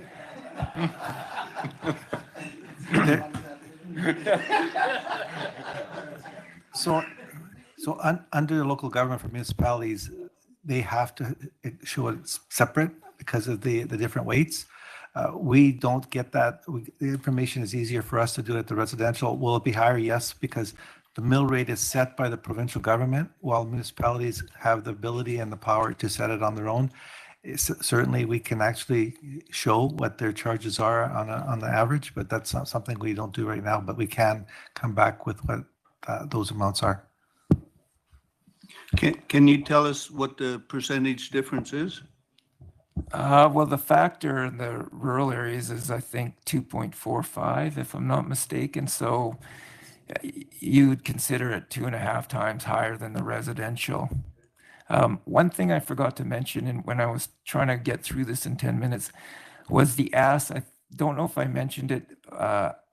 Was the ask for the PCN would be a debt financing. I don't remember if I covered that because I had to go so fast. But that would be last year we approved for the oncology 3.2 million. That's debt. Also, then this would add to that debt. So, but that would be, I calculated over a 15-year period. So I just wanted to add that just so in case anybody was unaware. Thanks, John. Did I see Director Kona have her hand up? And I had to step out, so I'm sorry if I'm repeating a question that might have been asked earlier, but the question is, if we decided not to pay for one of these things, for example, I decide not to replace the domestic water line replacement at Soyuz Healthcare Center. It seems ridiculous. Exactly. Why would we, how could I not replace that? But let's say that as a board, we said, no, we're not going to do that line. I mean, it seems ridiculous. What would happen?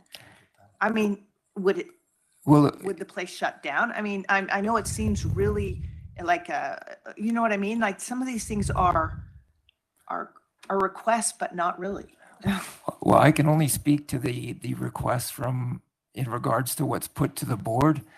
You can accept all, some, or none. So if you go through each item and we accept this one, we don't accept this one, it goes back to IHA that the board has approved these requests and rejected these requests. So if you go back a couple of years, they asked for 1.4 million. I don't know if it was 2020 or 2021 in regards to primary care networks. And it was just a blanket funding. They didn't really have any information onto what projects they wanted to spend the money on. The board rejected that. And in the time that I've been here, that was the first time hospital boards ever rejected an item, but it's really in your court what you want to approve. And Okay, we're not going to speculate on what IHA would do. oh, Yeah. sorry. Just a follow-up.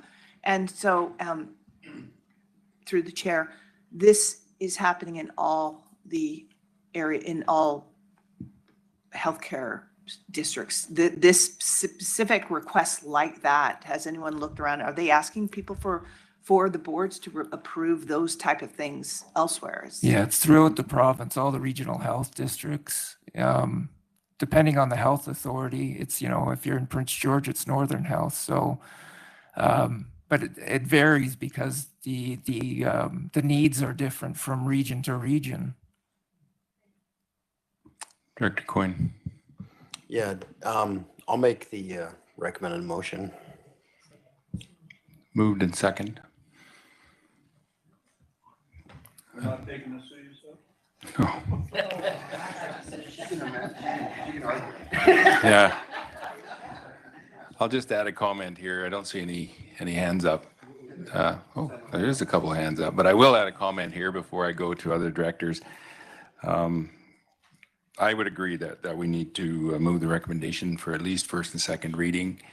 And I think one of the things that everybody probably needs to think about is, are we willing to raise taxes and build our reserves up again? We've had some incredible cost pressures with the new tower and Penticton General Hospital, the oncology.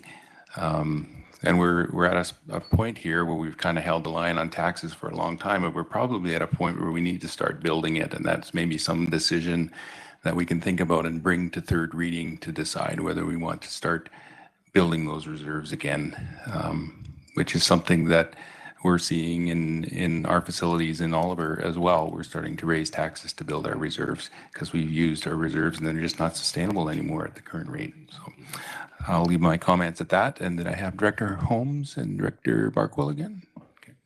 Okay, I'm sure you're all sick of me talking about this, but I really want to ask the board your help. So on the RDOS, we have a principle that those who participate in a service pays for that service. That principle doesn't seem to apply on the hospital district because I guess we're all supposed to benefit, right?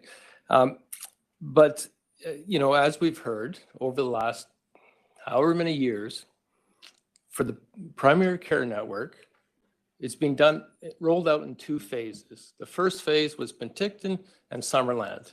They did Penticton. We funded $1 million for the UPCC. Whether it is, whether that's part of it or not, nobody seems to know. But then they forgot Summerland, and now they've moved on to phase 2, which is everybody else. So they're not going back to finish phase 1. So Summerland has been excluded from what should be a collective good here.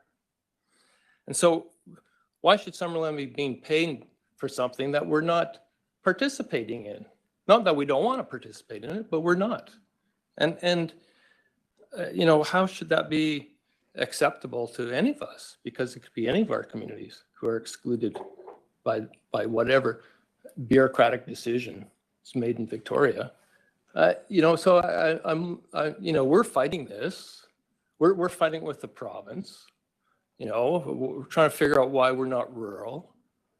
Who put us into in with Penticton? You know, we don't have answers to these questions. We've been knocking our heads on the wall for years now to try and get them.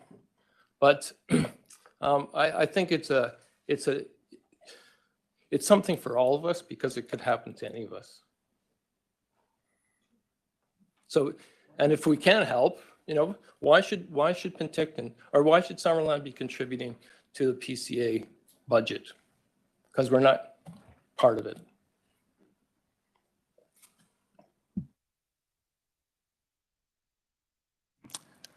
Director Barkwell. I don't think there's any answers to that here, is there? Be quiet. I just was going to do something and speculate on what would happen if the regional district decided not to fully fund the request from Interior Health And my speculation is that they would then look at their own priorities and decide what was absolutely necessary this year and change their list and change their project list. Second comment is that absolutely, I think you need to raise the requisition that, if not at the rate of inflation, at least some small amount, because, you're going to be behind the 8 ball when something really happens or when another real request comes along. So 2 comments. Okay. I'll try and answer Director Holmes' question there with a strategy. That's one thing we didn't do last year, is we should at least be bringing some kind of resolution forward to SILGA and trying to get it to UBCM. And that's that the Ministry of Health provide additional capital funding on a case-by-case basis for expansion of existing primary care networks to facilitate healthcare needs closer to home. And I think that's a miss when they rolled out phase 1 and phase 2, but I think there's an opportunity to circle back with the start of a resolution and also a meeting with the Minister of Health directly to ask him about that. And you have a case, you're building a case right now, you need $4 million more potentially to maybe get something off the ground here. So I think the more, my experience is the more real the request you have, the more tangible it is, the more likely you're going to have some success. So I would say let's put our heads together and try and figure out a way to get this to the minister and have a conversation about it. Director Coyne? Yeah, I understand your frustration. We're not our own primary care network. We're with Carameus. We've been making some pretty big sacrifices so other communities can have the services. Like we gave up a position so that it would be better suited in Carameus, so we've given up that position. And I'll be the first one to say, like, this is not a perfect system at all. We were the last ones, and somehow you guys got passed by, and now it's going to us. They were supposed to get theirs last year. It's like a 3-part process, and I don't know what happened, but now all of a sudden we're in the queue. But we're different than the other locations because our primary care network is part of the hospital. It's in the hospital itself. There's no private clinic. It's not like Penticton where these are outside of the hospital system and then they had to bring the one in to make it legal. This is actual upgrades to our hospital or your health center, my hospital, whatever they're calling them these days. So in that respect, it's a little bit different. But you're right. This isn't 100%. And they drew lines on a map and put us all together. And I get it. I mean, Carameus and us are we're the ones over there. So you guys can get to be together. But we're, 45 minutes if you take the speed limit. And our citizens are supposed to drive 45 minutes for an appointment. And if you live in Manning, Eastgate, that's almost an hour and a half drive to get to, a mental health service in Carameus. So it's not a great system, but it's what we have to work with right now. And I think Director Johansson or Chair Johansson is right. We need to be pushing the province to change the funding model and change the way that they're looking at this, because it's almost like they threw this at the wall and this is what's stuck. I'll call the question. What's that? First and second, yeah. I'll call the question. All in favor? Opposed? Motion is carried. I'll look for a motion to adjourn. First and second. All in favor? We're adjourned. There you go, Chair. A little bit late, but That's all right. We'll call the meeting of the regular meeting of the Regional District Okanagan-Smilkameen to order. This is a opportunity to remove anything from the consent agenda. It's your only opportunity if you so desire. You have something? Go ahead. I'd like to Director Holmes. remove A1-2, South Okanagan Conservation Fund. A1-2, okay. That'll go into the regular agenda then. Anybody else have anything they wanted to remove? Go ahead, Director Gettens.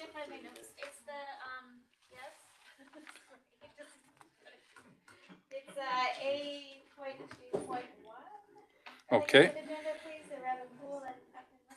Okay, that's the only item on the Development Services consent agenda, so no problem. Okay, it's going into the regular board meeting. Anything else? There won't be any consent agenda left pretty quick. Seeing none, looking for, what was that? Looking for a motion to approve the agenda? Moved, seconded, thank you. All those in favor? Great. Any opposed? Motion carries. There's only the one item left on the corporate consent agenda, so looking for a motion to adopt that. Mover, please. Moved, seconded, thank you. All those in favor? Thank you. Any opposed? Motion carries. There is nothing in Development Services consent, so that takes us down to Development Services, the building inspection. B1, CAO, over to you. Thanks, Mr. Chair. So this was a request to leave an existing dwelling up during the construction of a second dwelling. And then the intent was that the existing dwelling would be converted into a storage room. And that was done. And then it was picked up later that the storage building had been converted back into a residential building. And it's now rented out. So that contradicts the zoning and building bylaws. So we're recommending that we commence remedial action against that, Mr. Chair. Okay, so this is in Area C, if I'm not mistaken, or? Yeah, so move the recommended administrative recommendation. Okay, it's moved. Is there a seconder for that? It's on the floor. Generally speaking, we ask if the owner of the property or their agent is online or with us and wants to speak to it. Is there? Going up to the desk here and Okay. just press the button on the microphone when you're ready to speak. There you go. Okay, please go ahead. Hi there. I'm just representing the winery and the family. So currently, or actually prior to the rent. Sorry, Mr. Chair, can we just get name and address? Oh, I'm sorry. Sure. My name's Jessie Parsons, and I'm the admin operations assistant at the Okay. winery. So prior to the renters in the house, it was converted back into housing for our foreign workers that we need to provide work at the winery or in the vineyard, pardon me. Due to COVID, we didn't get all the workers that we had applied for, and we do have our LMIA application for the workers and a house inspection. I don't have that here with me, but I will provide it next week. So currently there are renters in there right now. They are in the healthcare facility or in Asuya, so they are providing a service to the community. So we are asking for us to continue with those renters in there until we have more foreign workers in that house. Okay, I'll go to the board. Is there any questions for this individual on this specific issue? Go ahead, Director Monteith. Through the chair, is there 2 residents on the property that are occupied or just the one? So there are 2 homes on Lot B. So we do own the property beside us as well. So the family, they live in the one house, and then foreign workers were living in the second house. Back in 2010, the family did move out of the house because they had built their new residence, and that's when it was converted back into a storage. Then the kitchen was put back in, and foreign workers lived there. 2019, when the foreign workers didn't arrive, we did rent it out to family friends of the owners. Okay. Anything further? Director Miller? Will you be evicting them when the foreign workers become available? Yes. Okay. Director Gettens, a question? You think, just for clarity, is with the foreign workers move into the home, do we have a permit for that in place then? No. Okay. So. Pardon me? I'm sorry, were you asking me? No, I was asking the chair. So I do know that we haven't, the right steps weren't taken. And we are, being super transparent with what needs to be done currently, and we want to work with the RDOS, and I've been speaking with the officer through the ALC, and he is aware. He's come out to the property and seen exactly what is happening. So we are, wanting to be super transparent and work in whatever we can do to make it better. Okay. Director Holmes, you have a question for him? Well, I guess the question is, why weren't the right steps taken? I joined the team a year ago, so I can't answer that question. Moving forward, I will make sure that everything is taken, or all the right steps are taken. Okay. Director Coyne, go ahead. So I guess my question is, how far into the discussions are you with the ALC and with the building department? I've been speaking to many people here at the RDOS, and basically, when I was told that, like I said, okay, we'll apply for the building permits. That was, I think, not really, in the big scheme of things, that was the least of what needed to be done. I need to, I guess, work with the ALC as well to get them to approve it. But I have made the application to the ALC to move forward with the building to stay as is. I'm seeing a hand from Director Knodel. You had a question? Just answered my questions. Okay. Not a problem. Director Taylor? If you've got tenants in there now, do you even have the authority to issue an eviction notice if you're not going to be using it for the owner? You're going to be using it for a TFW. So I'm not even sure that you have legal authority to evict. And so I'm asking, that's the question. I'm sorry, I don't, would we have legal authority to evict the people? Yeah, because the only reason you can evict is for non-payment of rent, or if you're going to move into the place yourself as the owner. Right. So I guess under the Tenancy Act, do you have to give 4 months notice? Yeah.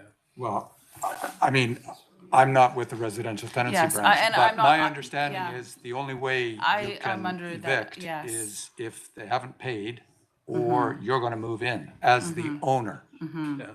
Well, that's a problem they'll have to So my deal question with. then, yeah, but I guess my question is, what assurance have we got? That could be a bit problematic, but Director Gettens, a question for Yeah, the thank individual? you. So I recognize that you're a staff person here and that you're I feel like you've been put in this position to kind of defend some action that you didn't necessarily take or had the authority to take for this other place to live in. But it's hard to read what we've got in front of us and believe that things are going to happen because our staff at the regional district have been in contact since June 24th is the last time there's been no action taken. So is the property owner is the property owner around or available to, who's responsible for this? Who's responsible for the property? Well, who's responsible for making sure that this is compliant? Because if it's not inspected and something happens, this is a sticky situation to be in. And I feel like you've got a lot of pressure right now, but, and I'm feeling that for you. And I'm curious that the property owner isn't here to talk about some steps to go forward. Both the property owners are actually away out of the country right now. And so, I mean, they are, they've assured me that they are going to be, making the right steps to make the Required house changes. in good orders. I mean, we ultimately would like to keep the house as is for our foreign workers. I mean, we do know that we do have, and I know that there's going to be some legal ramifications of evicting somebody that, because a homeowner isn't going to be moving back into the house. So I don't know what steps or what that will look like for the family. I mean, they do have a small child as well. Like, so there are a lot of factors that makes it very sticky and complicated. But I assure you that we will be moving forward with what needs to happen. I'm hopeful that we can keep it. Right. Director Coyne first and then Director Bloomfield. You had a question? Okay, go ahead, Director Bloomfield. Thank you. This application for the foreign workers, has that application been put in? It has again, this is a very complicated, because we do have the property north to us as well, that I will be attending a meeting February 3rd to discuss that house as well, because it's non-compliant as well. Because the foreign worker accommodation has to be on the property that you're operating on. So on the other lot, Lot A, there are foreign workers that are living in that house right now, because there's two programs I'm not sure if you're familiar with, like a seasonal agricultural worker program, and it's only an 8-month program. And we've applied for our workers through the ag stream. And so they're here for 2 years. Some of the workers have gone home for the holidays and are coming back next month. So they are living in that house. Have the buildings been inspected and approved for foreign worker accommodation? Yes, they have been. Okay. Because the requirements for foreign workers accommodation is actually more stringent than provincial requirements for rental accommodation. I didn't have the previous from 2017 to 2019 housing inspections, because they were just given to us by hand. They weren't digitally. And so with the family not being here, I didn't have a copy of those housing inspections, but I do have the housing inspections for Lot A for February 3rd's hearing. Okay. And I do have the LMIA application for Lot A's property as well. You had a question, Director Conant? Through the chair. So this recommendation is that we give the owners until June 19th, 2023. It has to be in compliance by then. So what if you were to ask the board to choose a different date, what would that be? Well, I would like to have it to the end of the year so that we would have plenty of time to potentially evict the people that are in the house right now. Like I said, they are, contributing to the community and have a small child. So, I mean, there are, and there's a housing crisis as well. They both work in the healthcare system, so what would that look like for them leaving the community? Like, I know that maybe that's not, Okay. Director Knodel has a hand up again. Go ahead. Thank you, through the chair. I'm just wondering, like, we got to this point because there was a lack of contact and being familiar with our process. If we're moving in a direction, this is kind of a course of last option. It's expensive. It offers a lot of problems. So the lack of contact from June 24th till now is what's brought this forward. This is obviously the first I've heard of it too, is reading it in the agenda. Why was contact left for so long that we've gotten to a point of injunctive action at this point? Yeah,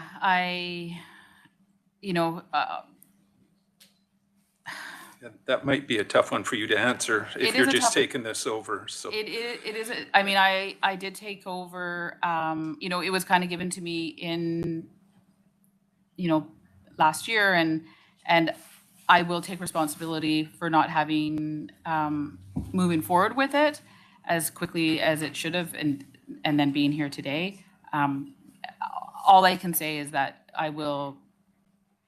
we will be very super transparent and work closely with everybody to comply. Okay. Seeing no more hands, we appreciate you taking the questions and giving us a brief intro on it. We do have the motion on the floor, and it is at the moment, June 19th, 2023 is the compliance deadline. So is there any discussion on the motion? Director Knodel? I'm just wondering from staff's perspective, if compliance is being moved towards in one model or another by June of this year, would we be able to postpone action at that point, or are we locked into going ahead with this motion? CAO? Thanks, Mr. Chair. So we're always interested in voluntary compliance. That's always the first priority for us. This is an ALC matter. There is a covenant against the property. They said they would not, they would decommission that building and wouldn't renovate it. So they've contradicted that. But the bigger concern is the Agricultural Land Commission and their requirement that second dwelling be less than 125 square meters. I'm not sure how big that initial house is. If it was under 125 square meters and they have an application into the ALC, it wouldn't require rezoning, it just requires the approval of the ALC. So, do you know how big your house is? I do. It's 1945 square feet. You know how many we got here? Chris, do you know how many square meters that is? Chris? We're calculating. 2,000. Yes. 180, roughly. Okay, so it exceeds the size acceptable by the ALC. Okay. All right. Anything further, Director Knodel? I'm just wondering whether we should be moving ahead with action at this point or waiting for a decision from the ALC. In light of the information that's come up here today, I'm prone to withdrawing my original motion and going for seeing where the ALC goes with this. Well, the motion is on the floor, so it's a little late to withdraw, but it can be defeated if that was the direction All we right, were to go. fair enough. Director Coyne? So if Director Knodel is interested, we could always put an amendment on it that it would be reviewed at June 15th meeting, which is before the injunctive, or before the action's taken. And then if they're not up to date or close to it, then we could proceed at that point. So I would be so interested. if that helps ease your mind anyway. So you're making that amendment? I'll make that amendment that it comes back to the board on June 15th, 2023, for an update, and then at that point we can make a final decision if we're going to withdraw. Progress report on it by then. Okay. You're seconding that? I'm I'll assuming? second it, but I also just want to point out that's a year since the last time we've heard from the owners. So that's 12 months, and that's pretty great, I think. So I think we need to get some pressure and get it going. Absolutely. A hand from Director Wiebe. Go ahead. Yes, I'd just like to speak. I mean, I'm looking at the report. This goes back to 2009. It's not like it's only been since June of last year. That's 13 years that this has been an ongoing issue. I don't think it's unreasonable to look at June 19th. Again, it's not. So, I mean, we can look at reviewing it before, the meeting before, but I'm definitely in favor of keeping the administrative recommendation prior, if nothing changes by June 15th, that this goes through as recommended. Okay. This one will be a corporate vote in the end. Any further discussion on it? Or we've got an amendment first, so it's going to be on the amendment. Is there any further discussion on the amendment? Seeing none, we'll vote on the amendment. All those in favor? Thank you. Any opposed?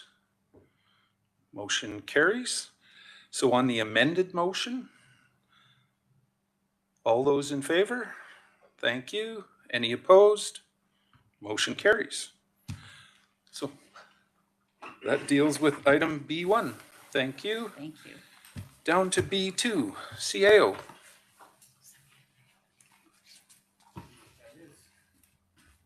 Thanks, Mr. Chair.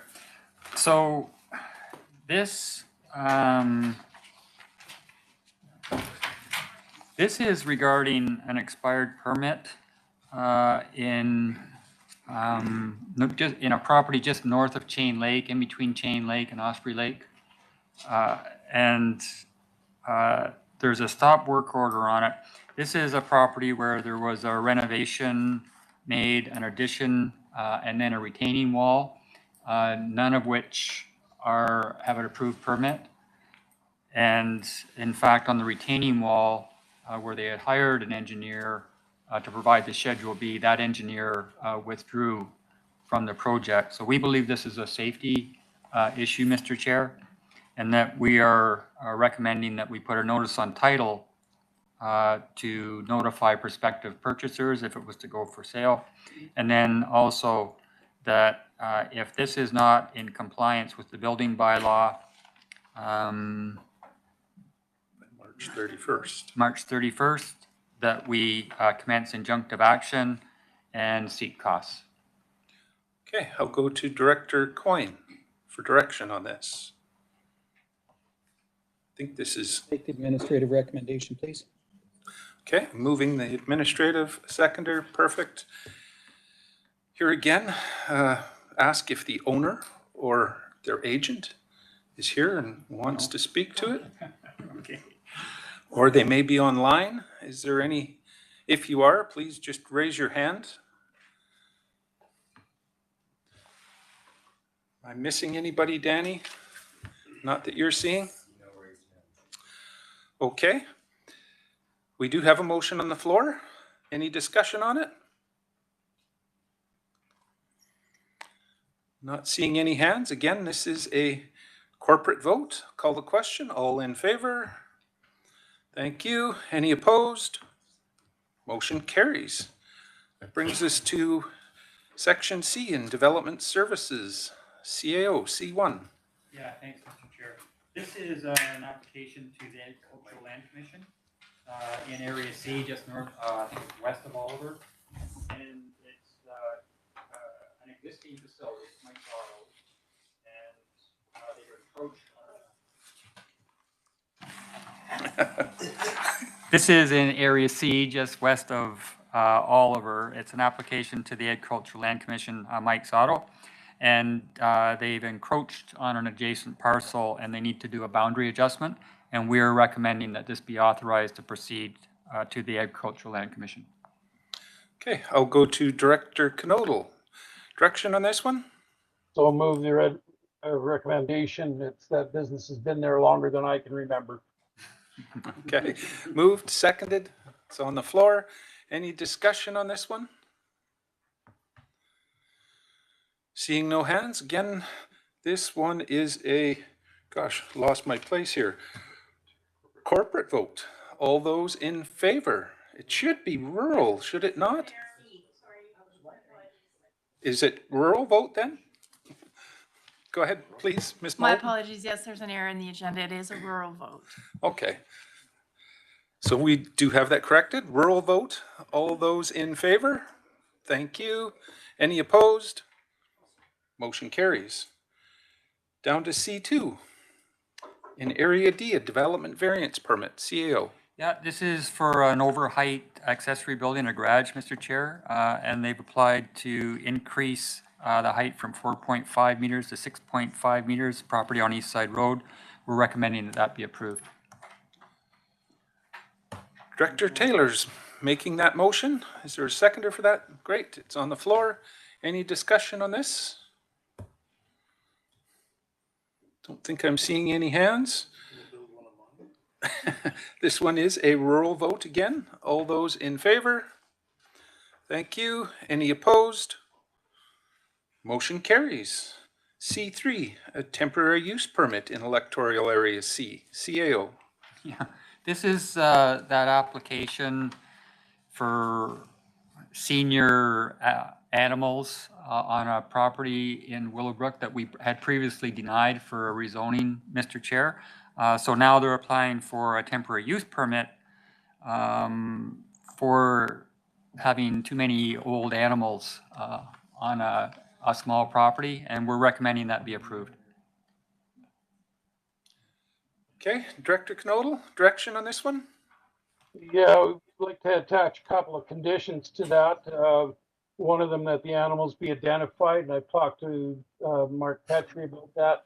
He's willing to photo journal the animals in question so they don't miraculously get changed. And a written manure management program. Other than that, community's happy with the idea of a TUP in this case. Okay, so a temporary use permit with a couple of conditions is the motion. Is there a seconder for that first? Seconded? Okay, it's on the floor. Discussion on it? Did I see a hand, Director Taylor? Go ahead. I'm just wondering if Director Knodel can tell me whether his intention is to avoid substitution or replacement of the animals? That's correct. Like stated in the condition. Yeah, I think that's his Otherwise, we're intent. just identifying the animals for the purpose of identifying them. And I don't think we're doing that. We can name them. Your intent, yeah, your intent is so that they do not they can't be survive longer than, or exist longer than they actually survive, I guess would maybe be the way to put it. Just no replacement. No replacement. Okay, that's understood. So, any further discussion on this? Don't think I'm seeing any hands. This one happens to be another rural vote. Call the question. All in favor? Thank you. Any opposed? Motion carries. Down to C4, another temporary use permit, this time in electoral area E, CAO. Yeah, this is for a vacation rental renewal in Area E, Mr. Chair, on 4245 Mill Road, and we are recommending approval. I'll go to Director Fedrigo for direction. I'll move the administrative recommendation. Moved, seconded, thank you. Any discussion on this one? Director Gettins? Thanks. I'm just trying to get to the right place here, sorry. Trying to get to the right place here, and I know it's something, but I thought there were a number of complaints against this one. Right There here, are thank some you. in writing and Okay, representation. apologies, thanks. Anything, any other questions or discussion from the board on this? Seeing no hands, again, I'll call the question. This is rural vote. All those in favor? Thank you. Any opposed? Motion carries. Over to C5, a temporary use permit, another one in electoral area E, CAO. Yeah, this is for a vacation rental at 3180 Bartlett Road, Mr. Chair. And again, it's a renewal, and we are recommending that that be approved. Director Fedrigo. I'd like to move the alternate that this temporary use permit be denied. Okay, you're moving the alternate. You're seconding that, Director Monteith, I'm assuming? Okay. Moved and seconded. The alternate recommendation to deny. Any discussion on this? But I guess if the applicant is online, we do have to let them have an opportunity to discuss or address the board. That might be an issue. They may not have known that it might be being denied. So CAO should... We are surprised by this. I don't think we lined up the applicant to appear, Mr. Chair. So I guess the proper protocol would be to defer it. So would probably be the best. I'll go to Director Fedrigo. You're going to Yeah, I can move to. To defer it until the applicant is notified? Okay, moved. Is there a seconder for that? Thank you. No discussion on deferral, so we'll just call the question. All those in favor? Thank you. Any opposed? Motion carries. Question? Yeah, I do have a question. How is that an oversight? So do the TUPs not know that the board's up for a decision right now about them? Like they're not informed when they're going to be making a decision? Like when we're making a decision? Generally speaking, they're let know that there's a decision being made, but the staff recommendation was in favor, so they probably weren't told they may need to be prepared to speak to it.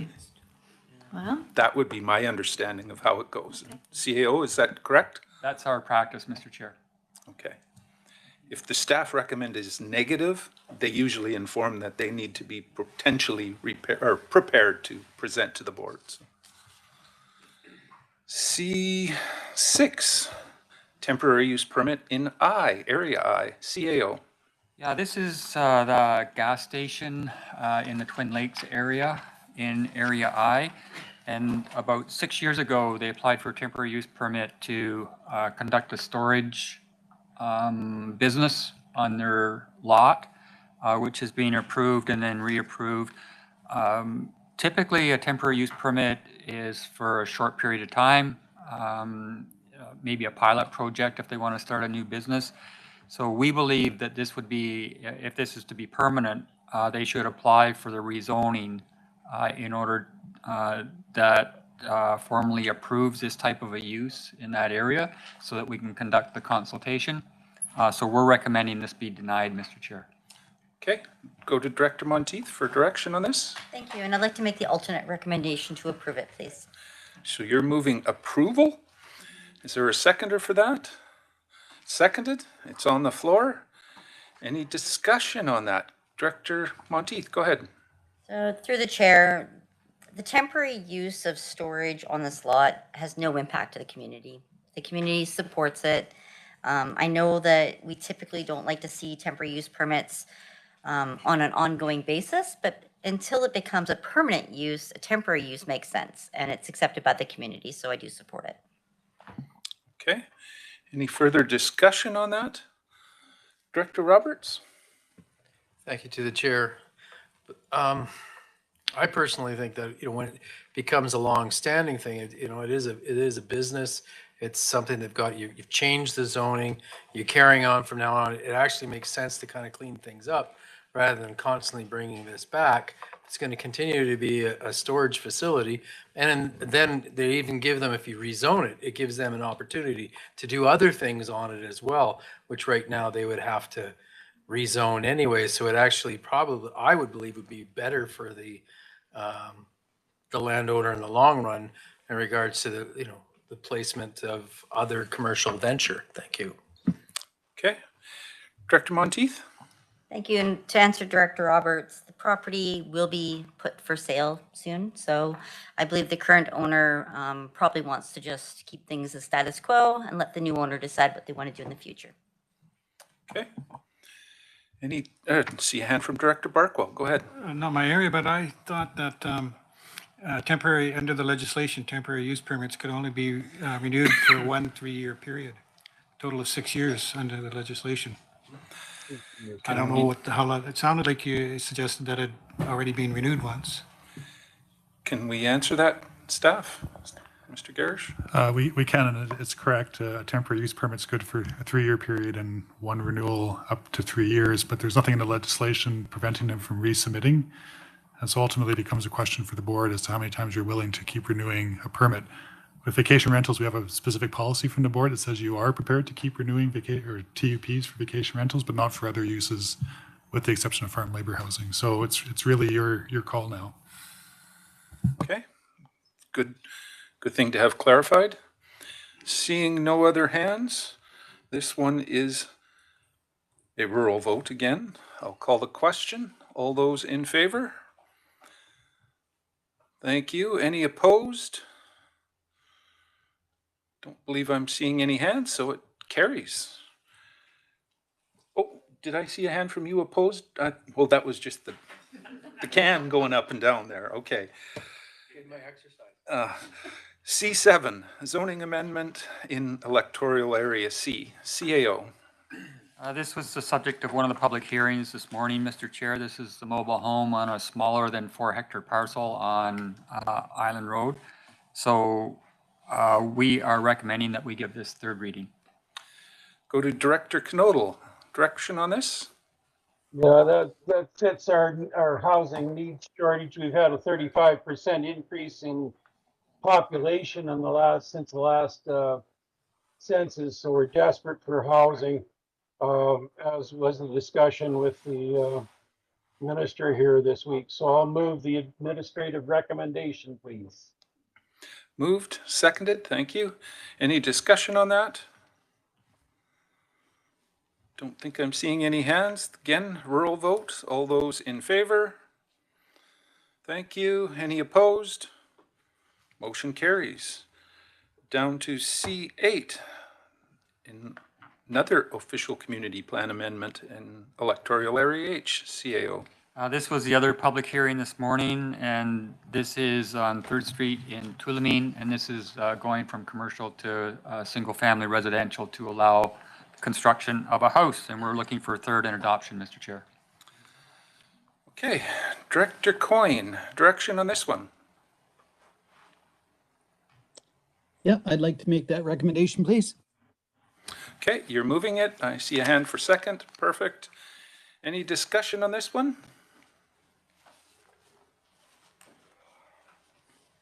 Don't believe I'm seeing any hands. Again, rural vote. All those in favor? Thank you. Any opposed? Motion carries. I think we had one item that was taken off the consent agenda that should probably fit here. Item that was known as A2. Director Gettins asked for it to be removed. We'll deal with that one now. If you want to tell us what you want to do with it. What I'd like to do with it is, well, I want to check in with Chris first to see about the APC. The reason I pulled this off the agenda is last year, Greater Westfinch prohibited pools. And then I was surprised to see this go through the consent agenda because it's the first pool application that we've had. I know that there's different types of hazard gradient there, but I do think it's worth a conversation with the APC. I don't really want to see them coming through the consent because I think that's I think that's a difficult message for the community to understand. So that was the conversation that I wanted to have, please. Okay, so you're wanting an explanation? Well, I guess I wanted to just ask about it being in consent agenda and hearing the staff reasoning for that, because I'm sure that they do have a good reason for doing that. And then I also just want to get an update on our APC, and does it look like we might be appointing members at the next meeting in order to facilitate this conversation in a timely manner? Okay. Mr. Garish? So I'll start with the APCs. And so we do have the draft agenda set for 2023, and we're working to have that on the next board agenda. And if there's a desire by directors to have APCs appointed at that same meeting, we can certainly work with you if we have enough members to form an APC to have that done at the same time. And, then it's just a matter of when the next meeting, based on that draft schedule, would be for the Area F APC versus when this application could be considered, right? Would that be February? Would that be March? And in terms of consent, I think our general rule of thumb is that if we're recommending in support of a temporary use permit or a DVP or some other permit that's coming before the board, and it's a positive recommendation, and there's no representations against the proposal that goes on consent, just automatically. If the recommendation is negative or there are representations received against it, then we'll put it on regular board agenda. So I suspect that's what happened with this particular one. So if I may, as a follow-up, then just as a step going forward, I think that not having a complaint about a pool going in next door is probably pretty standard for the Okanagan. I think most people would understand that. It's just to the other people around that neighbor understand what the geotech was saying and why we prohibited it last year. And so I just, for that reason, would like to explore this a little bit further and make sure that we're doing the right thing by that bylaw and just the reasoning why we banned pools in the first place. Mm-hmm. Thank you. Okay. Do you have a direction you want Yeah, this to go? so if we can just defer it, can we defer it until March the first meeting in March with the hope that at the next meeting in February, we'll be able to get our APCs organized. Okay, so you're deferring. We got to have something on the floor, though, to defer, actually, which we Say don't that, say have. it one more time? We have to have a motion on the floor to actually defer, and right now, there's no motion. Oh, okay. So So, can you think about that for a half a second, Yeah. and I'm going to go to Director Coyne, Sure. who's got a question for the CAO. And then, So when we did agenda review, I thought this was the one where a geotech had signed off and said that this was safe, and that's why that was the real reason, that was part of the reason it was going on consent, is because even though there's supposed to be a moratorium, the geotech has taken the responsibility of this and signed off and said it's safe now, or this is safe to do. Is that not part of this?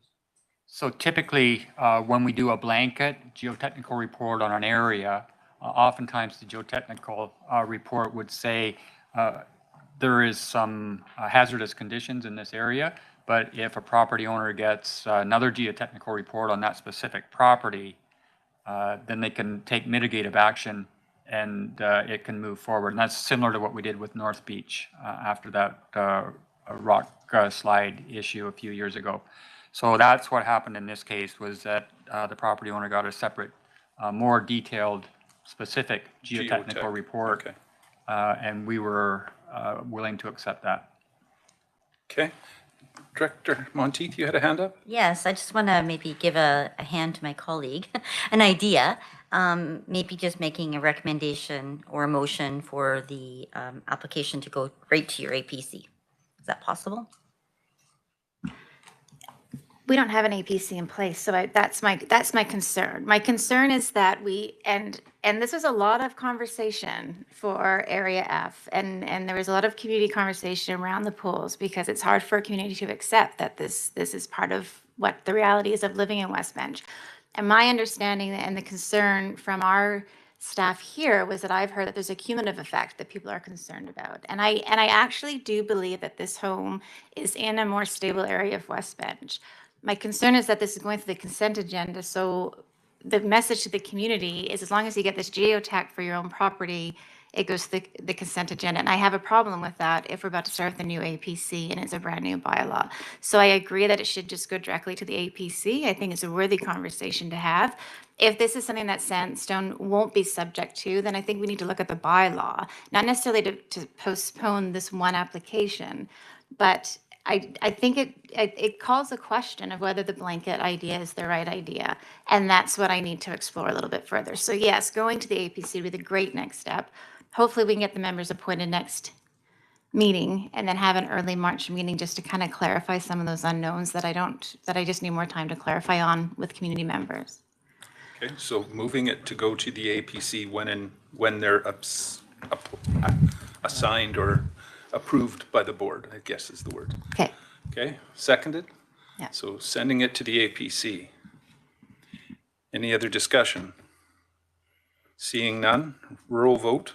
All those in favor? Thank you. Any opposed? Motion carries. It brings us down to Public Works, the Kermias Transfer Station, License of Occupation, CAO. Yeah, we use a piece of Crown land adjacent to the Kermias landfill, Mr. Chair, and we have a license of occupation on it, or we did up until 2020, and that expired, and they've so advised us, and now we need to apply to renew that license of occupation. So we're recommending that we proceed to do that, Mr. Chair. Okay, I see a hand from Director Wiebe. Are you making that motion? I'll make the recommendation, or the motion is recommended. He's a mover. Is there a seconder? Thank you. It's on the floor. Any discussion on this? Pretty straightforward. This one is a corporate vote, so all those in favor? Thank you. Any opposed? Motion carries. Down to D2, the acquisition of the Sage Mesa water system. CAO. A long history on this one. It's an old system. It's privately held. The province took it over, I believe, back in 1995, due to deficiencies on the system. And subsequent to that, following that, they entered into an agreement with us to manage the system, which we've been doing for the last number of years. And we have now received an agreement from the owner of the Sage Mesa water system to sell.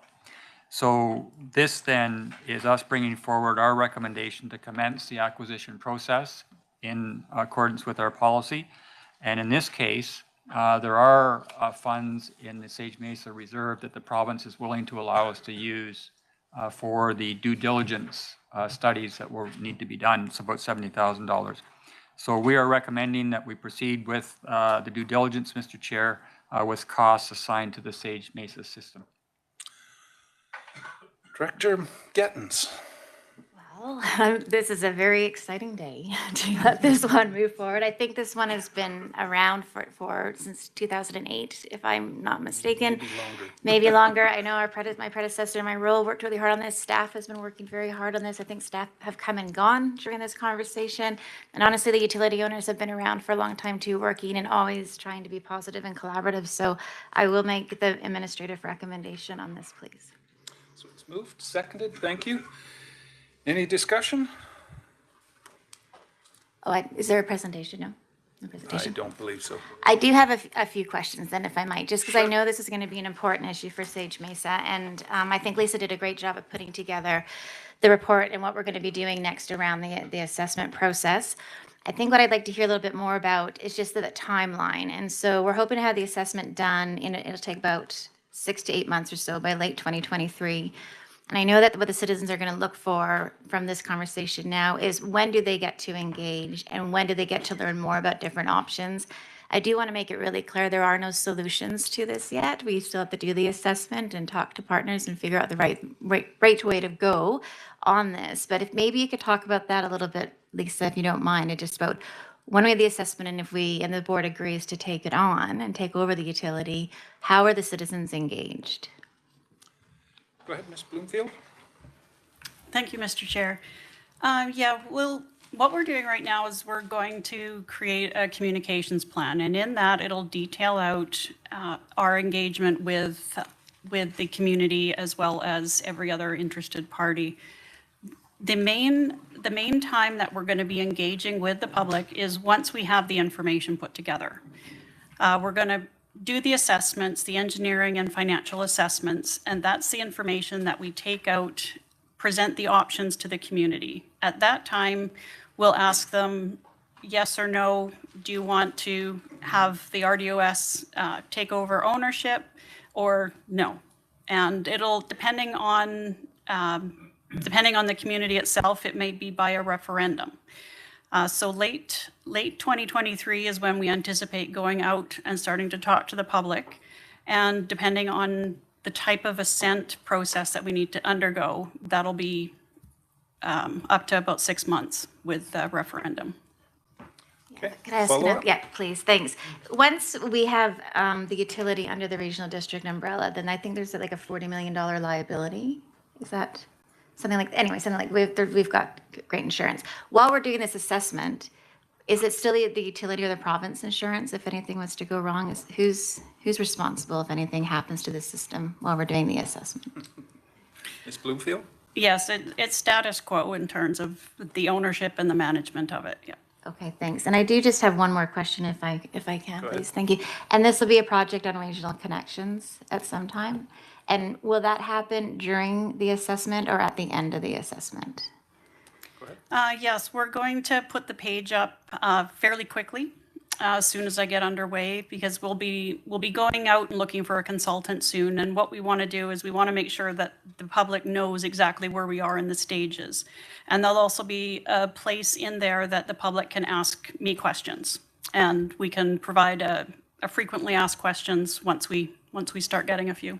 Okay, thank you. So basically, we just need some time to do the assessment, and then when more information is available, it will be forwarded on the regional connections, and I'm sure I remember going through this with the West Bench Water. There was a lot of public engagement, so it's great. Thank you. It's exciting for us. Okay, a long time in coming, for sure. Any further discussion on this one? Director Taylor, Yeah, just curious, there seems to be a longer time frame between the end of the assessment and proposed transition into RDOS than the Heritage Hills one, and I was just curious as to the reason. Ms. Bloomfield? Looking back at the board report, it's about the same length of time. We're anticipating the studies to all be wrapped up towards the end of this year, and then there'll be the public assent process, whatever that will take. So the earliest we would likely be taking ownership would be the middle of 2024. And that's kind of the similar timelines to each one. Okay. Seeing no more hands, this one actually is a weighted corporate vote, but we'll just do the regular vote, and if it's close, then we'll take the weighting into consideration. So I'm going to call the question. All those in favor? Thank you. Any opposed? Motion carries. Didn't have to go down that path of going the weighted route. Down to item E, or section E, Community Services E1, the Joint UBCM Community Emergency Preparedness Fund grant application, CAO. Local governments are required to set up emergency support service functions, Mr. Chair, and the Union of British Columbia Municipalities with the province has come out with a grant program to contribute to education and training and recruitment and generally support of those ESS groups that do such a great service throughout the region for us. So we are looking for approval to submit a joint application with Carameus, Princeton, Oliver, and Summerland in the amount of $117,000 for this program, Mr. Chair. Okay, there's a mover. Is there someone seconding it? Thank you. It's on the floor. Any discussion on this? Seeing no hands, this one is a corporate vote. All those in favor? Thank you. Any opposed? Motion carries. E2, Ecom 911 Service Contract Extension, CAO.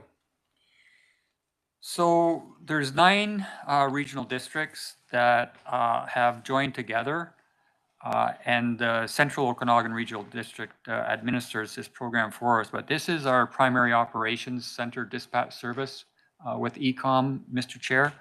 And we have typically in the past entered into 5-year agreements. And because of all of the research around the next gen technology, meaning can we get 911 on mobile phones and get correct geographic locations, we haven't been able to get a final price from Ecom on what this requires. This is the 4th amendment of the agreement that has previously expired. And we are looking now to join with our partners into this amendment number 4, which will take us to the end of this calendar year.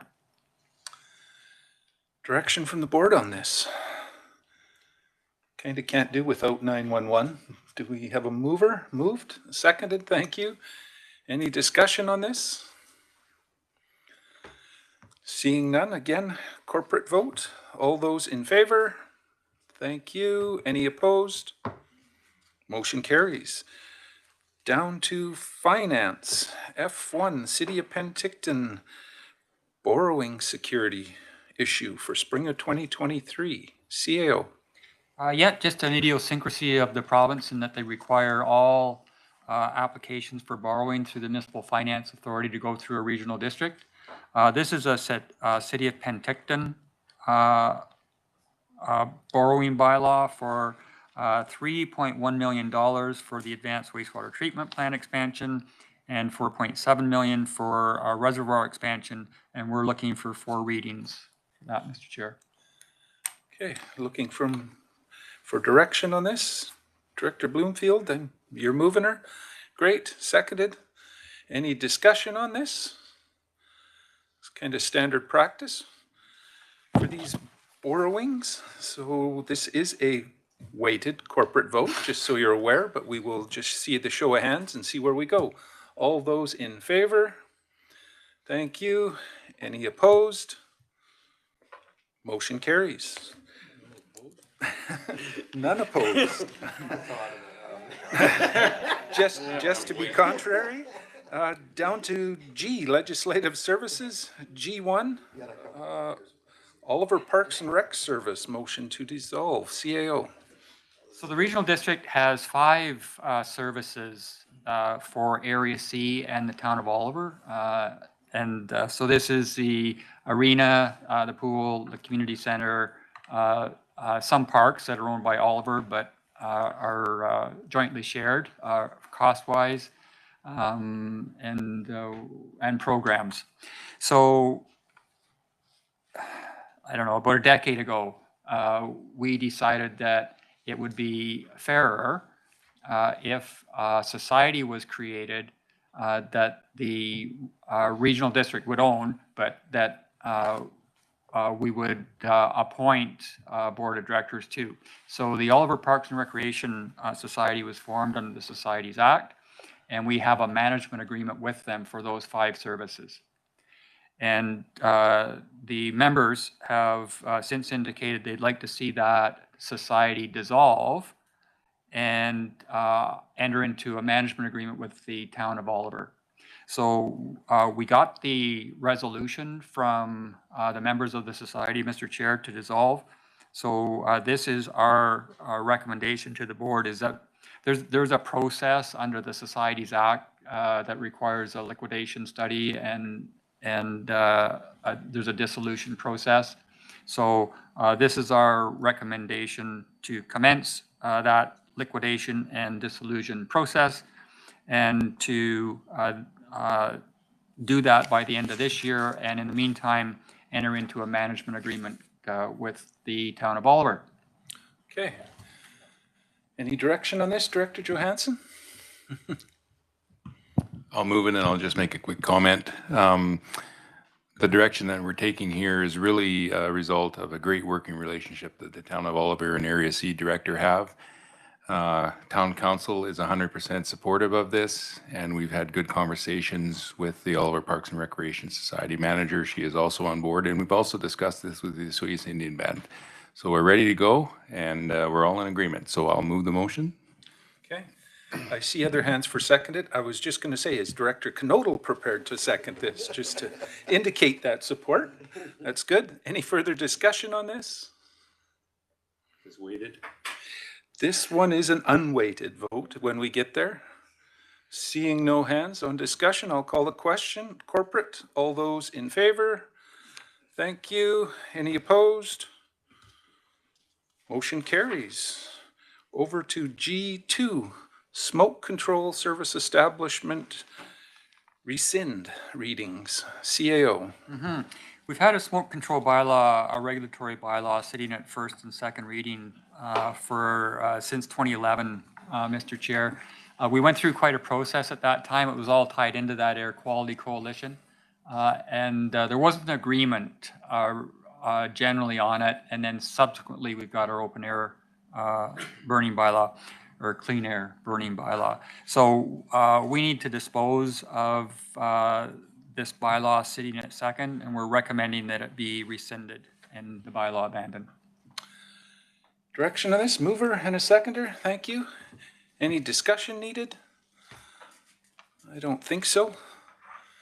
Call the question, this is corporate. All those in favor? Thank you. Any opposed? Motion carries. Looks like another one of these to do with the Smilkameen swimming pool, CAO. I think Ms. Malden's been doing some triage on our bylaw that are just sitting out there.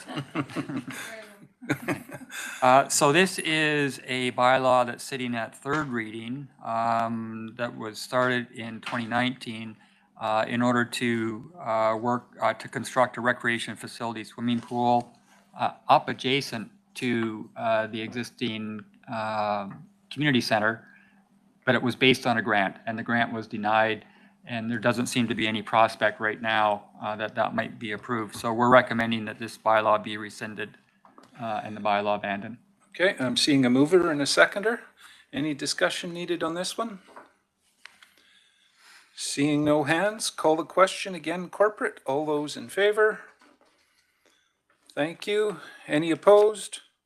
Motion carries. There is one other one that will fit in here that was taken off the consent agenda. That was the South Okanagan Conservation Fund, the Technical Advisory Committee appointments. I'll go to Director Holmes for direction on this. Yeah, thank you.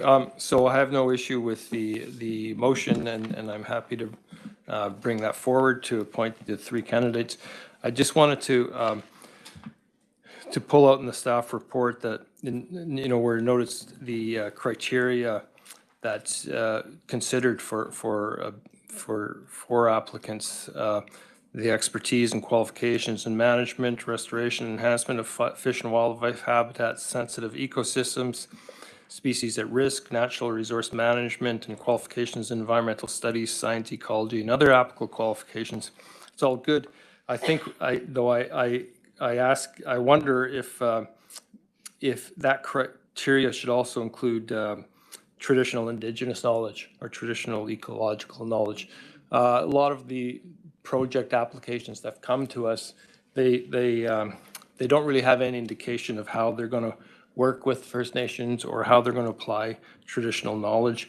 And I maybe moving forward, if we have that in the criteria of the people that we're looking for to sit on the technical advisory committee, that might help. I know one of the candidates has worked with First Nations in the past, which is great. So they'd already probably meet that criteria. I don't know, but unless we have that as one of the criteria, we might never get it, right? So and even we might even want to look at our terms of reference someday to better reinforce that desire. So I don't know if that requires a motion or anything like that, or just direction to staff, or I think direction that this will probably need a review at some point in the future, and that should do. And you're prepared to make the recommended motion to appoint those 3 individuals? Seconded, thank you.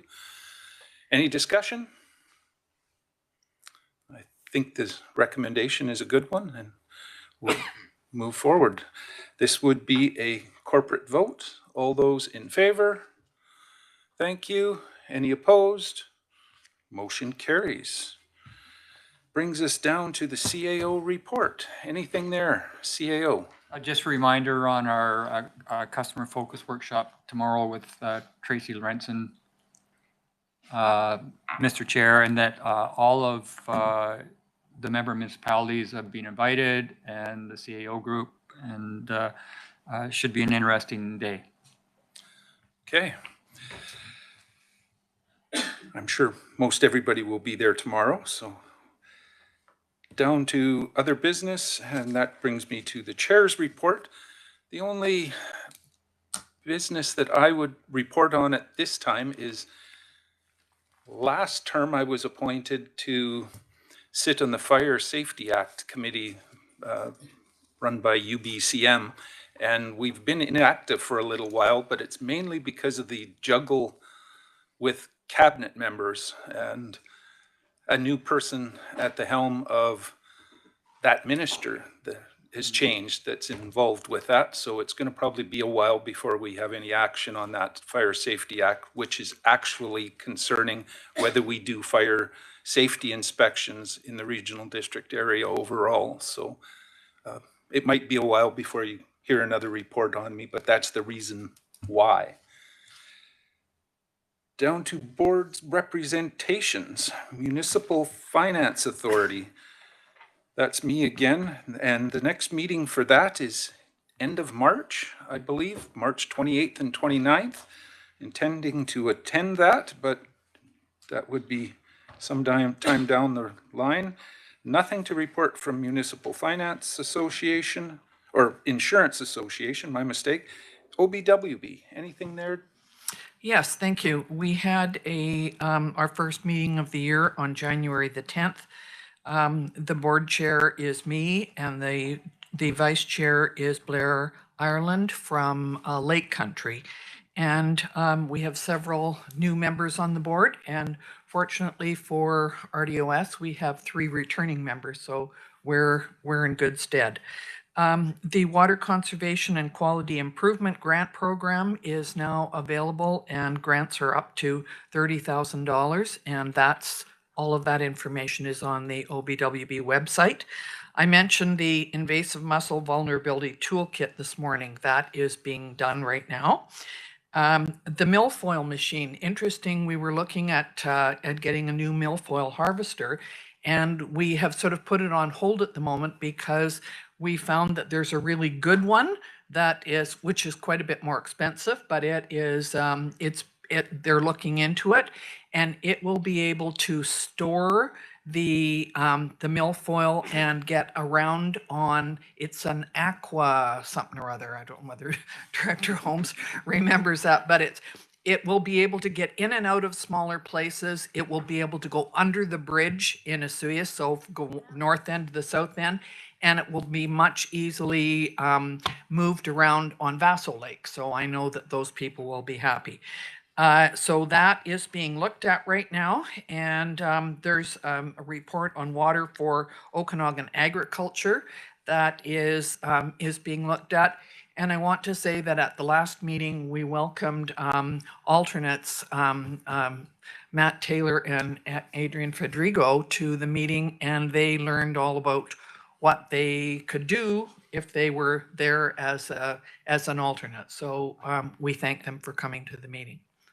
Thank you. Sure, go Yes. ahead, Director Holmes. So one thing that came up in the meeting, which I thought was pretty exciting, was we were told that federal scientists have finally concluded that harvesting milfoil has no impact on the Rocky Ridge Mountain mussels, which has always been used as a reason for not to harvest milfoil in certain places. So that's a huge step, and now we just need to get the provincial government to recognize that and change its regulations to allow us to harvest milfoil where there might be Rocky Ridge Mountain. But it's a pretty big thing. So Yeah, that's been a thorn in the side of the program for a number of years. But there are pictures available to show how it's, yeah. Okay. Okanagan Film Commission, Director Gettins, anything there? No, there's not, but John Summerlin will be here on the 15th, I think. Of next month? February, yeah. Okay.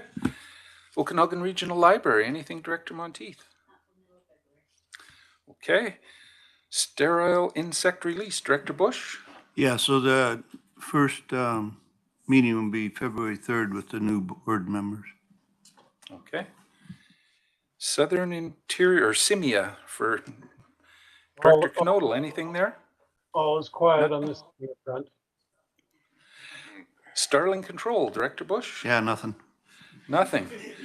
Economic Trust. Anybody have anything there, Director McCordoff? Go Yes, there is. The first meeting of the Thompson Okanagan RAC is tomorrow, so we can report next time. Sounds good. Go ahead, Director Holmes.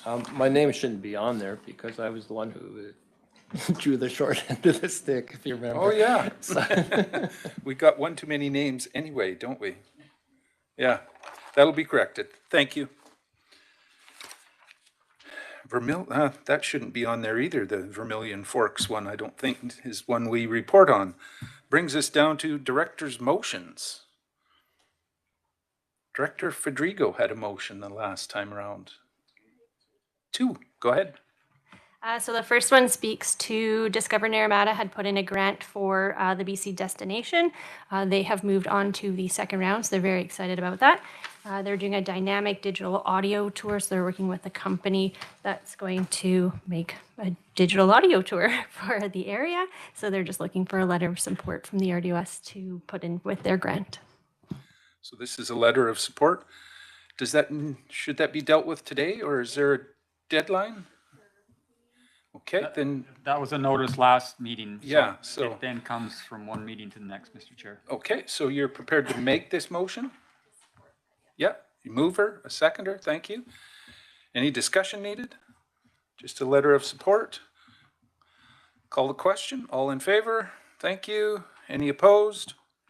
Motion carries. Your next one? Thank you to the chair. So my next one is the one that I brought up last time, which is the application to UBCM under the Poverty Reduction Grant. So just bringing it forward to the board to see if there's support for applying for that one. If we are looking for that as a regional approach, then at least at minimum, one other municipality would need to be in support of that. So with that support, we can apply for 150,000. If we are interested as just a regional, just the area director's regional approach, then we're eligible for 25,000. But in using this would just be that next steps from that housing study. This would give us some funding to be able to put together a poverty reduction plan. Okay, so you're moving that recommended motion Moving on? that motion, yes. Moved, seconded, thank you. Discussion, you second, it's on the floor. Any discussion on this, Director Holmes? So what would happen? I'd certainly like to hear, I guess, staff's input on this and what we could do with it, or how would it fit into our overall plans and everything, because I don't know anything about it, so I don't know what I'm voting on. CAO, can you maybe shed a little light? I'm not sure when the deadline is for this grant, Mr. Chair. Do you know? March 17th. March 17th? So we could delay it and find a little bit more information and bring that back if that was the desire of the board, but Director Gettens? I'd like to have a little bit more information for it as well. Just, I know with our staff and our strategic planning sessions and such, I just want to make sure that we're not taking staff time from already existing priorities. Or does this grant pay for a consultant and doesn't impact our staff? I just need a little bit more information. I think it's an interesting idea, but I don't know how it works regionally or what in Area F we could do. We don't have businesses and that kind of thing either, or really social services. So more information would be great. Okay. Director Coyne? So we're applying, and the plan is to use it towards our OCP and put a poverty reduction plan. There's a bunch of different areas in the poverty reduction plan, from housing to social responsibility, et cetera, et cetera. So we're going to focus on the housing side of it because we have a housing shortage. So it's to put in a plan to bring in like affordable housing into our OCP plan. So because we're in the middle of going through we're almost finished our OCP, so this would be in addition to that OCP. But yeah, I don't know how that would work regionally, because I don't think all of us would be involved in that at this point, especially for the 125,000. It's not a lot. Okay. Director Fedrigo? Yeah, I can send more information around, and I've been in discussion with Mr. Garish, and so he found a plan through the regional district of Kootenay boundary, and they've pieced together one quite well from the last round. So he's been reached out to their staff just to see how things were going.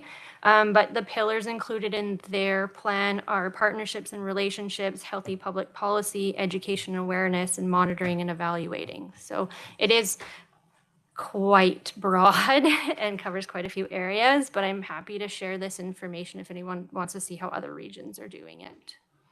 Okay, so is there still a desire to defer this motion and get that information? Direction from the board on this? Director Holmes?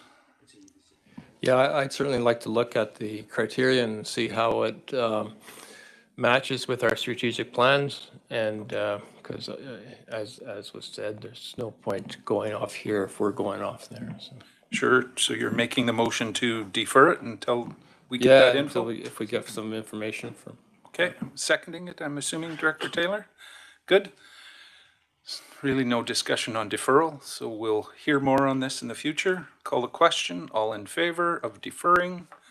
Thank you. Any opposed? Motion carries. Is there any other director's motions or notices of motions? Before I move on, seeing no hands, board members' verbal updates. Anything to report from your area or municipality? Don't see any, oh, Director Taylor, go ahead. Let me just briefly, you and Rick and, sorry, the Go ahead. director for RDOS and myself were, had the opportunity to meet with the Minister of Municipal Affairs. And I think it was a really positive meeting together with our MLA. And I think I'd sure welcome any other opportunities that are coming along. So if anyone needs, gets another opportunity like that, spread the wealth. Yeah, take it when you can meet with them, that's for sure. Anybody else have anything to report? Am I missing? Go ahead, Director Bloomfield. Yeah, I'd just like to alert everybody to the fact that, about a week ago, maybe 10 days ago, there was the graffiti done to the Penticton Indian Band signs. It was covered pretty broadly in the media.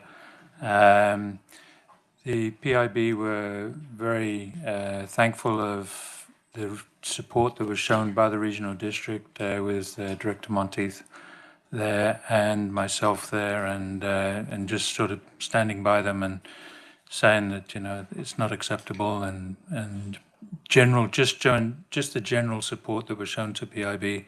They were very impressed by that, and I think that really helped in future relations with the regional district and the city. Yeah. Good. Anybody have anything else to report? Not seeing any hands. Brings us to the close of the meeting. Looking for a motion to adjourn. Moved, seconded, all in favor.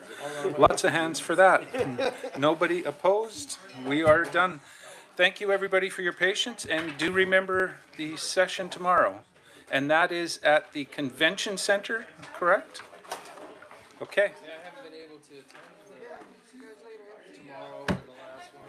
Dark.